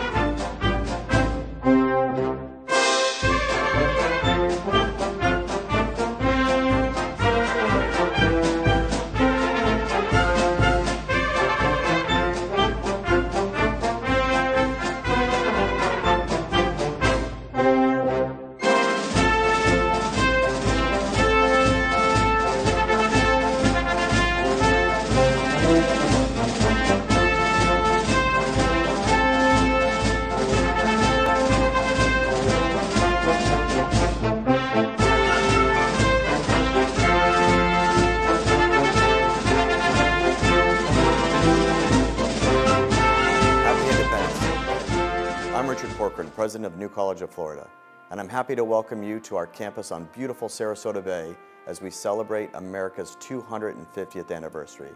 This milestone is an opportunity to reflect on the ideas, principles, and people that have shaped our nation for the past 250 years. It's also an opportunity to look ahead and consider the responsibility each generation shares in preserving freedom, expanding opportunity, and strengthening our country. At New College, we are proud to be a part of this historic national celebration. As Florida's Honors College, we believe one of academia's highest purposes is to study history thoughtfully, explore enduring ideas, encourage meaningful dialogue, and prepare the next generation for lives of citizenship and principled leadership. Made possible through support from the U.S. Department of Education and the Florida Board of Governors America 250 Initiative, this lecture series brings together 14 members of our distinguished faculty. Through their scholarship and teaching, they will explore the historical, philosophical, political, and constitutional foundations of the American story, inviting you to engage with the ideas that have shaped our nation and continue to influence its future. The pursuit of knowledge begins with curiosity. It grows through thoughtful inquiry, civil discourse, and a willingness to engage ideas with rigor, humility, and respect. These traditions have shaped great universities for generations, and they remain essential to the values of New College. Whether you're joining us from here in Florida or from somewhere else across this extraordinary country, thank you for celebrating with us. We hope these conversations deepen your appreciation for our nation's history and inspire thoughtful participation in America's next chapter. From all of us here at New College of Florida, thank you for joining us, and happy Independence Day.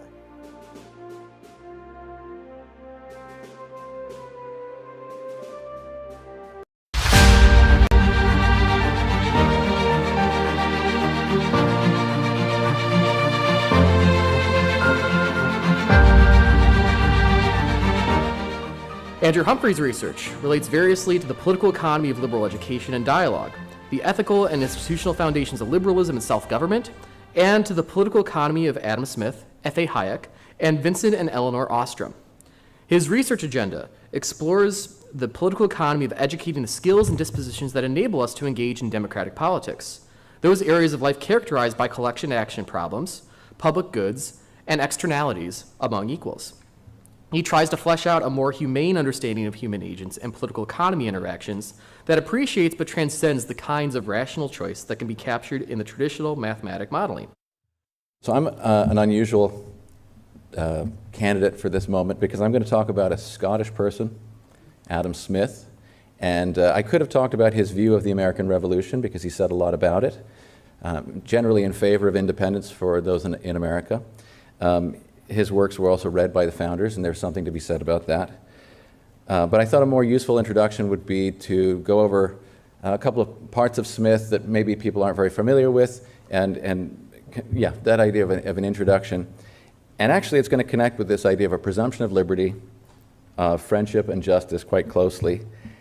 So I'll start, and then there's a third reason I'll tell you about in just a moment. So Adam Smith wrote two books. The more famous of the two is An Inquiry into the Nature and Causes of the Wealth of Nations. That's the one that, if people have heard of Smith, they generally are aware of.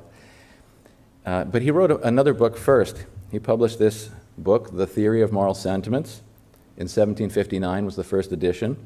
And he kept working on this book, even after he published what's called The Wealth of Nations, right up until his death. So the last publication, the sixth version, was published in 1790, right before Smith died. So he was really concerned about this book and kept working on it even after The Wealth of Nations was published. But it was totally forgotten, basically a little bit after Smith's death until around the 1970s. People were not reading this book. And thankfully, it was kind of rediscovered by academia, and people are spending a lot of time talking about it, so we're much wiser as a result. The third reason why we should talk about Adam Smith is that the publication date of The Wealth of Nations was 1776. So we are dealing with the 250th anniversary of the publication of that work. Not only 250th anniversary by year, but it was published on March 9th, 1776, which means Monday is the semi-cinquentennial. No, oh my gosh, I've said that so many times. Semi-quincentennial. Yeah, I think I said it right. Okay, the 500 years of Adam Smith's Wealth of Nations. So I think we're justified in talking about it here. So what I'm going to do is I'm going to introduce Adam Smith by means of two primary quotations, and then I'm going to sneak in a lot of other quotations. So here's the first. And we're going to start with one from The Wealth of Nations. You may have heard this. If you haven't, here it is. It is not from the benevolence of the butcher, the brewer, and the baker that we expect our dinner, but from their regard to their own interest. We address ourselves not to their humanity, but to their self-love, and never talk to them of our necessities, but of their advantages. So he's saying it is not by the benevolence of these individuals that we expect our dinner. This quote is very much misunderstood, mischaracterized, and it's oft quoted, and it gives people an impression that's false. This misunderstanding is well reflected in a quite famous book. If you're interested in political economy, you may have read this book. People assign it to their students, by Robert Heilbroner, called The Worldly Philosophers, The Lives, Times, and Ideas of Great Economic Thinkers. And here's what Heilbroner says, quote, "For Smith, self-interest acts as a driving power to guide men to whatever work society is willing to pay for." This is not Heilbroner. Self-interest there is kind of a motive. I just want to point that out. Continuing Heilbroner. "It is not from the benevolence of the butcher, the brewer, or the baker that we expect our dinner," says Smith, "but from their regard to their self-interest. We address ourselves not to their humanity, but to their self-love, and never talk to them of our necessities, but of their advantages." Did you hear the difference? Did anyone hear a difference? Heilbroner says, "But from their regard to their self-interest," says Smith, and Smith says, "from their regard to their own interest." Adam Smith does not say that we are concerned with their regard to their self-interest. So there's this difference between self-interest and own interest. Now, what's going on here? A lot of people might think Smith is making a value judgment, that somehow selfishness or own interest is good and should be valorized, but he's just making a scientific observation that's value-free. And if you reflect on yourself, I don't know where you think you're going to have dinner tonight, if you're going to a grocery store or a restaurant, but ask yourself, are you depending on those people loving you and knowing about you and knowing that you're going to be there and caring about you for them to provide your dinner tonight? Or do you think that they are pursuing their own interests, doing what they're doing and wanting to do, and that there's something about how society is arranged that we can expect that our dinner will be there? I don't know if you've even decided where you're going, but wherever it's going to be, you're going to expect that your dinner will be there, not because you expect those people have a positive love towards you as an individual, or perhaps even to most people. So Smith here is making just a true observation, and he's not assuming selfishness. We all, in a way, as economists, are sitting in the chair of Adam Smith. It's because he wrote such a wonderful book that it became an independent field of study. It was always underneath the moral and political philosophy, and it was for Adam Smith. The Wealth of Nations was a part of moral and political philosophy. But those of us who sit in the chair of Adam Smith, we have a lot of debt to him. A lot of our thoughts are in conversation with him. One great political economist named Philip Wicksteed, thinking about the nature of economic relations that Adam Smith started to illuminate for us, uses the word non-tuism in contrast to altruism or egoism. So altruism is a purely other-centered attitude, just no thought of self. Egoism is maybe the thought of self, and non-tuism is the not-you-ism. Okay? Wicksteed makes very clear that there is no such thing as an economic motive. There are only economic relations. We have our own interests, our own motives, and we use exchange as a means of advancing those interests, whatever those interests might be. Non-tuism or not-youism is not the same thing as selfishness. It simply means that the other party's welfare in the exchange is not your direct object of action. That's not your interest at the moment of exchange. So let's take the example of Mother Teresa, for example. Mother Teresa has a budget. She's going to buy blankets and food for the leprosarium. She's on the phone with a blanket seller, and he says, "I will give you one blanket for all of your budget." What does Mother Teresa do? She says, "I care nothing for myself. I care only for others." Of course. Take everything I have and return one blanket. In fact, just take it. Don't even give me a blanket. No, she says, my interest is helping those who have leprosy in my leprosarium. And I'm going to maximize that interest by getting the blankets as cheaply as I can, so I have some budget left over to do other things that I care about for my wards. So Mother Teresa is engaged in non-tuism, but not necessarily egoism or selfishness. Capitalism and its moral foundations are not based on selfishness or justified by selfishness. They don't require selfishness. So let's move to the second quote. Again, this is from The Theory of Moral Sentiments. There's an advertisement in the 6th edition of the Theory of Moral Sentiments which kind of tells us what it's about. It says, it's an essay toward an analysis of the principles by which men naturally judge concerning the conduct and character first of their neighbors and afterward of themselves. So it's an attempt to understand the natural principles by which men judge the conduct and character of others, their neighbors especially, and then themselves. So here's a quote. This is the opening line from that book. This is the first book he wrote, and also the last one he was working on after The Wealth of Nations. How selfish soever man may be supposed, there are evidently some principles in his nature which interest him in the fortune of others, and render their happiness necessary to him, though he derive nothing from it except for the pleasure of seeing it.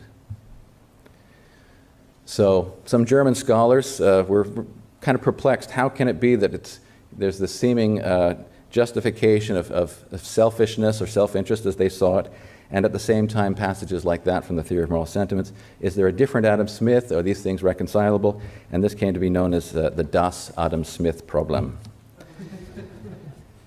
So what's going on in the Theory of Moral Sentiments? Smith is trying to understand and account for the moral feelings we have. Sentiments are our feelings, but they're associated with ideas. And most importantly, moral approval and disapproval.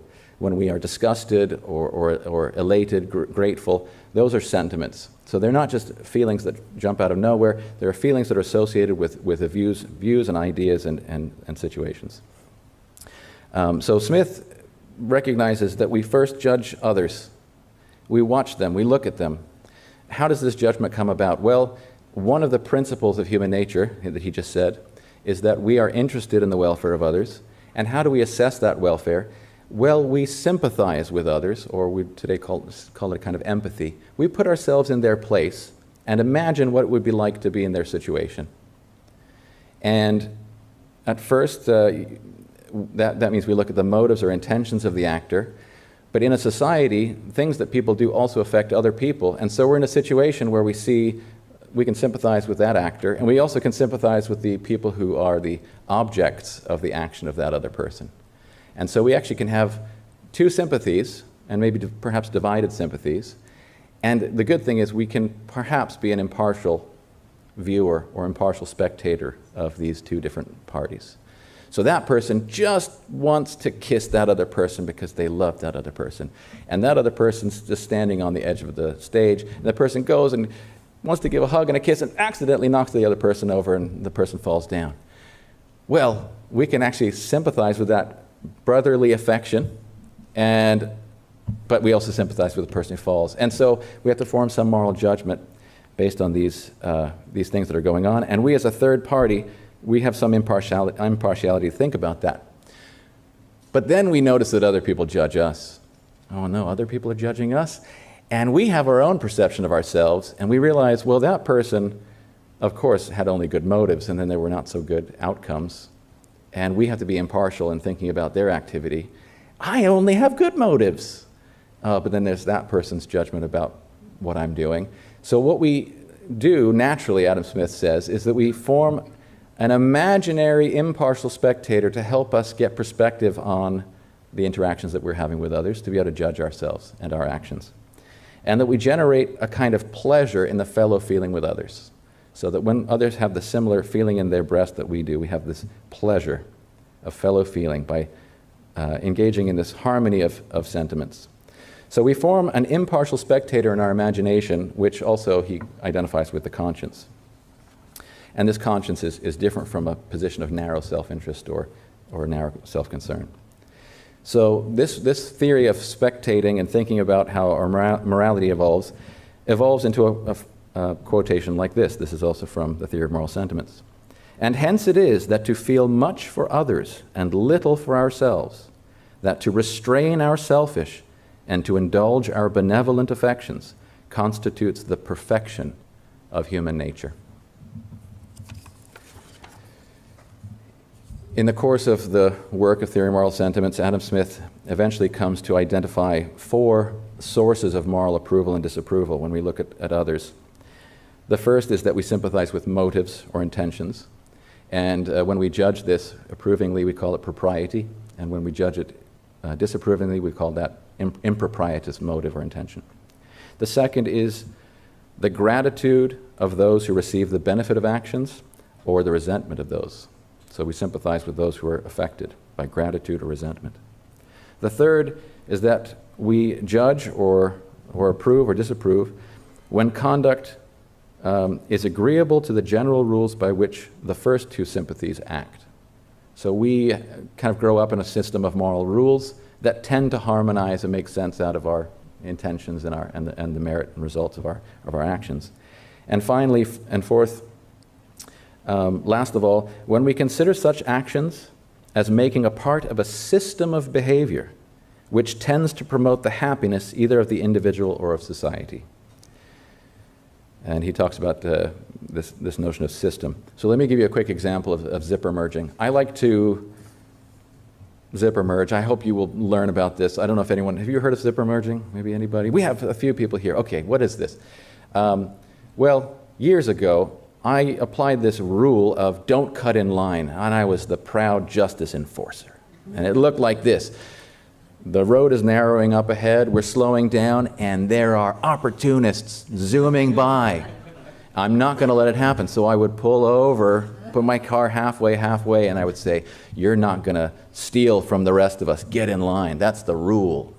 And then I learned that actually there's some science of traffic flow that says what they're doing is actually increasing average traffic flow and basically affecting other people not at all. And why that is because there's a lot of free road, and when there's stop and start traffic at the front of the line, there's always these gaps that open up, and it's not being used by anybody. And in fact, if you can go to the last moment and then merge like a zipper, one car, there's almost no harm to anybody, and so many people are benefited. And I thought, oh no, I've been doing the wrong thing all the time. But of course, my motive was so good. It was the motive of justice. And the rule was in conformity with the rule. But the effects actually were negative on others. I didn't realize that. Although maybe I was having different negative effects on the people who wanted to zoom by, who maybe knew better than I did, because I was a know-it-all, maybe perhaps. And then there are other people who applauded. They had gratitude. Thank you for being an enforcer of justice.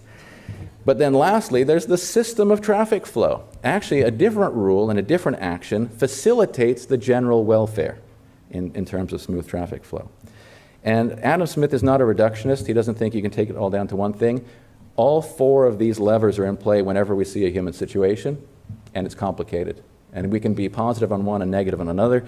And I've explained all this to my wife, and she still kind of cringes when I zipper merge, because she's looking at all the people looking at us thinking that we're being unjust. So returning to the opening line in the quotes from Theory of Moral Sentiments, we now, I hope, thinking about sympathy and the impartial spectator, have a clue to thinking about how to put these 2 quotes together from The Wealth of Nations and the Theory of Moral Sentiments.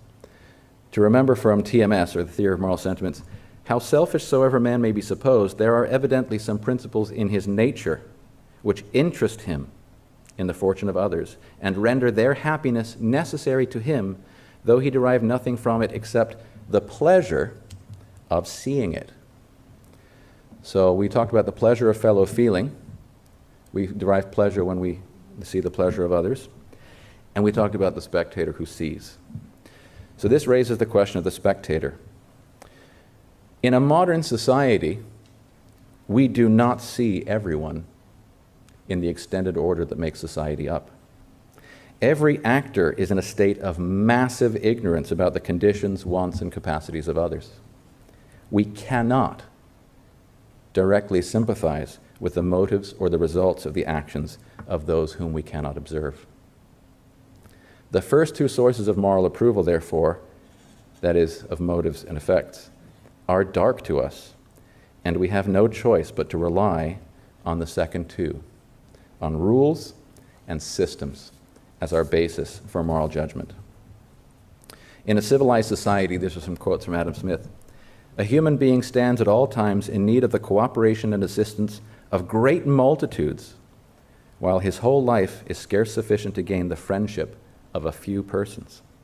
Think about all the people on whom you depend, who you know nothing about, and they don't know you, and you only have a few friends. If we examine all the things that we depend upon, we shall be sensible that without the assistance and cooperation of many thousands, the very meanest person in a civilized country would not be provided, even according to what we falsely imagine, the easy and simple manner in which he is commonly accommodated. Just pick any item that we depend on. Think about how many thousands of people are involved in its making who don't know us. But man has almost constant occasion for the help of his brethren, and it is vain for him to expect it from their benevolence only. He will be more likely to prevail if he can interest their self-love in his favor and show them that it is for their own advantage to do for him what he requires of them.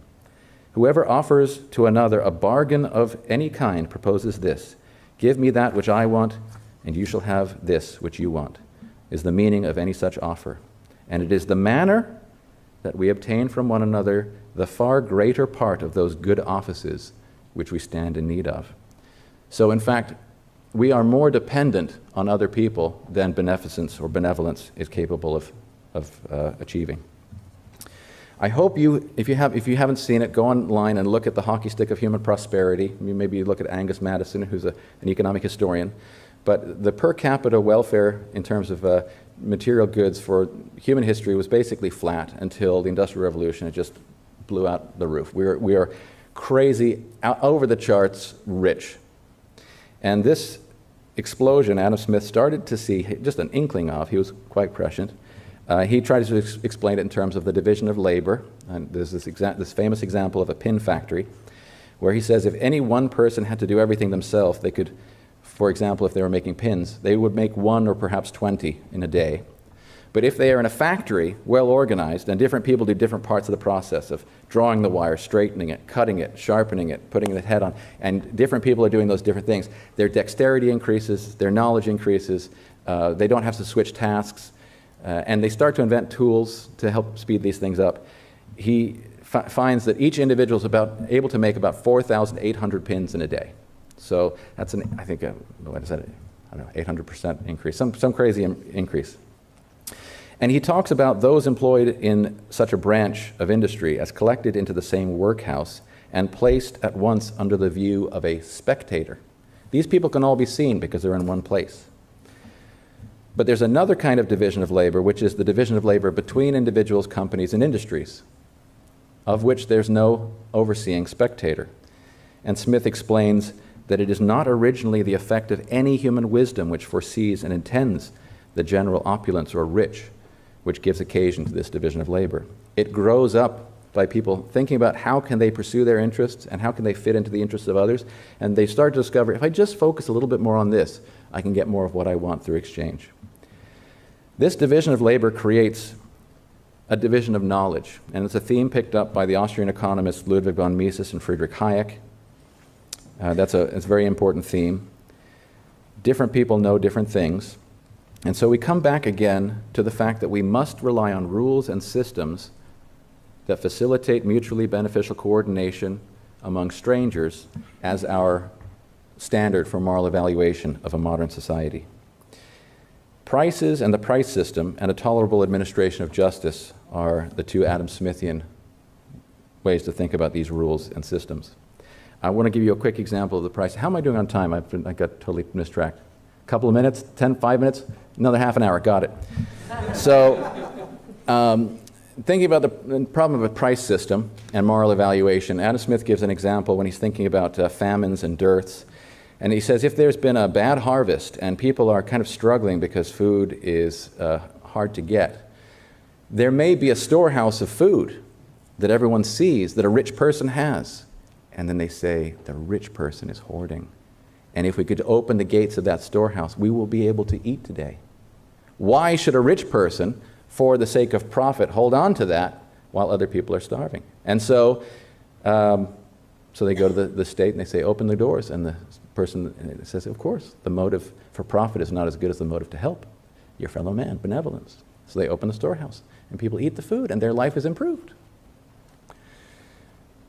But Adam Smith says, what would we do if we were on a boat in the middle of the ocean, and we had only so much food, and it wasn't enough to comfortably get back to land? And there was a captain who had a lockbox, and he put the food in the lockbox and said, I'm not going to give it to you all right now. I'm going to apportion it out little by little so that we ration the rest for the remaining portion of our trip. Well, you understand the motive of the benefit in the moment, but there's actually a benefit to the crew to ration that food out. Turns out the entrepreneur is doing that. Why does the entrepreneur not flood the market with that food right away? It's already more expensive than it would be, because the entrepreneur knows that later on in the season, when people really don't have food, they will really be willing to pay for it. If you can store it, the price is going to be even greater at the end of the season, and he will make a profit. And so what he does is he buys up food today, pushing up the price today. And people suffer relative deprivation today compared to what they would have. But he puts it in the lockbox. And then he brings it out later on when people would have starved because there was no food there. So the motive to earn a profit and pursue whatever those interests are, of course it's to support the leprosarium or whatever they want to use the profits for, actually does the same thing that the intelligent captain does on the ship.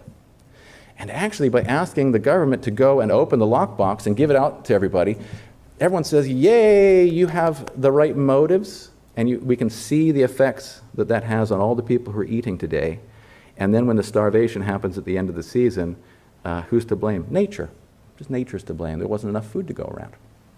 So this is an example of the idea of an invisible hand. Adam Smith has this wonder of understanding how the system of the price system, the system of property and justice, for some miraculous reason almost, he outlined some of the mechanisms, operate as if there's an invisible hand making a harmony of interests between the different individuals.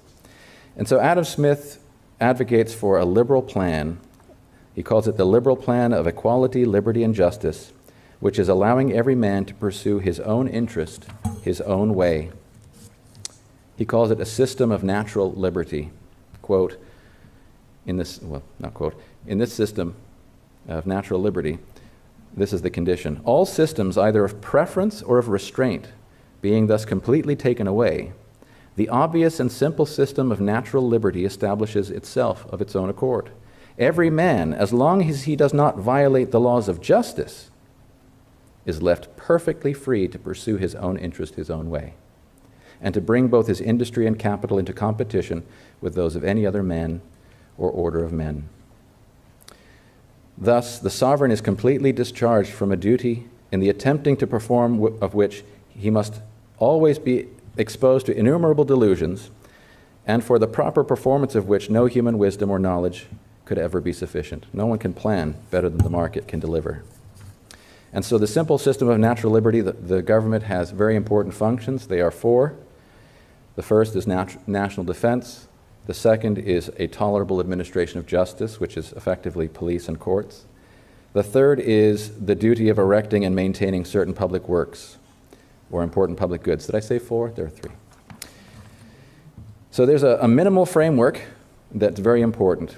And so for Smith, the first approximation, and really the second and third and fourth approximation of what's required for freedom, order, and prosperity, quote, are easy taxes, peace, easy taxes, and a tolerable administration of justice. There are, of course, exceptions for Adam Smith, but these will go beyond our time, but they do establish a presumption of liberty. To conclude, capitalism is not based on selfishness, either to work or to justify itself morally, but neither can it be based wholly on benevolence. The processes of learning and production required to maintain a modern standard of living far exceed the capacity of any overarching spectator. Consequently, the overall pattern of human activity cannot be planned, nor can it be judged on the basis of propriety or the merit of all the individuals involved. Rather, the morality of the market must be the morality of the impersonal rule following, that is, following the rules of justice, of property, of contract, of tort, etc. Only this allows individuals to take advantage of the price system and to use their separate spheres of control to pursue and maximize their own welfare as they see it, and in doing so, to tend to maximize the welfare of everybody else. Thank you. Join us in falling in love with America again.